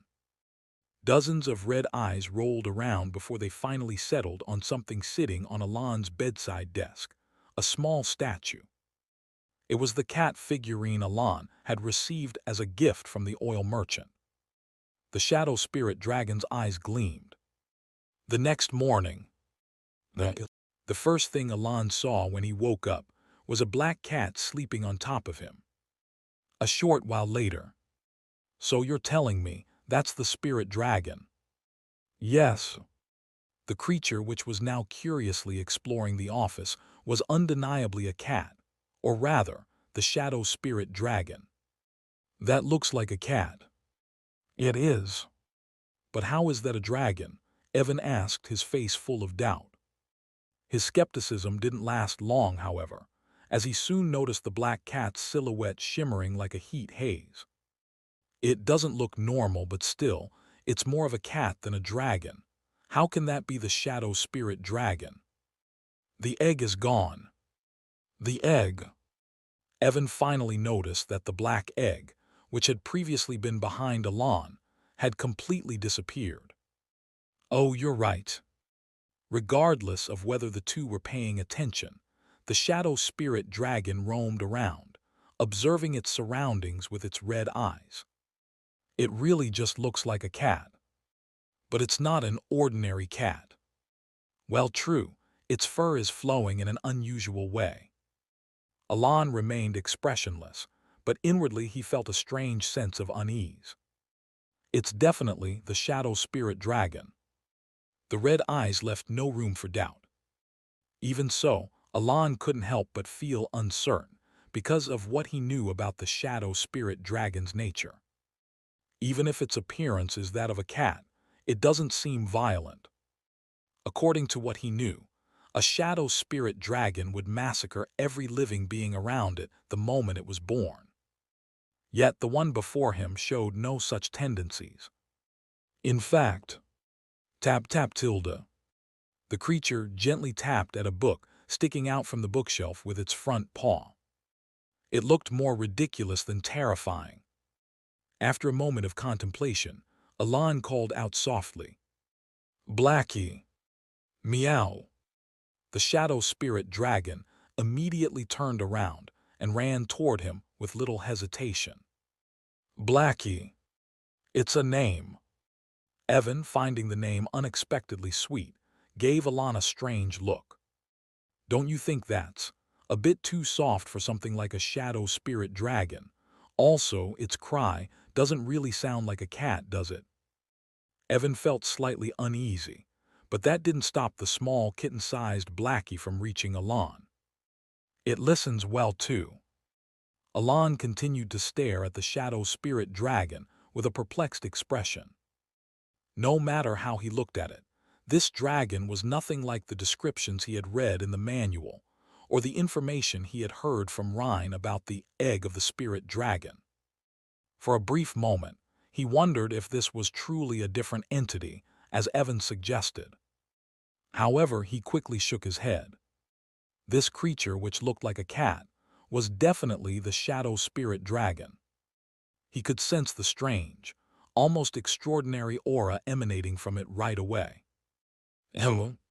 After quietly observing the shadow spirit dragon for a while, Alon placed both hands under its front legs and lifted it into the air.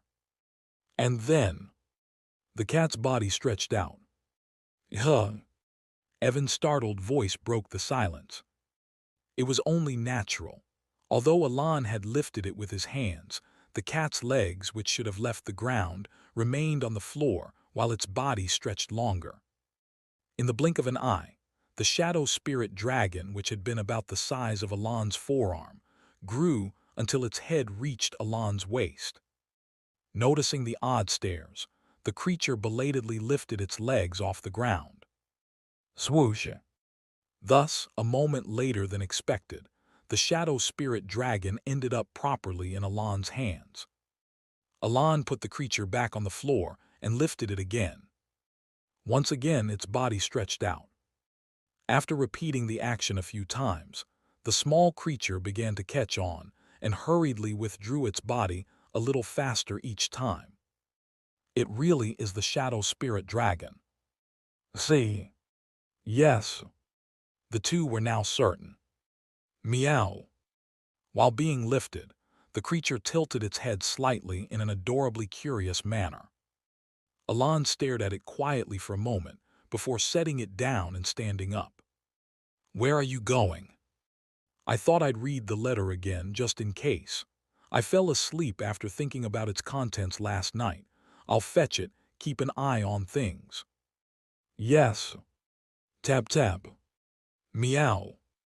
After Alon left, Evan turned to look at the shadow spirit dragon, now called Blackie, with a curious expression.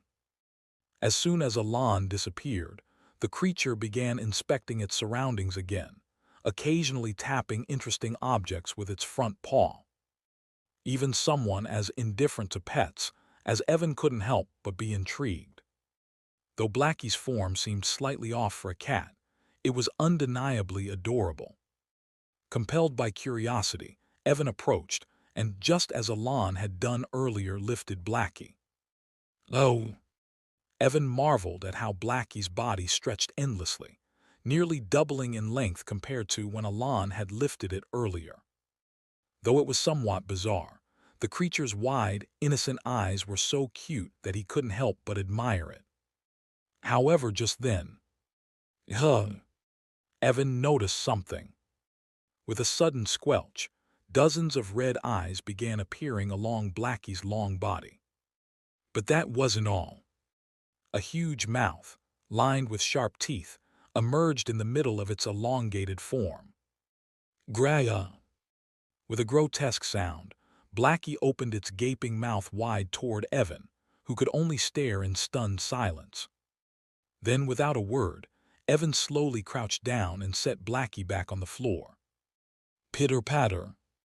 As though nothing had happened, Blackie began glancing around with its bright, curious eyes.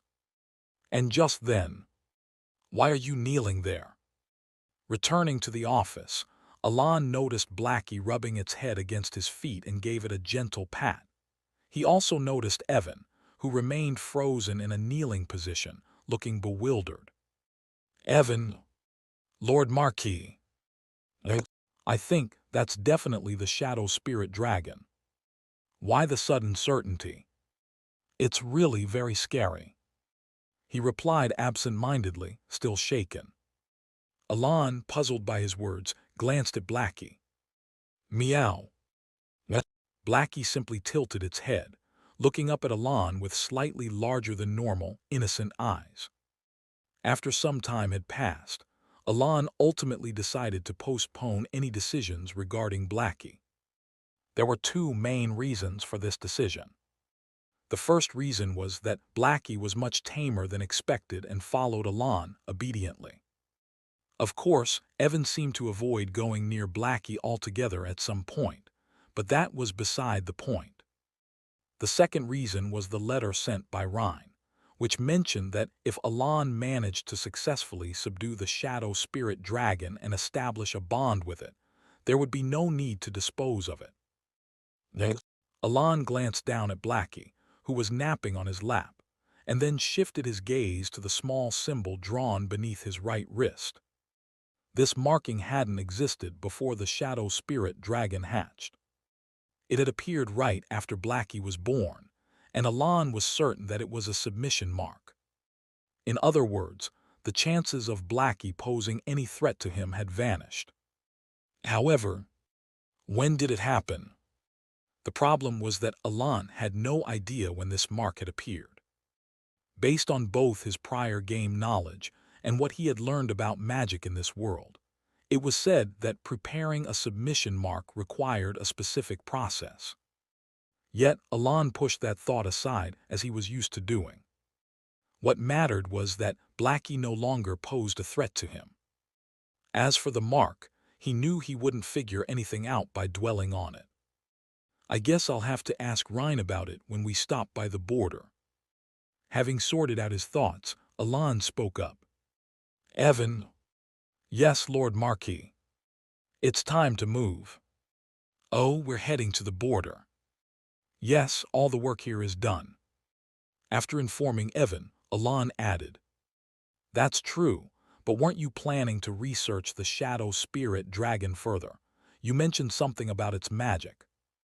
We can figure that out on the way. In that case, I'll make the preparations. Watching Evan leave the room, Alon lowered his gaze. Blackie was still sound asleep. Unity with shadows, huh? What could it mean? Alon quietly pondered the phrase he had seen written when he first obtained the spirit dragon's egg.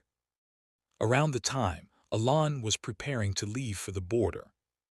Yuna was finally about to participate in the long-awaited Blue Moon meeting.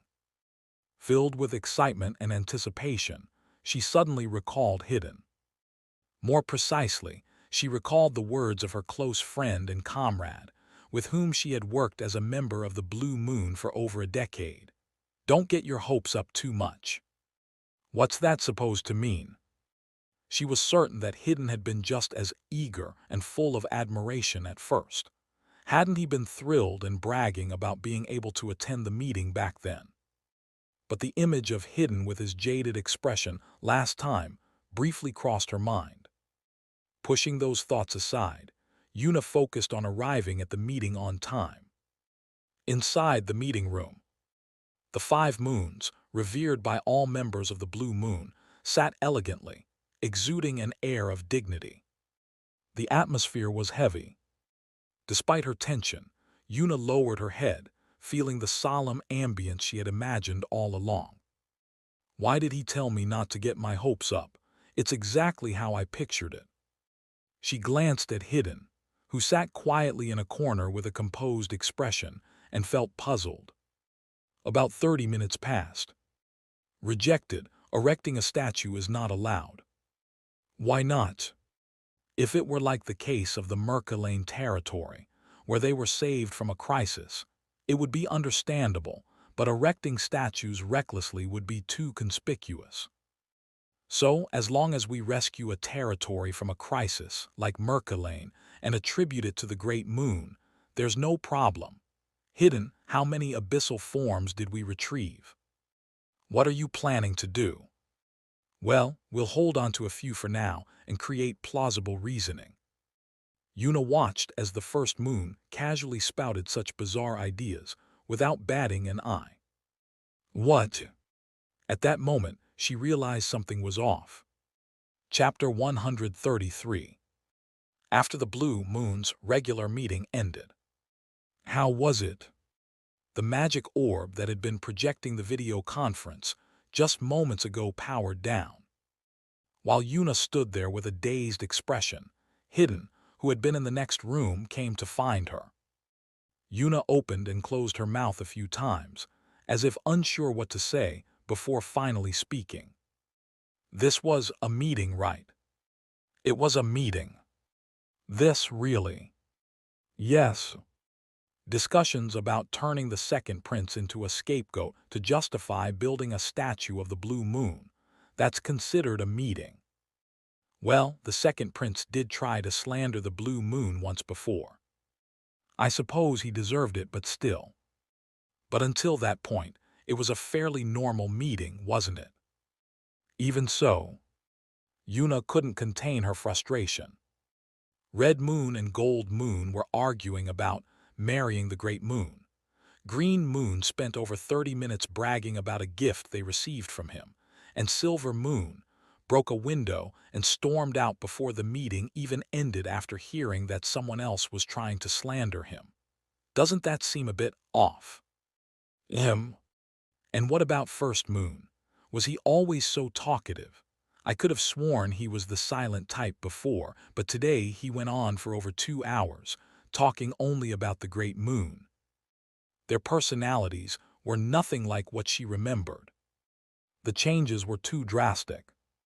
As Yuna's expression grew increasingly complicated, Hidden also fell silent. He felt much the same way as she did. In fact, recent meetings had become increasingly extreme. The fanaticism had intensified even more compared to when he had first started attending. Did the great moon learn some kind of hypnosis? Hidden couldn't help but recall a thought Raiden had once voiced, all while watching Yuna. Yuna, whose expression clearly said, "This isn't the kind of meeting I wanted to attend." And then, Hidden, what is it? Do you think the great moon might have some kind of mind-altering or hypnotic ability? When I saw him from afar last time, I didn't get that impression, but now, seeing that Yuna had reached the same conclusion as him. Maybe. Hidden didn't bother denying her words. The border zone of the Allied Kingdom was a long distance from the Marquisate of Palacio, taking about a month's journey. It was only natural. The Kingdom of Asteria was located in the east, while the border lay on the far western edge of the Allied Kingdom, beyond Caliban. As a result, Alan had been traveling by carriage for over 2 weeks. However, he hadn't felt bored for even a moment. The reason was none other than Blackie, or rather, the Shadow Spirit Dragon, and the phrase he had acquired along with it, unity with shadows. Lord Marquis, what are you thinking so hard about? Alan, who had been watching Blackie diligently munching on roasted sweet potatoes by the campfire, slowly answered Evan's question. I just can't figure it out. Oh, the magic. Alan nodded. I can't get the magic to manifest at all. During the carriage ride to the border, Alan had repeatedly tried to use unity with shadows, but he still hadn't figured out the proper method. What's the problem? Of course, he understood that there could be several potential issues. As the Dragonkin had mentioned before, magic that involved phrases and sentences required precise and correct terminology to achieve the desired effects. Yet Alan found it puzzling because of past experiences. Even when he hadn't fully understood the use of phrases and sentences, he had at least managed to produce partial manifestations of magic. However, with unity with shadows, it wasn't even partially working. Only mana was being consumed without any tangible results. Is this magic something special that requires a unique approach? Or is it a spell that only works with the spirit dragon, making it impossible in its current state as a shadow spirit dragon? The questions in his mind continued to grow. Lord Marquis, by the way, there's something I haven't mentioned yet. What is it? At that moment, Evan's voice broke the silence. Alan organized his thoughts and turned his attention to Evan. It's news I heard from the estate we visited this morning. Apparently, there's been a sudden increase in the appearance of dimensional rifts recently. Dimensional rifts? Yes. Originally, they only appeared near the Mage Tower, but now they've started popping up simultaneously in various places. This wasn't exactly surprising news. Well, the main storyline is set to start in less than half a year, so it makes sense for them to start appearing more frequently. Alan had already anticipated that the frequency of dimensional rifts would increase from now on. In Psychedelia, the protagonist Aliban's adventure began because of an incident where a higher-level phenomenon called a chaotic rift appeared in his village, putting it in danger. Since Alan had been preoccupied with the looming threat of the 5 great sins, which were directly tied to the world's potential destruction, he hadn't paid much attention to the rifts. However, they were one of the main plot points driving the storyline in Psychedelia. Some dimensional rift incidents had even endangered the entire kingdom. Still, Alan wasn't particularly concerned. That was because of the protagonist. Exactly. There was no need for Alan to intervene since Aliban, the protagonist, would follow the original storyline and travel around closing the dimensional rifts. He'll handle it just fine on his own. Unlike the 5 great sins, which could annihilate entire nations if they descended, dimensional rifts wouldn't cause major problems as long as they were dealt with in time. That's why Alan wasn't too worried about them. Maybe when Alibin starts his first adventure, I should offer him a bit of help, give him some extra supplies, and if he turns out to be weaker than expected, should I keep him in Lartania for a while to train him? As he envisioned Alibin struggling, Alon began to draft a rough plan in his mind and casually popped a cold, sweet potato into his mouth. Tasty. Lord Marquis, you've been eating sweet potatoes by the campfire every night. Aren't you getting tired of them? No, they're always fresh and delicious. Is that so? Evan, who had grown tired of sweet potatoes, was now eating potatoes instead. I didn't think I liked sweet potatoes this much. Why do they taste so good? Alon briefly wondered about this, but soon shrugged and pushed another sweet potato into his mouth. The cool night breeze and the warmth of the campfire made the sweet potatoes taste as good as ever. After about 2 more weeks of travel, Alon finally reached the area near the border. While from this distance, it's completely barren. He gazed at the towering border wall and the sandy wasteland stretching beyond it, lost in thought. How should I get across? The wasteland between the Allied Kingdom and the Empire, known to players as the Badlands, was heavily guarded by the Allied army, making entry difficult. In fact, ordinary nobles weren't even allowed to set foot in the wasteland. Even in Psychedelia, players could only access it a few times through special quests. It wasn't just because of the Empire. It was to avoid awakening the Curseborn, wasn't it? The Curseborn. Though they hadn't appeared yet, in the future, they would become one of the 4 major powers alongside the white ghosts of the jungle. Their base was located somewhere in that wasteland. There were also several minor reasons for the border's strict security, but the primary concern was the Curseborn. Should I use the secret tunnel after all? He briefly considered the secret tunnel hidden in the wall, which was protected by dozens, perhaps hundreds of magic circles, but soon grimaced. I'd prefer not to use it if I can help it. The tunnel would certainly allow him to enter, but if there were any alternative methods, he'd rather avoid using it. That was because navigating through the tunnel was more difficult than it seemed, though I'm not exactly sure why it was so exhausting. Whenever Alon used the secret tunnel during his playthroughs to level up, a notification would pop up saying, "You've consumed too much stamina," and his party's HP would drop by 50%. While he was lost in thought, Evan asked, "Shall we stop by the village first?" Yes. Since the sun was already setting, they decided to spend the night in a village near the border.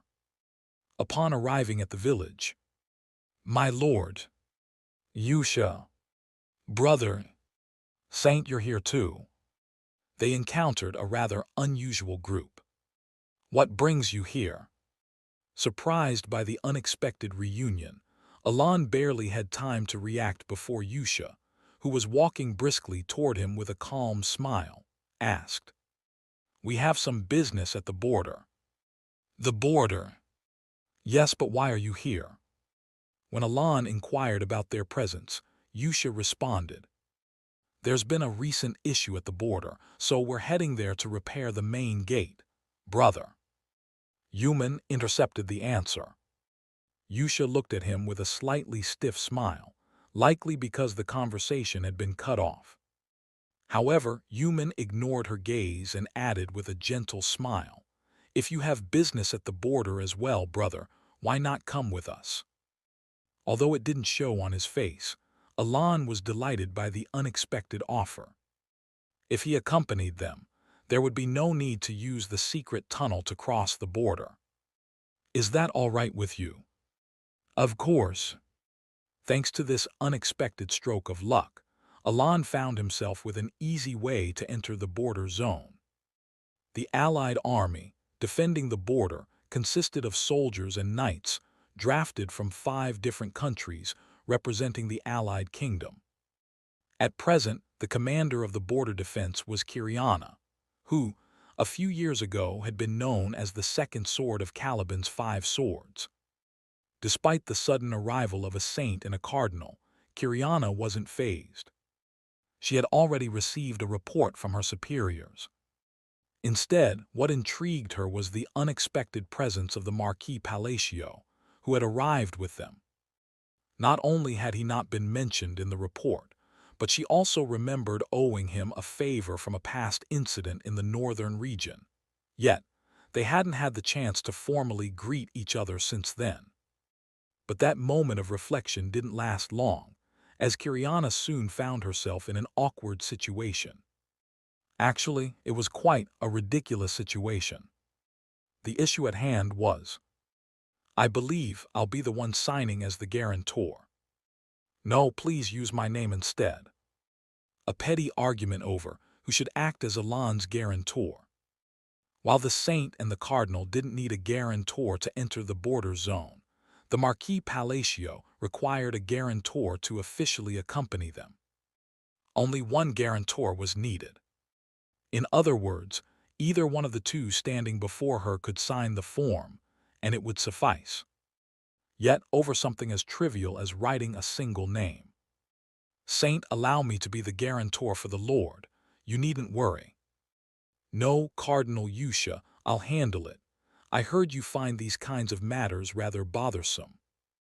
Of course not. Even if it's bothersome with others, it's entirely different when it comes to my Lord. This doesn't trouble me at all since it's about my Lord and me. I feel the same. Matters like this are nothing between us, brother, so there's no need for you to concern yourself. For over 10 minutes, they had been engaged in a subtle but escalating war of nerves. Kiriana looked at Yusha and Yuman. Both of them wore calm smiles, but their eyes weren't smiling. In fact, there was something unsettling about their expressions. It's oddly intimidating. Saint, wouldn't it be better to concede? My lord seems to be getting a bit uncomfortable. Cardinal, wouldn't it be better if you conceded? Why are they acting like this over something so trivial? As the two clerics began using increasingly aggressive wording, even Kiriana felt uncomfortable. Please stop being stubborn. Cardinal, I must insist. Let me handle it. There's no need for you to exert yourself just because brother is watching, especially since you did nothing during the previous royal conference when brother was being criticized. I already sent a letter before the saint even knew about it, so don't worry. I'm thinking far more about my lord than you are. The atmosphere grew so tense, it seemed they might actually start fighting. Kiriana barely resisted the urge to hold her head in her hands. What is the Marquis Palacio anyway? She looked over at Alain, the cause of the argument. But Alain, too, was equally baffled. What's with them? He had no idea what was going on either. Chapter 134. About 20 minutes later, Alain was able to cross into the border zone with two guarantors. It was the first time such a thing had ever happened since the establishment of the border. In any case, Alain successfully entered the border zone and was now facing the barren wasteland beyond. A strange sight caught his eye. What he saw was the outer wall covered in countless monster corpses. Of course, this scene wasn't entirely unusual. After all, the purpose of the wall was to defend against both monsters and potential invasions from the Empire. Nevertheless, Alain found it peculiar because this was the wasteland. There are monsters in the wasteland, but it's odd for them to swarm in such large numbers. There were easily hundreds, possibly thousands, of monster corpses scattered around. Additionally, soldiers were actively clearing away the bodies on one side. Lord Marquis. Alain turned toward the voice and saw Kiriana, the commander of the border defense, approaching. I owe you my life for what happened before. Before? Yes, in the northern region. If you hadn't dealt with the outer god back then, I wouldn't be standing here now. Alain nodded as he realized what she was referring to. It was nothing. I only did what needed to be done. Is that so? Yes. You have great compassion. Kiriana's remark made Alan pause for a moment. He could roughly understand why she said that. To Kiriana, who didn't know the truth, it must have seemed like Alan had gone out of his way to the northern region to prevent casualties by dealing with the outer god. Since he didn't have a suitable response, Alan decided to change the subject with a brief reply. By the way, may I ask you something? Of course. There are many monster corpses here. Was there a recent attack? Kiriana tilted her head slightly. Yes, but didn't you know about it? No, I wasn't informed. Ah, I assumed you were already aware since you came with the other two. She then gave a brief explanation of the current situation at the border. A monster wave. Yes, it's been happening at regular intervals for over 2 months. At first, it was only a few dozen monsters, but recently their numbers have been increasing. That's why we asked the Saint and Cardinal to help repair the main gate. Only then did Alan roughly grasp the situation. So that's what the main gate issue was about. He recalled Human mentioning their purpose yesterday, but since Alan didn't know much about the gate itself, he hadn't thought much of it. In Psychedelia, the main gate had never been mentioned. Naturally, there hadn't been any quests involving monsters swarming the border like this. Moreover, this type of event had never been mentioned in the original storyline either. Is this just something that happened before the main story started, and I didn't know about it? Or is this some kind of distortion in the timeline? As he was lost in thought. So, Saint, you should handle the gate repairs. I'll stay by my lord's side. Cardinal Yusha, isn't repairing the gate your responsibility? Not at all. Shouldn't the person with greater divine power handle it instead? At some point, Yusha and Human had approached, engaging in another argument behind him. Both of them were smiling, but their eyes were cold. They really don't get along. Alan cast a brief glance at them before turning back toward Kiriana. So what about the monsters? Kiriana had already left by then. Safe travels, she called out from a distance. Already nearing the entrance of the border, Alan saw her nod lightly with a relaxed smile, and beside her, Yusha and Human were engaged in conversation while a near-dead aide stood by. At that moment, Alan realized something. She didn't come here to say thanks. She just slipped away when no one was looking and ran off. Just as the thought, clever, crossed his mind. Cardinal, your usual approach will suffice. Brother isn't someone who wouldn't understand your actions. What do you mean? Even when brother was being slandered in the kingdom, didn't you remain silent? As I said earlier, I've already made all the necessary preparations. Still back then, you weren't physically present when it all happened, were you? I believe you understand, Cardinal, that assistance is a matter of timing and place. Alan realized one thing: Human, with his serene smile, was far more skilled at pushing people's buttons than he had thought. Proof of this was evident in the stiff expression on Yusha's face. Observing this, Alan broke out into a cold sweat in secret. Shortly afterward, not long after setting off toward the border, Alan found himself separated from Yusha and Human. This was possible thanks to their consideration.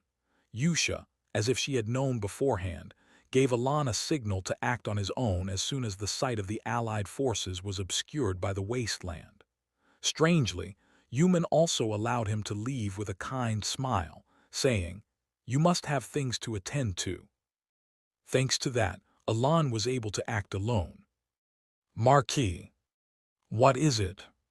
How did you become so close with the Saint? I don't know.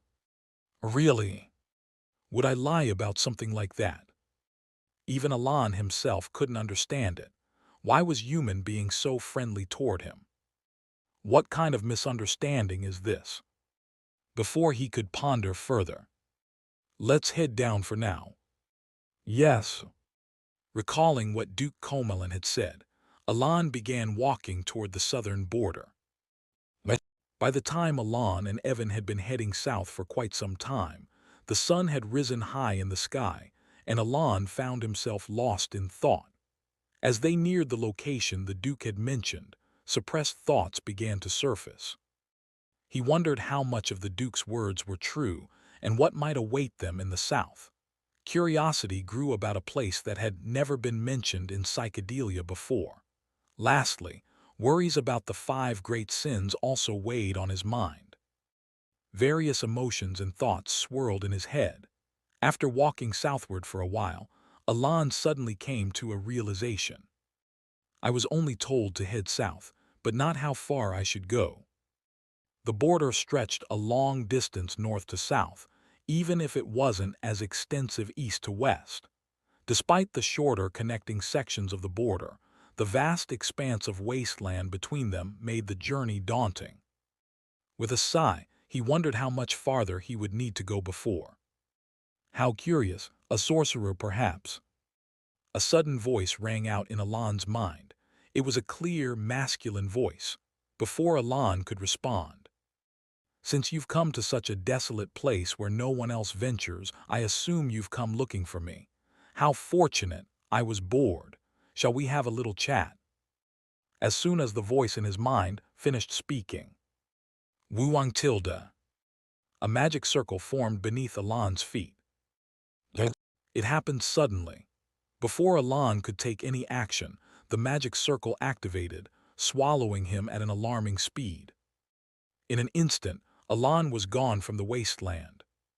Marquis. Left alone, Evan, who had been trudging behind Alon while staring at the ground, stood there dumbfounded, gazing at the spot where Alon had vanished. And then, suddenly summoned by the magic circle, the first sight Alon beheld was an eerily vast cavern. And next, golden eyes. Eyes so massive that they easily dwarfed Alon's height, though they had lost their luster and appeared dull. Staring blankly at the vertically slit, reptilian eyes, Alon slowly shifted his gaze. Beyond that, he noticed more details: golden scales, though dimmed to a brownish hue, and 3 large black spears embedded between the gaps of the enormous creature's scales. And the moment he took in everything, Alon realized what stood before him. "Yes, why have you sought me out? I am the golden dragon Lanisius." A legendary ancient dragon said to have once fought the 5 great sins in psychedelia's myths. That very being was now quietly gazing down at Alon. Recently, as the situation began to settle, Filion Merkelane had officially passed on his position as successor to his younger brother, Gillan. He had never intended to inherit the position in the first place. Freed from responsibility, he devoted himself entirely to training in swordsmanship and magic. Spending entire days in rigorous practice, he found great joy in his current lifestyle. Swordsmanship had always been his forte, and while he lacked significant talent in magic, he still enjoyed learning it. With each small advancement in magic, he felt as though he was getting one step closer to someone he admired. As usual, after a morning of magic training, Filion headed to the center of the village in the afternoon. His destination was none other than the statue of Marquis Palacio in the village square. Though other nobles, including his own brother, didn't fully understand the establishment of the statue, Filion never regretted it. On the contrary, he took great pride in his achievement. To Filion, Alon was already the very embodiment of admiration. Thus, Filion visited the statue daily. Today, he encountered an unexpected figure. Deus Macalian, whom he had last seen at the royal conference, was quietly observing the statue of Marquis Palacio. Why was he here? Before he could voice his question, Filion unconsciously recoiled. Even though he lived a carefree life without much concern, the trauma from that conference was still vivid. Caught in indecision. "It's been a while." "It has indeed, Sir Deus." Filion, slightly flustered, returned Deus's greeting. Even with his dismal social skills, he knew one thing: Deus Macalian disliked him. I heard you were the one who proposed building this statue. Is that true? Pardon? Ah, yes, that's correct. Nodding absent-mindedly at Deus's follow-up question, Filion hesitated before awkwardly explaining. Because the Marquis saved our territory. Is that all? No, not entirely. It's a bit embarrassing to admit now that I'm an adult, but I admired him after witnessing how he saved our land.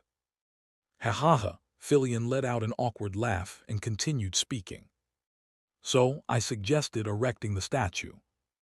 I see, you mean you came to admire him. It's embarrassing, but yes. No, that's nothing to be embarrassed about. Pardon. Before he realized it, Deus had stepped closer and placed a firm hand on Filion's shoulder. That's right, the Marquis is someone worthy of admiration, isn't he? With a light smile, Deus sought Filion's agreement.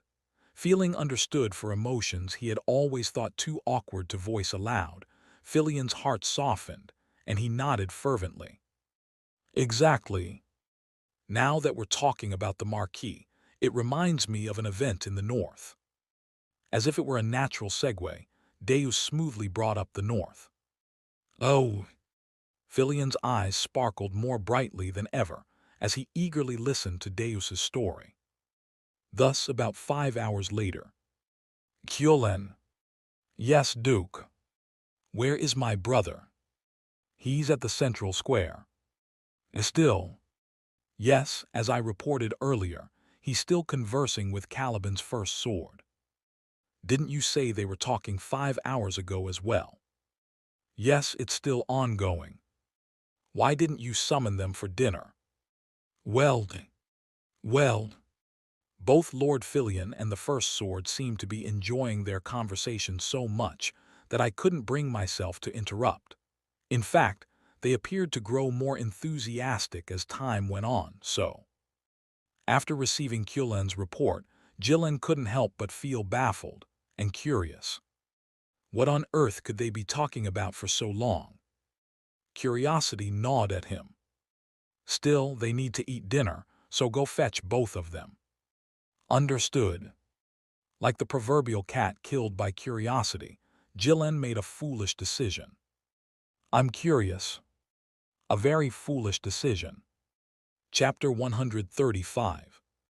Alon didn't know anything about the golden dragon, Lanisius. In fact, it would have been strange if he did. Dragons were a species that had vanished during the forgotten era of the gods, already relegated to legend in psychedelia. Thus, he only stared blankly at the massive creature for a moment before calmly letting out a sigh. I came here on Duke Comelon's recommendation. Duke Comelon. The enormous reptilian eye reflected a moment of confusion before a low murmur escaped. Ah, oh, I see. That half-fledged sorcerer from before. Yes, I remember him. Nodding a few times, Lanisius spoke. So, is he doing well? What? Alon hesitated, unsure how to answer that question, but it seemed the dragon had already reached his own conclusion.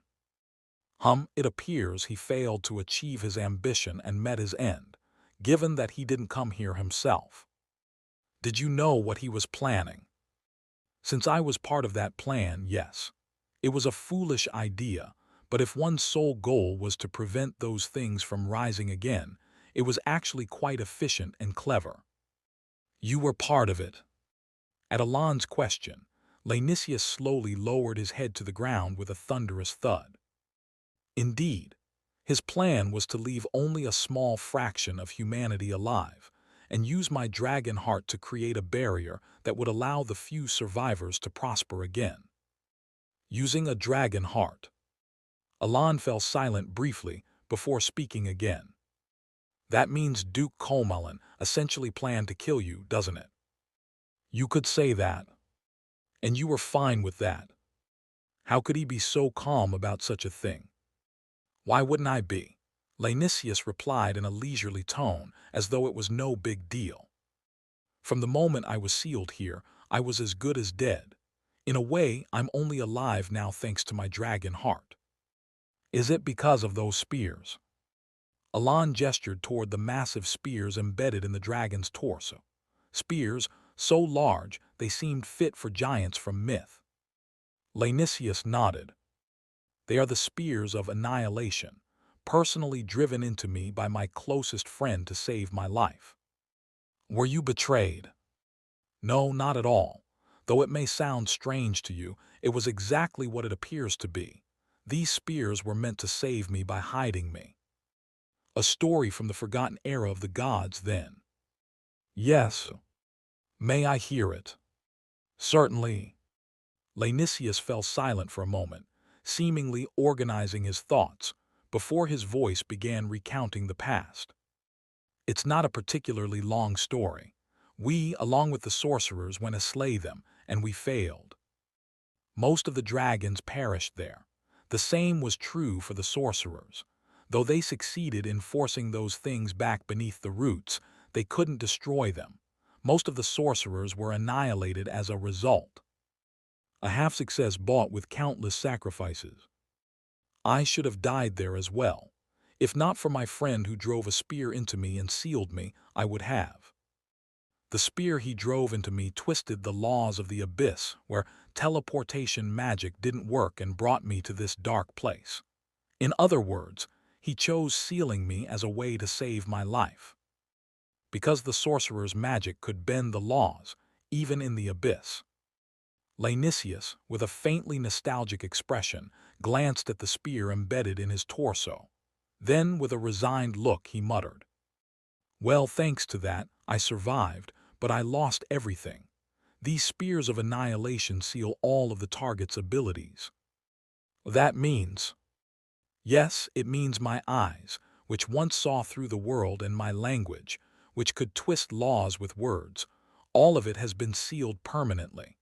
Even summoning you here was only possible using an artifact I created before my sealing. Laenicius murmured that all he had left was his massive body. At last Alan understood. That calm demeanor. The lack of anger over his own death. The indifference to everything. Had he given up?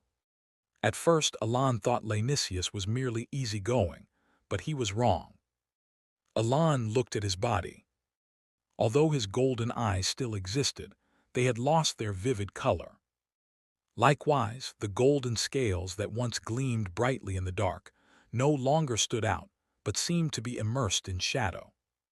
Even the magical energy that should have been perceptible felt faint and weak. Is there no way to break the seal? There is none.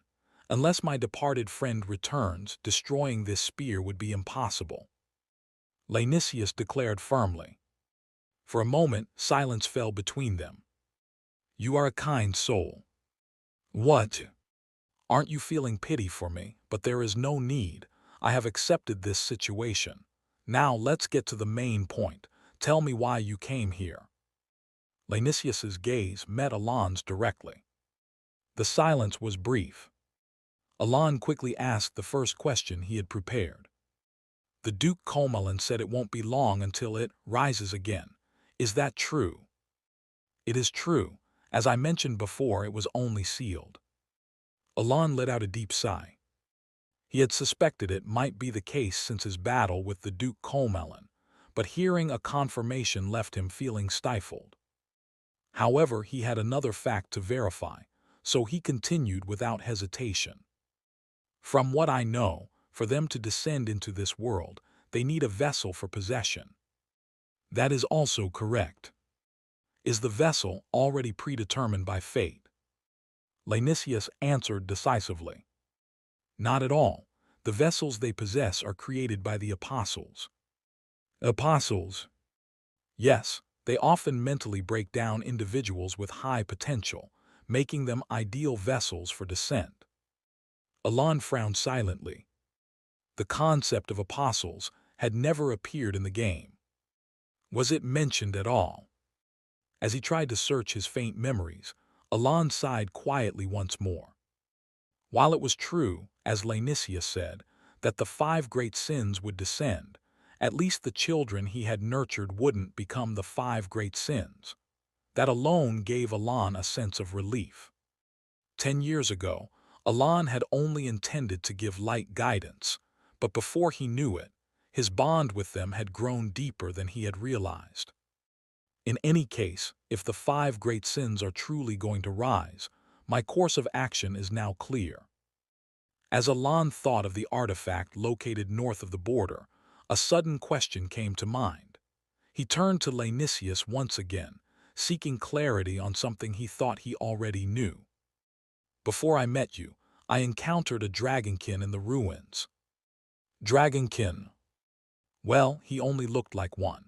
I can't say for sure if he truly was a dragonkin, but he seemed unaware of when those things would rise. Recalling the dragonkin he had encountered in the colony's ruins, Alan waited as Lanisius pondered for a moment before responding. I don't know whom you met, but perhaps it's possible they didn't know. Why is that? During the final battle between the sorcerers and the dragons, most gods were either annihilated or sealed after having their powers and names stripped away. So, if they were destroyed or sealed early on, they wouldn't know. Indeed, no one would know. The sorcerers and dragons who knew the truth all perished, offering their lives to seal them. The only ones left who know for sure are myself and the Duke Comalin. I see. Alan nodded, organizing his thoughts. The Duke Comalin mentioned that you could assist me with magic. Assist you? Whom if it were in the days before I was sealed, perhaps, but now I can offer advice at best. Then, do you know anything about the unity with shadows? What? As soon as Alan mentioned it, Lanisius's demeanor changed dramatically. Alan was briefly taken aback by the reaction. How do you know about that? What do you mean? I'm talking about unity with shadows. Is it important? Of course it is. It's the emblem of my dearest friend Kyla's. What? An all too familiar name escaped the dragon's mouth, leaving Alan dumbfounded. At that moment, meow. From Alan's coat pocket, where it had been quietly resting, the small creature Blackie let out a strange sound and jumped out. Young dragon, no shadow dragon. Lanisius exclaimed in astonishment. Shortly afterward, Lanisius, who had heard everything about Alan's ability to use various incantations and how he obtained the dragon egg, finally spoke after much deliberation. So, in the end, you wish to ask about the method to use unity with shadows. That's right. Very well, I'll teach you. Really? But there's one condition. A condition? Yes, and it's not something unfavorable to you, if you can truly grow strong enough to achieve it. Lanisius smiled broadly and said, You will gain the right to be called my master. He presented this to Alan. What do you say, mage? Will you accept my offer? A new glimmer of hope flickered in his once lifeless eyes. Kiriana, though irritated by the monster wave that had continued for several months, didn't feel any particular sense of crisis. It was only natural. No matter how many monsters surged forth, Kiriana was one of the 5 swords of Caliban. In other words, she was a sword master, and to someone like her, monsters were nothing more than a nuisance regardless of their numbers. They posed no real threat. At least, that had been the case until just moments ago. Hey, block that area, you idiot. The wall's collapsing. Reinforce, damn it, get your head in the game. Kiriana frowned as she looked toward the fortress walls at the border. Despite being reinforced with countless spells to prevent any monster from breaking through, the walls were now in ruins. This meant that an unforeseen situation had occurred. Swish! Each time Kiriana swung her sword, countless monster heads soared into the air. Yet, despite her efforts, the number of monsters didn't decrease. In fact, as time passed, more seemed to be pouring in, as if they had been waiting for this moment. Why did the walls suddenly? She couldn't comprehend the situation. There was no way those magically reinforced walls could be broken so easily. But there was no time to dwell on that mystery amidst the urgent chaos. Alug. Kiriana rescued a soldier who had fallen helplessly and was about to have his neck torn by an orc. She scowled and scolded him. "Get it together." Sorry." The soldier hastily picked up his weapon with trembling hands. Kiriana sighed. The monster army itself still didn't pose a significant threat to her. Given her abilities, which were more suited to facing individual opponents than large groups, she could kill all the monsters here, though it would leave her bedridden for days. If necessary, she could always choose to flee. No monster could ever catch up to Kiriana if she decided to escape. Yet what made her expression serious was the plight of the soldiers.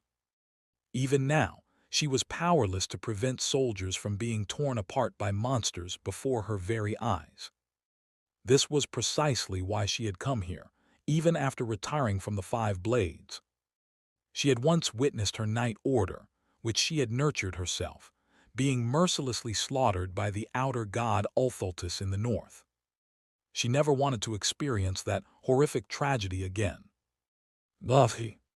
Feeling a sudden nausea rising from her stomach, Kiriana instinctively covered her mouth. The memories of the north resurfaced, making her breath quicken. Although she was capable of overcoming the present situation, the trauma rooted deep in her mind since the northern battle continued to haunt her. At that moment, a figure entered her field of vision. Marquis Palacio. The sight of him brought her a surprising sense of relief. Though she hadn't observed any extraordinary magical prowess from him, she had heard many rumors about the Marquis. And she knew that rumors didn't arise without reason. If he can reduce the number of monsters by even a third, or even a quarter, I can retreat the soldiers and finish off the rest myself. As she calmed her breathing and composed herself, the Marquis raised one hand to form a seal. Then, lifting his left hand with only his index finger and thumb extended, he brought it up to his nose. And what appeared next was a cat. It was a cat. A kitten with jet-black fur, matching the color of the Marquis's cloak, suddenly perched on his shoulder, tilting its head and observing the approaching monsters with crimson eyes. Danger! Seeing the monsters charge at the Marquis before any magic had been cast, Kiriana instinctively tried to move, but her body froze. She gasped. The moment the Marquis quietly muttered something. One. A chill ran down her spine. Countless crimson eyes appeared all over the small cat's body, sending shivers through everyone who witnessed it. Then, with those blood-red eyes covering its entire body, the cat curled its lips into a chilling smile. Chapter 136. The red eyes, contrasting with the blue moonlight, settled in the small cat's body. The cat's tail grew longer and slid along the Marquis's right hand.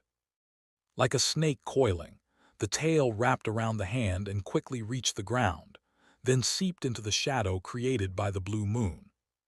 Soon, at the moment, the monsters arrived in front of the Marquis. Crack! The black branches that burst out from the Marquis's shadow pierced through them. The body of the goblin holding a rusty dagger. The head of the orc charging with a glaive. The torso of the gnoll charging with a long spear. And many other monsters that rushed toward the Marquis were instantly pierced by the black branches, their bodies limp and lifeless. It was an instantaneous magical manifestation, so quick it was almost impossible to attribute it to a wizard's magic. The branches, which had pierced and swept through the monsters in an instant. Once again, when Marquis Palacio muttered something, he immediately attacked the surrounding monsters with all his might.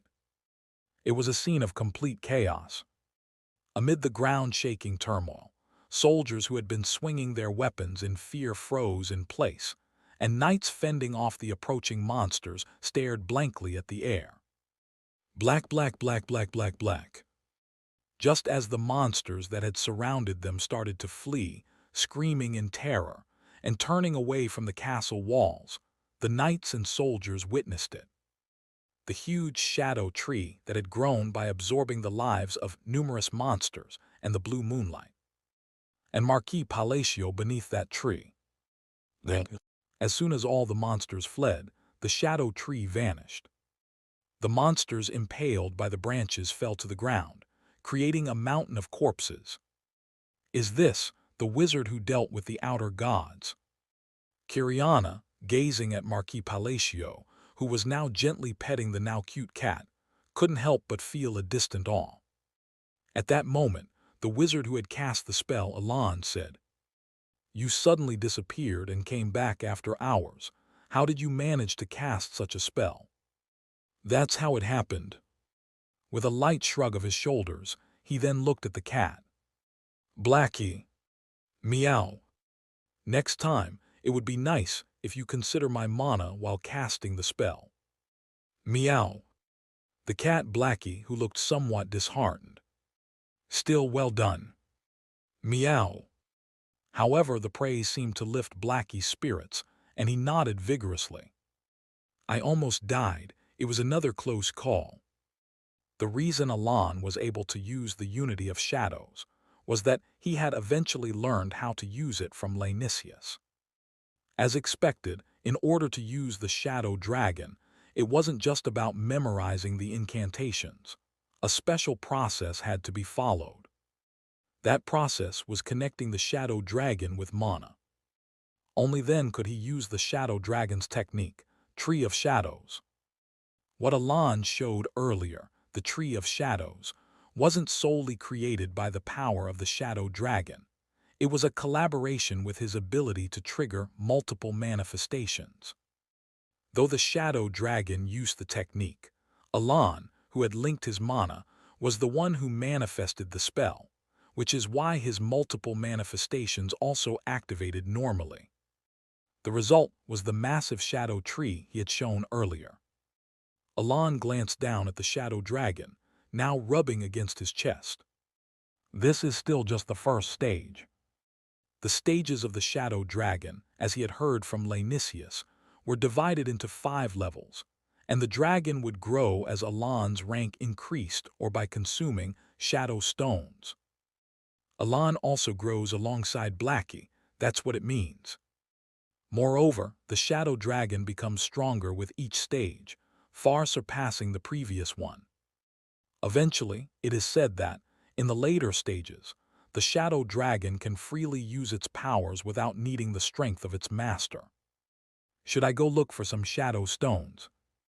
Instead of raising his rank through a somewhat ambiguous method, Alan was thinking of feeding Blackie with shadow stones to help it grow.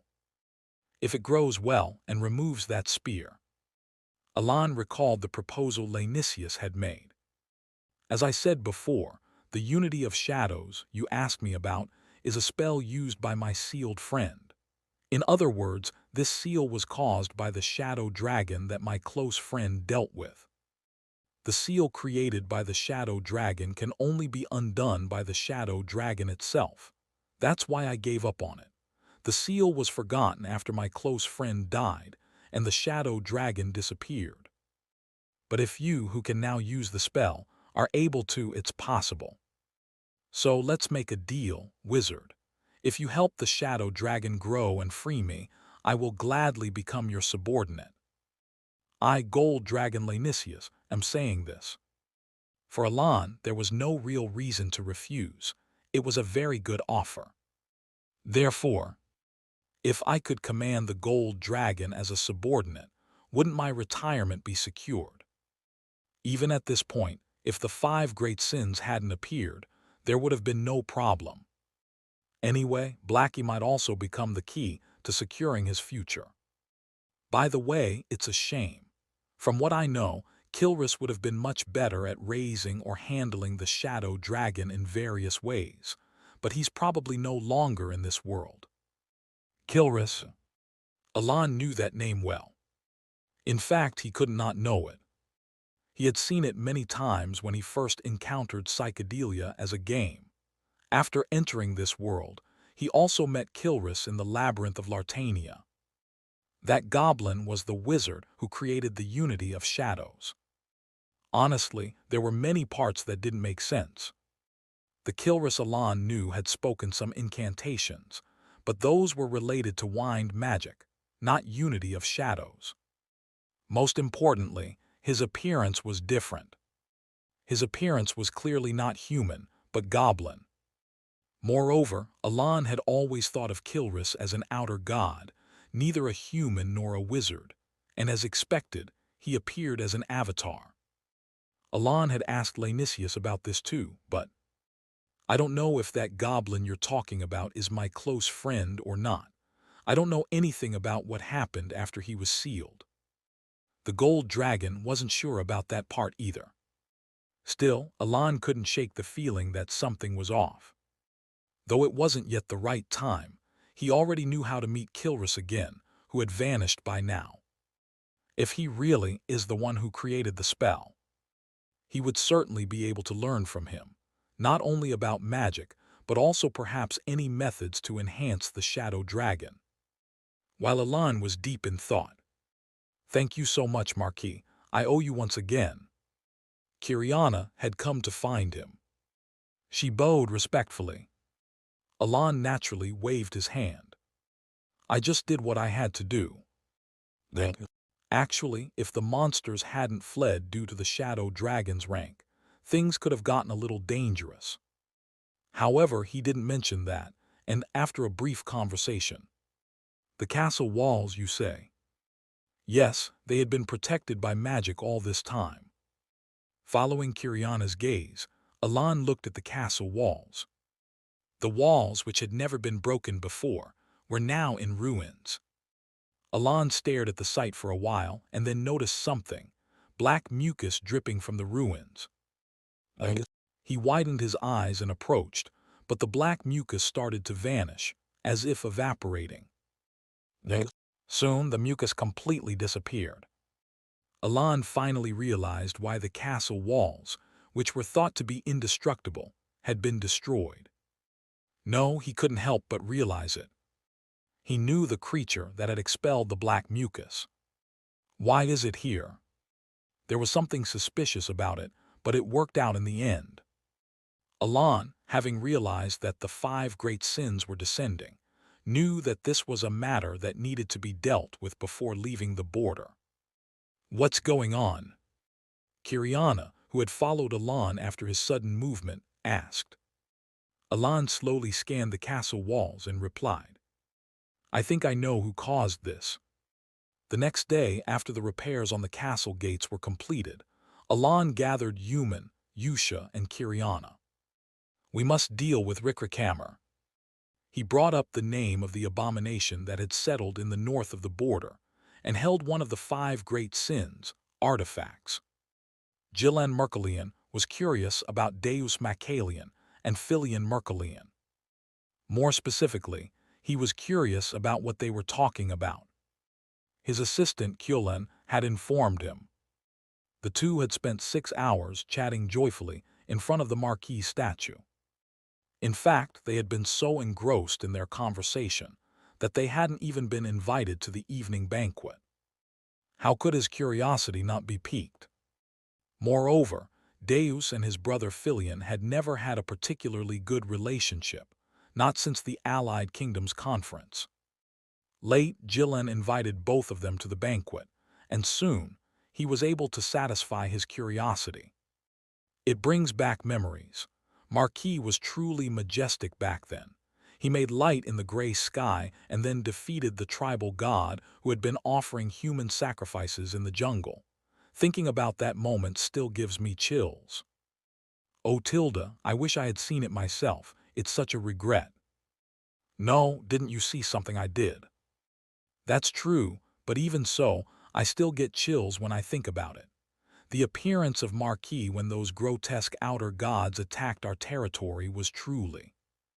It seemed as though they were intentionally praising the Marquis as soon as they sat down after a brief greeting. For a moment, Jillen was bewildered, but then smiled as he watched the two of them speaking so familiarly. Deus Macalian, the first sword of Caliban, was not someone Jillen was particularly fond of, so he had no desire to get involved with him. Thus, he occasionally joined in their conversation while enjoying the meal. But at some point, Jillen realized something. He realized that he had made a serious mistake. I really wish I could have seen it too. What a shame. Indeed, the sight was something I would want to show the entire world.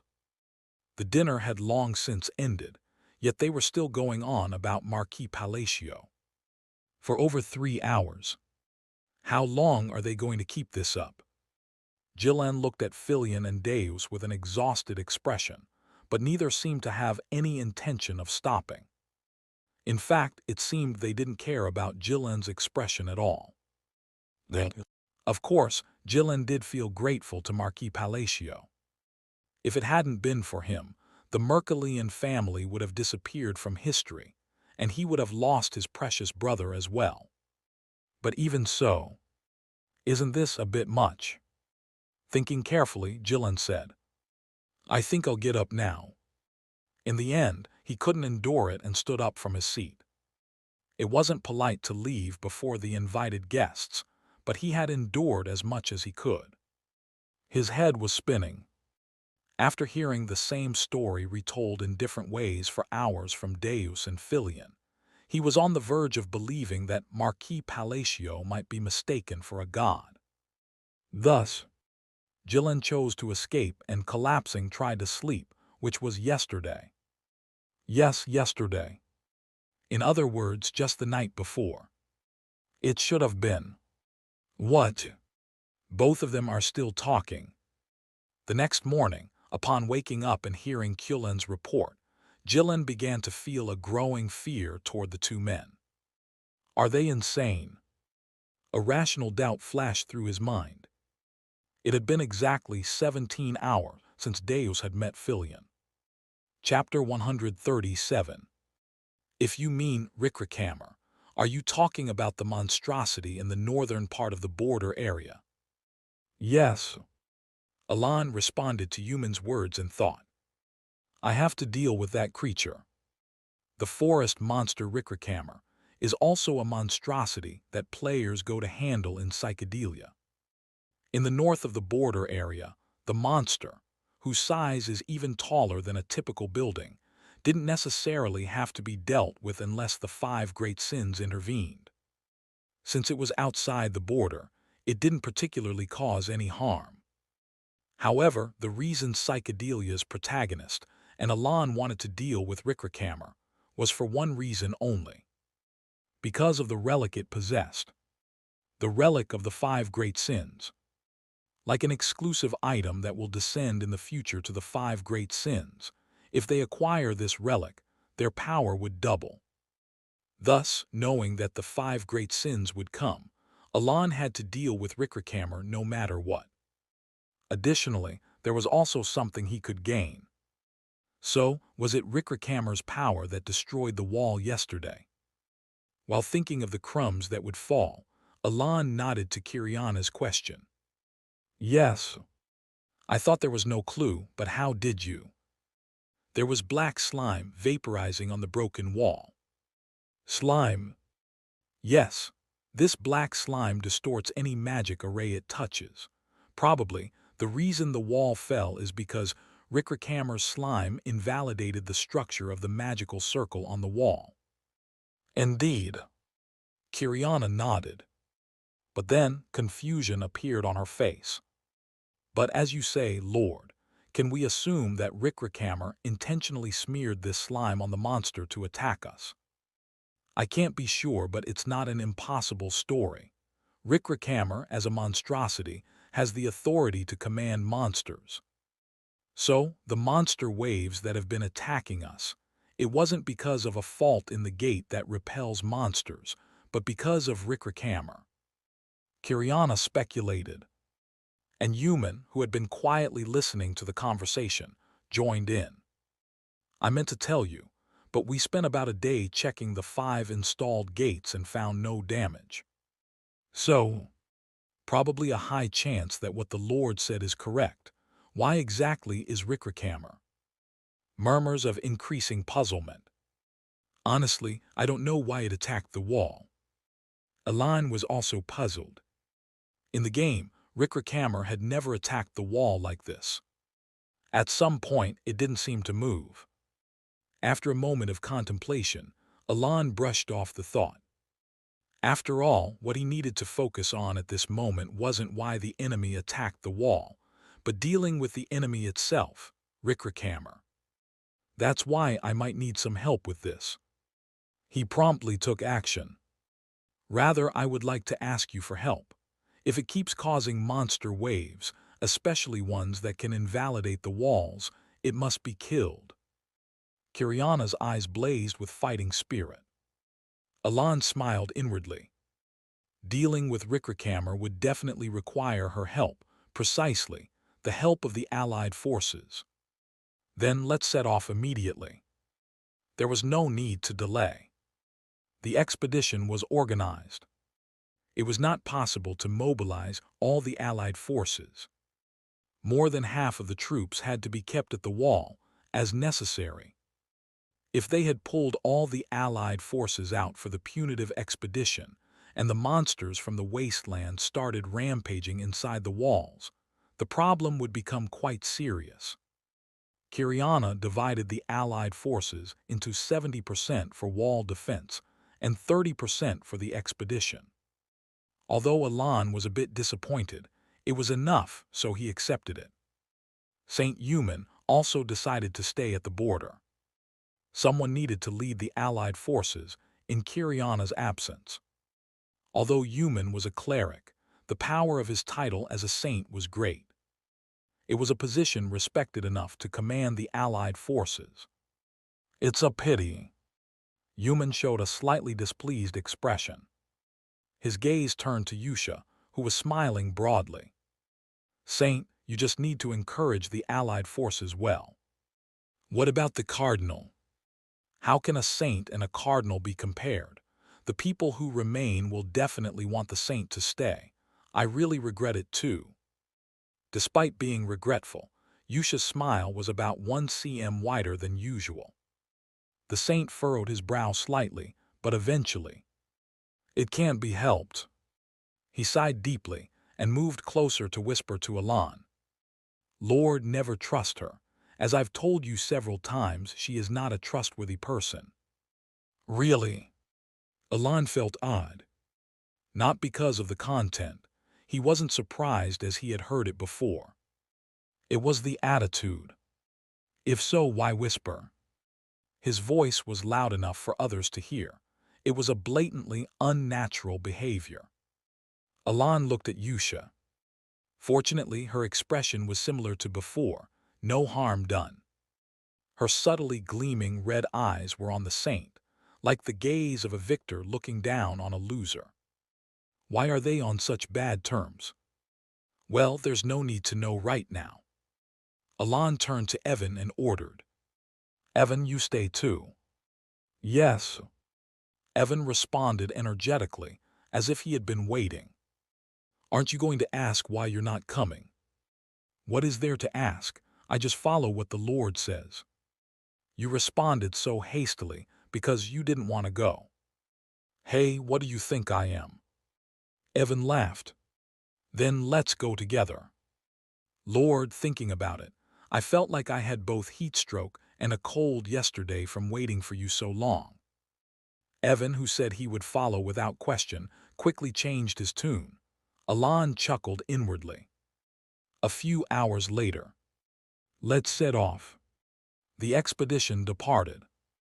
It would take about 3 days to reach Rickrakammer. Remembering this, Alan thought of the relic that the monstrosity possessed.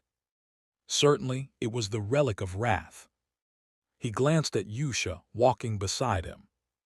Originally, this relic was something Yusha was supposed to obtain in the future. However, in the original story, she, awakened as the sin of wrath, did not acquire this relic. The protagonist Eliban obtained the relic before her and destroyed it. Eliban's ability to conquer the sin of wrath was greatly due to this fact.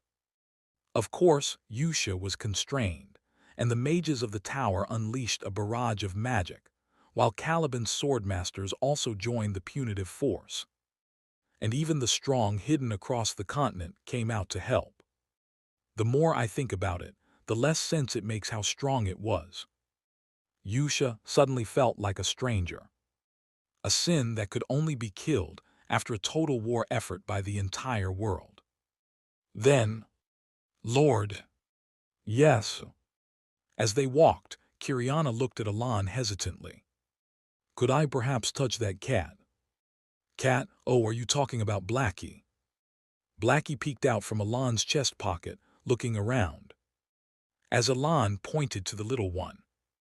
Is its name Blackie? Yes. What a cute name. Kiriana fiddled with her fingers, her expression slightly fluttery. Alan shrugged his shoulders nonchalantly because he had named Blackie himself. Feeling quite pleased, he took Blackie out. Would you like to touch him? Oh, really, may I? It's fine. But what if he doesn't like other people touching him? Like yesterday, it might change a bit. Alan paused, looking puzzled, then sighed. He too had experienced a bit of a culture shock yesterday when he saw red eyes emerge all over Blackie's body. But aside from when using magic, Blackie maintained the form of a cat. It should be fine. Is that so? Then I'll try.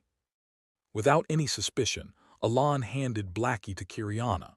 As soon as the cat was in her hands, she smiled unknowingly, but then... Puff! Ah! When red eyes angrily appeared all over the cat's body, she froze. With a growl, she hurriedly handed Blackie back to Alan. Once back in Alan's arms, Blackie vigorously rubbed against him and acted affectionately. Kiriana wore a bittersweet expression. It seems he only shows this side to you, Lord. I'm sorry, I didn't know he would do that. Alan looked at Blackie with mixed feelings.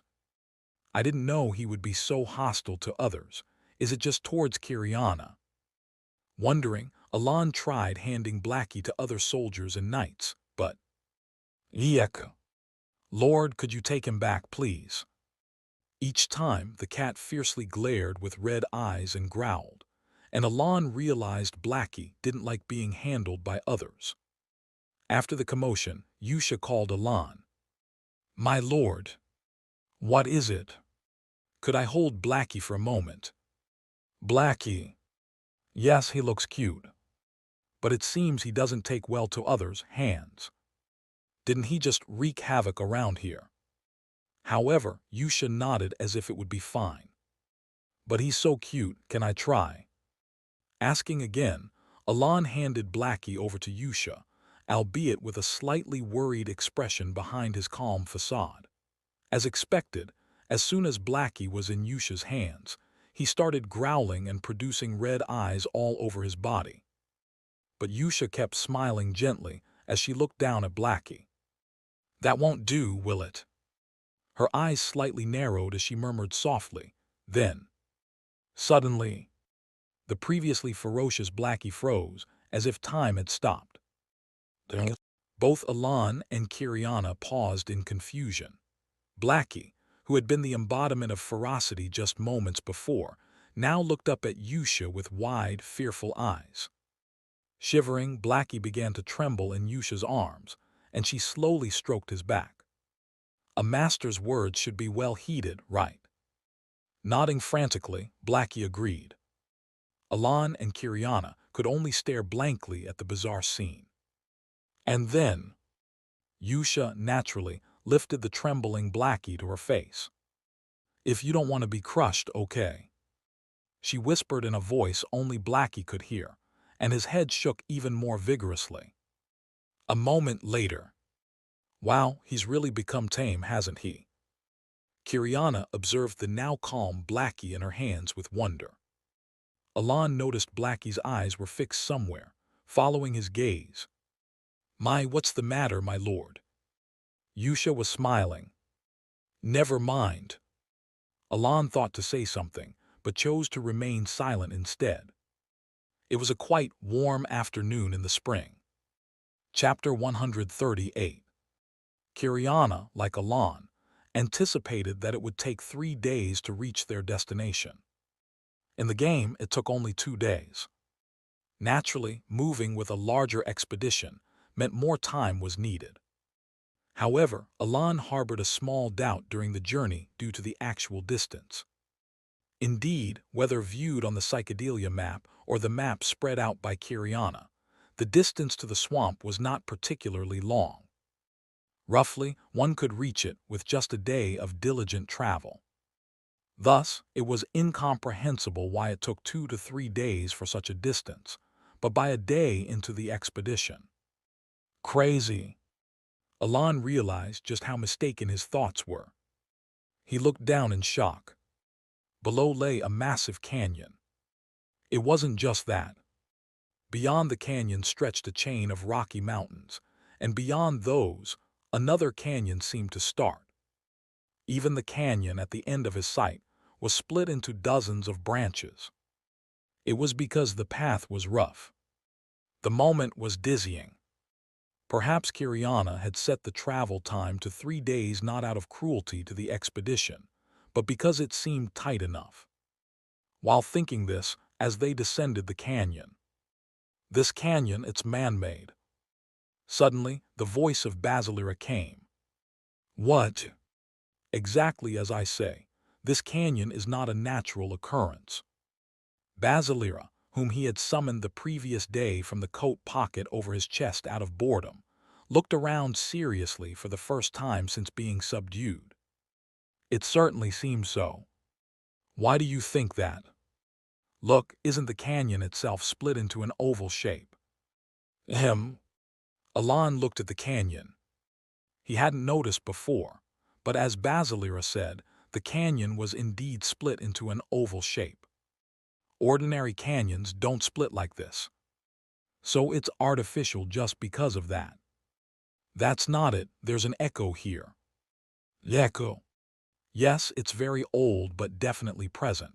It seems like it was made by a battle, given the mixing of 2 echoes. I can't imagine it. His head involuntarily shook. Such a majestic canyon seemed too grand to be merely a trace of a battle. As he moved on, feeling a strange suspicion inside, Alan arrived at a small, twisted canyon after some time. There are multiple paths. In this case, the left path seems the best option.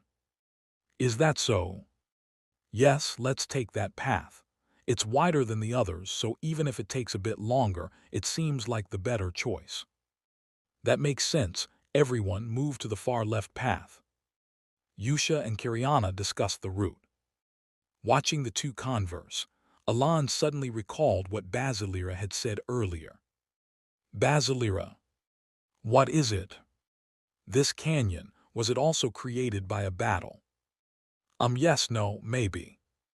If it's yes, then it's yes. If not, then it's not, right? Well, it is, but... Basilira, perched on Alan's shoulder, looked at the canyon with a strangely subdued demeanor. Or rather, is he looking at Yusha? It seemed Basilira was watching Yusha, who was talking with Kiriana from a distance. Not sure why he's being cautious, but he had a rough idea of what might have started it. It was because of what happened yesterday. Yesterday evening. Alan, seemingly bored of just looking around, summoned Basilira as a playmate for the squeaking blackie. Get me out more often because it's suffocating. I can see outside, but I want to wander around. As soon as Basilira emerged, he flew into a rage, scolding Alan. Oh, what a cute snake. I am the great god Basilira. Snake, can I listen to you for a moment? I am not a cute snake, Nuwu. If you allow, I would like to keep you for a while. Yusha, with divine power in her hand, dragged the spirit form of Basilira somewhere. And the little snake that returned shortly after started to watch Yusha's reactions. Alan was curious about what Yusha had said, so he asked multiple times, but Basilira did not answer. Even when he asked Yusha, we just had fun, my lord." That's all she said. It became even more puzzling. Even though Basilira returned in such a state, saying they just played didn't make sense. But the recollection was brief. "My lord, let's go." Following Yusha, who was smiling softly, Alan once again moved towards the canyon. Even afterwards, Basilira's eyes trembled anxiously whenever he looked at Yusha. After another 2 days passed. "Is this the place?" "We've arrived." The expedition arrived at the swampy area where Rikrikamer of the forest abyss was located. As the expedition trekked through the forest, they encountered it. In the middle of the forest, not a bald hill but Rikrikamer. In the middle of the swamp, its size was not fully obscured even by the water, and the soldiers looked pale as if their morale was broken just by its presence. And the knights also had serious expressions. Their faces weren't as pale as the soldiers, but their eyes clearly showed blatant fear. It was understandable. Rikrikamer, presumed to be sleeping in the swamp, was too vast for mere humans to kill. "I knew about it from stories, but it's bigger than I thought. Can we really kill it?" Even Kiriana spoke with a voice full of doubt. To which Yusha quietly smiled. "And Alan, I will now explain the plan." He began to explain without hesitation. A blue moon rose late at night. Kiriana quietly looked at the moon, then turned her gaze and spoke. "Begin." "Yes, understood." At her command, a knight lightly nodded towards somewhere. Recognizing the signal, "Turn tilde." The soldiers started turning the massive pulley. Kriak. As dozens of soldiers moved in unison, the rusty noise started as the pulley slowly began to turn. Simultaneously, the northern pulley has started to turn. We've started the eastern pulley. Signals are up from the west and south too. Reports from the knights were delivered. Kiriana nodded lightly, recalling the explanation given by Marquis Palacio earlier. The coalition's task is simple. There are a total of 4 pulleys in this swamp, based on the cardinal directions. Once I give the signal, you just need to turn all 4 simultaneously. After turning the pulleys, monsters will swarm in, and all the coalition needs to do is hold them off. A very simple and straightforward plan. Watching the soldiers struggle with the pulleys, Kiriana revisited a lingering question in her mind. How does Marquis Palacio know that there are pulleys here? As far as Kiriana knew, not many were aware of Rikrikamer's existence. Originally, no one except the coalition forces could enter beyond the borders, and the very existence of Rikrikamer would have been known only from ancient texts if one were not part of the coalition. Yet strangely enough, Marquis Palacio seemed very well informed not only about Rikrikamer, but also about this swamp. As if he had been here before. What? Just as a strange doubt began to form in Kiriana's mind. Thump thuyum. A massive sound indicating that the pulleys had fully turned made her stop thinking and look around. The water in the swamp is draining. The water. It was true. With a tremendous noise, the water in the swamp began disappearing into an unseen underground depth. As Kiriana confirmed the rapidly decreasing water level. Crazy. At a knight's low curse, she involuntarily hardened her face and looked straight ahead. There lay Rikrikamer, just as it had been sleeping when they first saw it this afternoon. An exclamation of horror escaped her. The creature's bulk gradually revealed as the water level dropped. Is that a living creature? At the knight's whispered awe, Kiriana also closed her mouth. She could only empathize deeply. Can we really kill that? Doubts wildly scrambled through her mind. It was as enormous as a great fortress, and as the depth decreased and it emerged from the water, Just one breath from it was enough to scare the local birds into a noisy flight.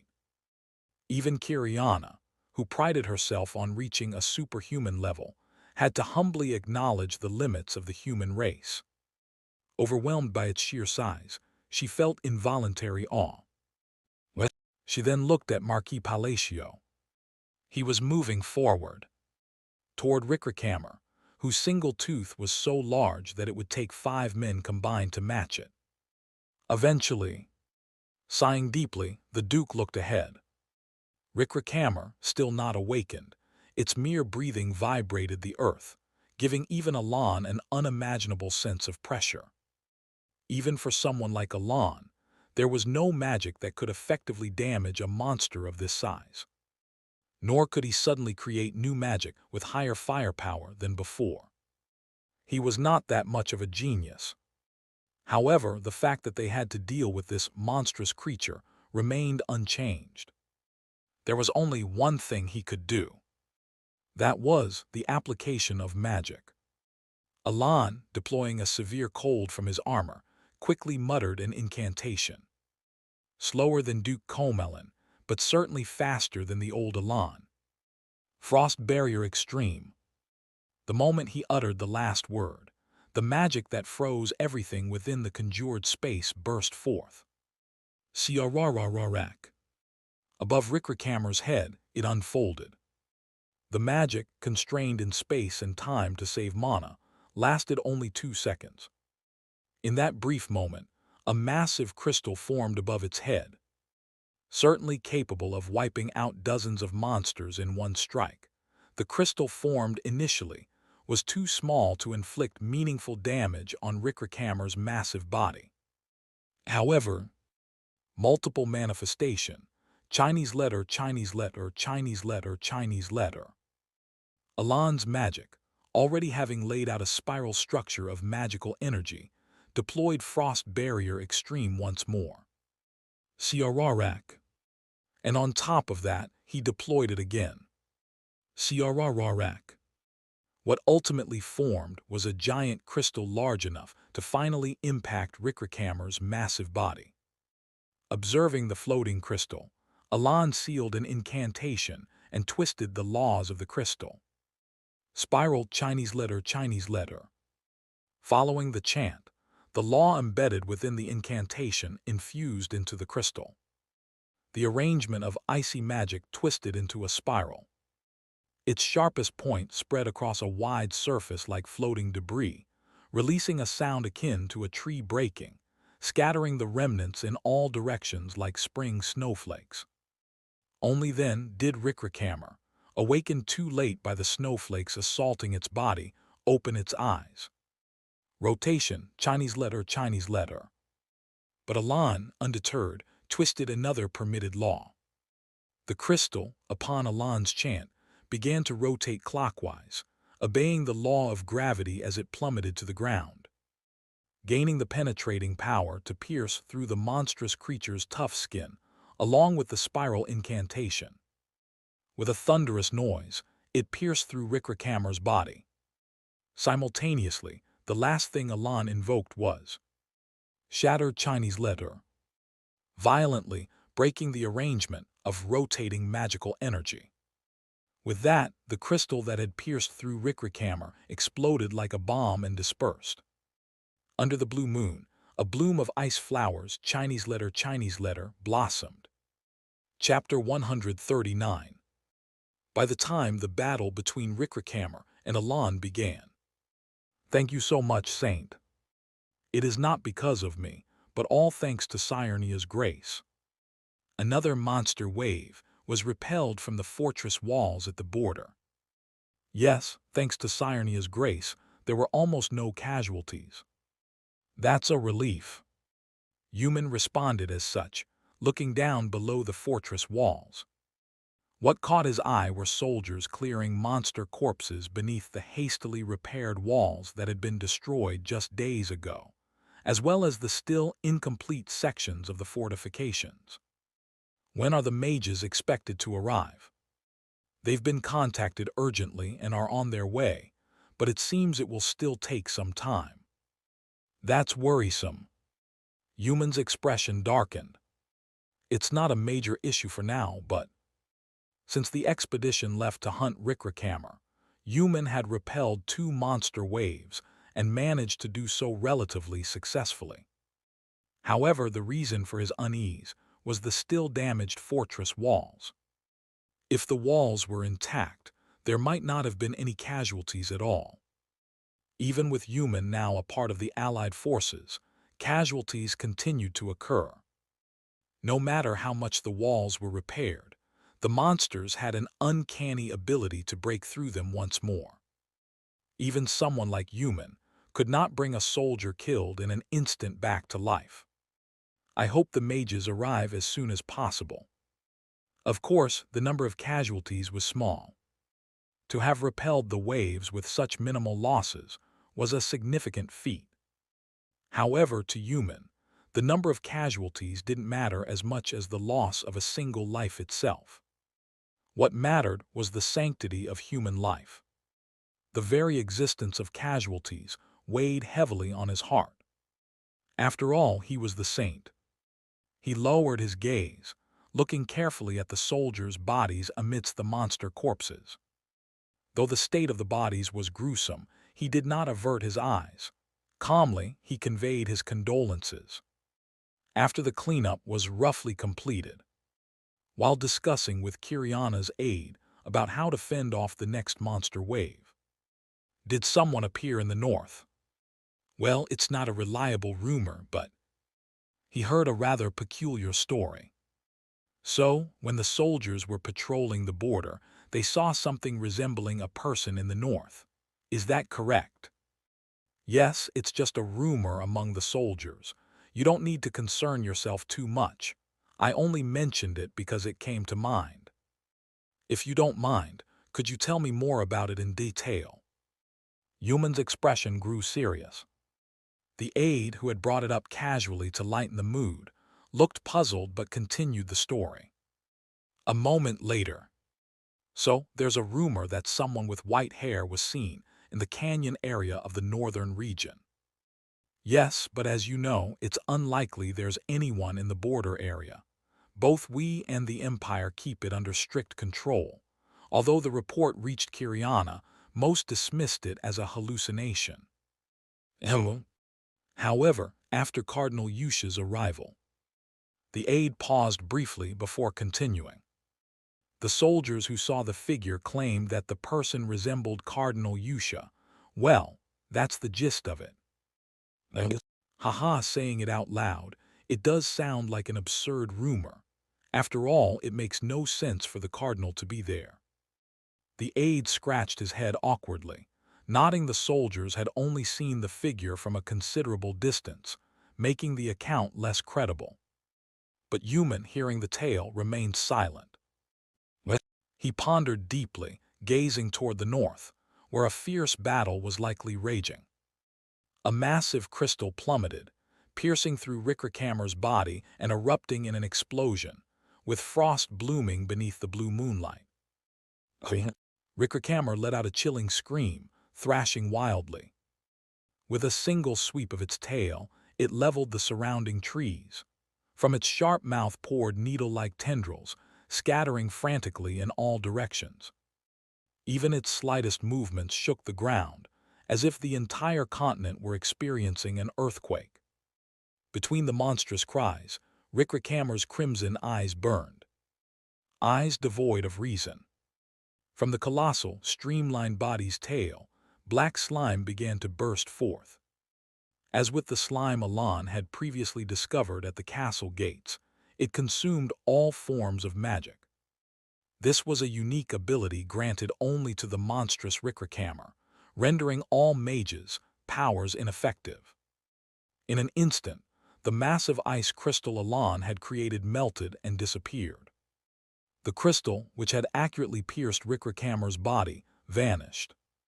The magic Alan had crafted by combining applied self-construction, and spellcraft was nullified by the irrational laws of the world bestowed upon the monster. It vanished like a mirage. Even amidst this irrationality, Alan prepared his next spell. Having anticipated Rickrakammer's behavior from the start, Alon remained confident in his ability to win. Alon checked his magical reserves. Though he had only manifested magic for about 2 seconds to conserve energy, his mana was already reduced to half. It was sufficient for casting several small spells, but it was far too little to create magic potent enough to effectively damage Rickrakammer. Even so, it didn't matter. Having already injured Rickrakammer and forced it to rampage in the visible marshland, Alon's plan was unfolding perfectly. Unity of Shadows. As Alon murmured softly, the small creature that had been tucked into his chest pocket moments earlier sprang out, its body now covered with crimson eyes. The creature's tail flowed down Alon's hand and seeped into the ground in an instant. Raising his hand, Alon cast another spell to deploy a shield. Soon, a projectile from a phantom wood was fired toward the shield in Alon's hand. With a loud bang, Alon's body shot into the air. Having escaped the range of the black slime, Alon looked forward. There, glaring at him with chilling, red eyes, was Rickrakammer, twice the size of the fearsome golden dragon Lanisius.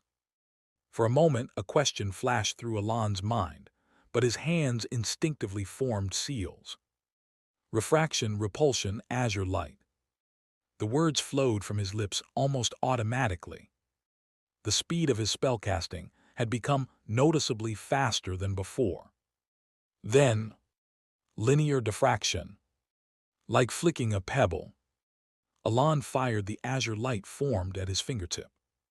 Not at Rickrakammer, but toward the fractured and unstable ground beneath the monster's rampaging movements. Quang! The lightning from Alon's hand struck the ground. Though the spell was small and insufficient to harm Rickrakammer directly, that tiny force penetrated the already cracked and unstable marshland floor. Boom kugagagug. The small impact triggered a collapse of the ground. Quang! Rickrakammer's massive body began to be dragged into the abyss. Kiriana stared blankly in one direction.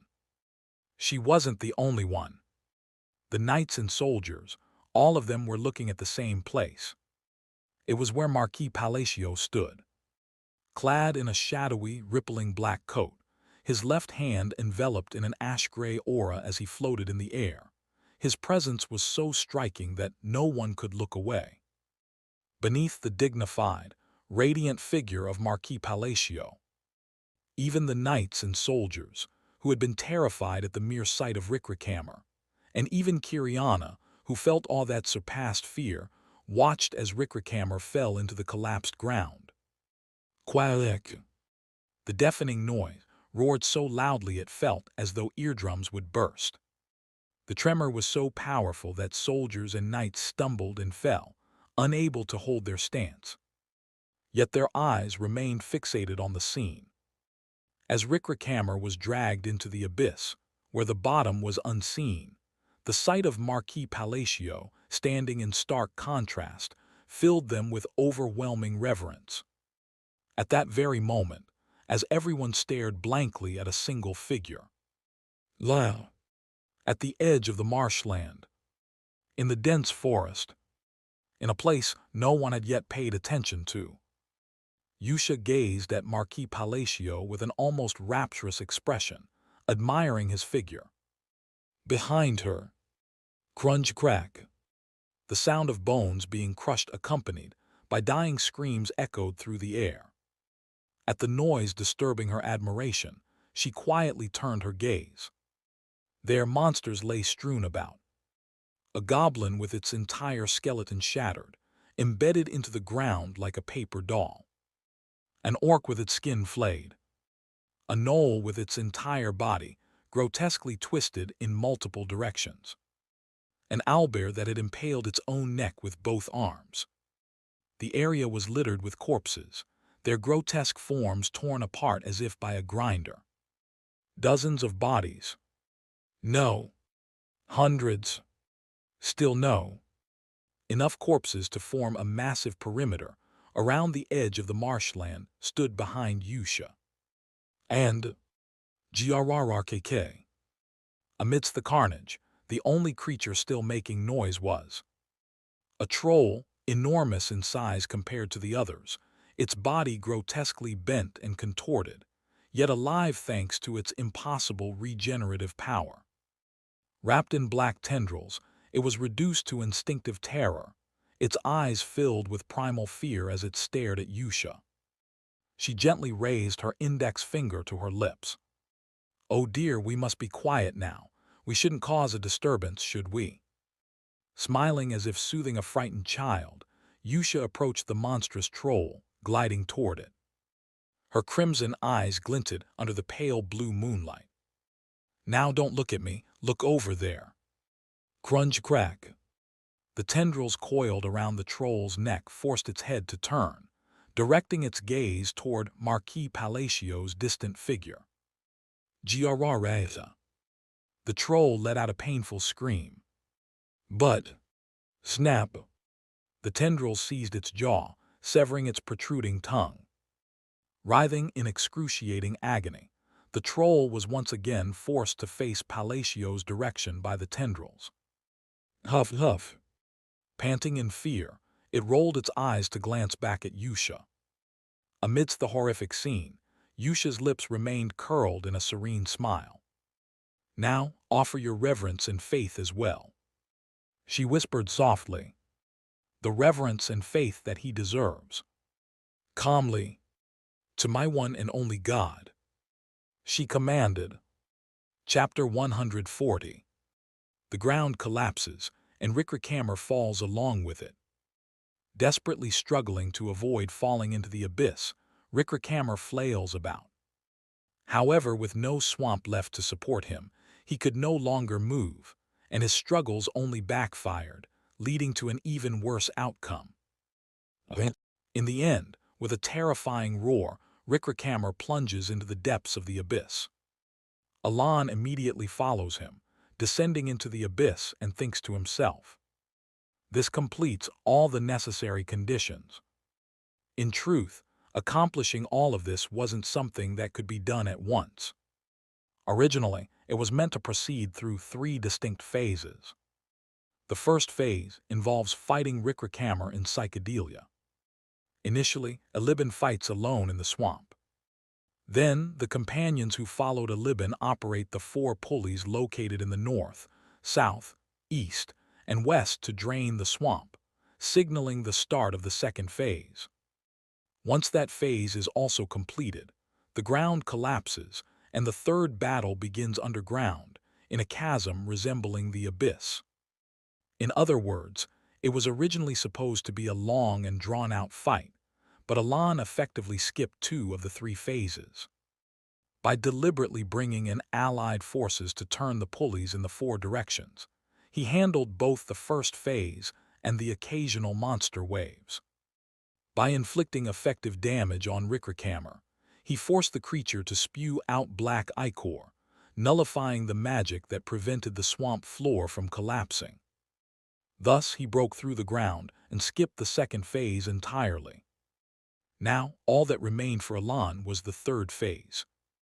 While falling into the abyss, he gulped down a mana potion and formed seals in preparation for his final plan. It might be a bit of a strain, but there's no other way to kill this thing. Boom! A massive explosion echoes from the bottom of the abyss. It signaled that Rickrakammer had reached the bottom. Alan spoke as he completed the seal. Connection, Chinese letter, Chinese letter. He chanted the incantation while forming the seals. When he finally descended into the underground space, faintly illuminated by the pale moonlight, Alan froze in his tracks, baffled. The reason. Rickrakammer, who should have been convulsing violently and destroying everything around him upon impact, was no longer moving. A small mental hook caught hold in Alan's thoughts. Only then did he confirm a shocking fact. A hole. At the center of the monstrous creature's belly, which lay overturned and lifeless, was an enormous hole far larger than anything Alan could have inflicted. From the very first encounter with Rickrakammer, Alan had sensed something strange. It was Rickrakammer's eyes. This monstrosity was supposed to go through 3 phases before being defeated.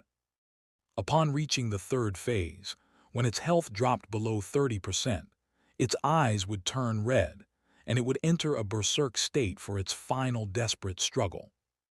However, even from Alan's first attack, Rickrakammer's eyes had already been red. In other words, Rickrakammer had entered a berserk state before Alan even attacked. No matter how effective Alan's attacks were, they couldn't have been lethal enough to deal a fatal blow. After all, Rickrakammer was a fiendish creature. Even Illiben, who possessed protagonist-level abilities and absurd powers due to plot armor, would have found it challenging to deliver a decisive blow to Rickrakammer in a single strike, unless he had taken the path of a mage. Alan stared intently at the fallen creature.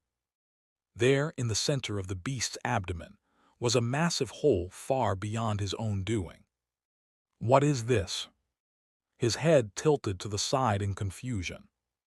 Of course, this situation was extremely advantageous for Alan. He was able to handle Rickrakammer, which he needed to capture even at great cost, with ease. However, he couldn't simply dismiss the mystery. Why did Rickrakammer have such a wound? Or was it originally intended that he would be wounded by someone around this point in the story? Pondering over it, he shook his head slightly. No matter how he thought about it, that seemed unlikely. That enormous hole would take Rickrakammer, whose regeneration ability wasn't particularly high, decades to recover from. Even if it did recover, it would leave significant scars. Thus, only one plausible scenario remained. Someone must have fought with Rickrakammer before Alan arrived to handle the monstrosity. Who could have engaged in such a duel with Rickrakammer? It wasn't difficult to narrow down the list of candidates. Someone capable of not only fighting the monstrosities guarding the artifacts of the 5 great sins, but also inflicting such a wound. As far as Alan knew, only a few existed. At most, a few hidden powerhouses and the 4 great factions. Of course, this world held far more vast and intricate secrets than Alan originally knew, so making hasty assumptions could be premature. However, at least among those Alan was aware of, only that few could inflict such a wound on a monstrosity. Was it the work of Juju? He speculated with a strange feeling, but soon shook his head again. Juju wouldn't act hastily without a clear purpose. After much deliberation, he decided to proceed. His goal in dealing with the monstrosity was nothing other than obtaining the artifact of the 5 great sins. Alan stepped into the gaping hole in the lifeless Rickrakammer's belly. If everything had gone according to the original plan, he would have had to enter through Rickrakammer's mouth, face the thorny tentacles inside, and endure another grueling challenge. However, with the belly already pierced, that was no longer necessary. It wasn't long before Alan discovered an enormous cavity that was unlike anything one would expect inside a living creature. In the vast space, one thing stood out. At the center, he immediately spotted one of the artifacts of wrath, the Crimson Spear. Without hesitation, he approached it and pulled it from the ground where it was embedded. The Crimson Spear came out effortlessly, without requiring any special force. Its design was remarkably plain for something considered an artifact of the 5 great sins. Other than a rounded groove carved at the end of the spear, it had no patterns or decorations. Moreover, it exuded no particularly sinister or malevolent aura, but Alan was certain it was an artifact of the 5 great sins. He had already seen this item in the game. Alan swiftly secured the spear. Boom crashed tilde. It was then that he realized the entire cavity was collapsing. The very reason Rickrakammer had become a monstrosity was due to the artifact of the 5 great sins.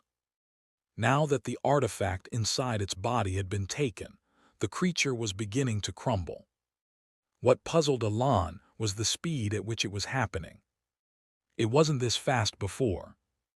After briefly questioning it, he started to move to escape the collapsing area. Letting out a sigh, he turned his attention to the area surrounding the cavity where the spear had been embedded. The moment a crimson pearl caught his eye. Snatch! He grabbed it and dashed out of the cavity. Upon safely escaping, Alan was greeted by the sight of Blackie absorbing Rickrakammer's crumbling remains. The next day, the expedition team, having dealt with Rickrakammer, began moving back toward the border. However, they were somewhat disappointed that they couldn't uncover the reason why Rickrakammer had sent monster waves toward the fortress wall. Nevertheless, having taken care of the root cause, the expedition wasted no further time and left the swamp, now reduced to just a forest. They returned to the border with no significant changes from their departure. The only noticeable difference, if any, was that the knights and soldiers who had joined the expedition were staring at Alan so intently that their gazes felt as if they were drilling holes into him. Moreover, their expressions were uniformly filled with respect and admiration. Alan glanced around at the group, meeting their gazes briefly. This is a bit too much. Of course, Alan understood that their admiration and reverence stemmed from genuine awe, so he didn't plan to scold them. But he couldn't help feeling burdened by it. Especially since, in Rickrakammer's case, it wasn't as if Alan had handled it entirely on his own. Sure, he'd landed the finishing blow, but it felt like someone else had already done most of the work, leaving him to deliver the coup de grace, which left him feeling a bit uneasy. However, putting that aside, Alan had something else occupying his mind at the moment. Blackie clinging to his chest. The creature turned its head toward Alan, seemingly noticing his gaze, and let out a small meow sound. Is it really okay? Alan had witnessed Blackie absorb Rickrakammer's collapsing body in its entirety just the day before. Although about half of the massive creature had crumbled into dust, the remaining portion had been absorbed by Blackie, who had leapt from Alan's chest to do so. Alan turned Blackie's small body from side to side, inspecting it closely. There doesn't seem to be any change. Its appearance remained exactly the same.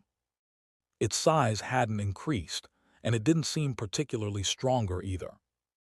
Even when Alan tested its magic abilities just in case, they were unchanged as well.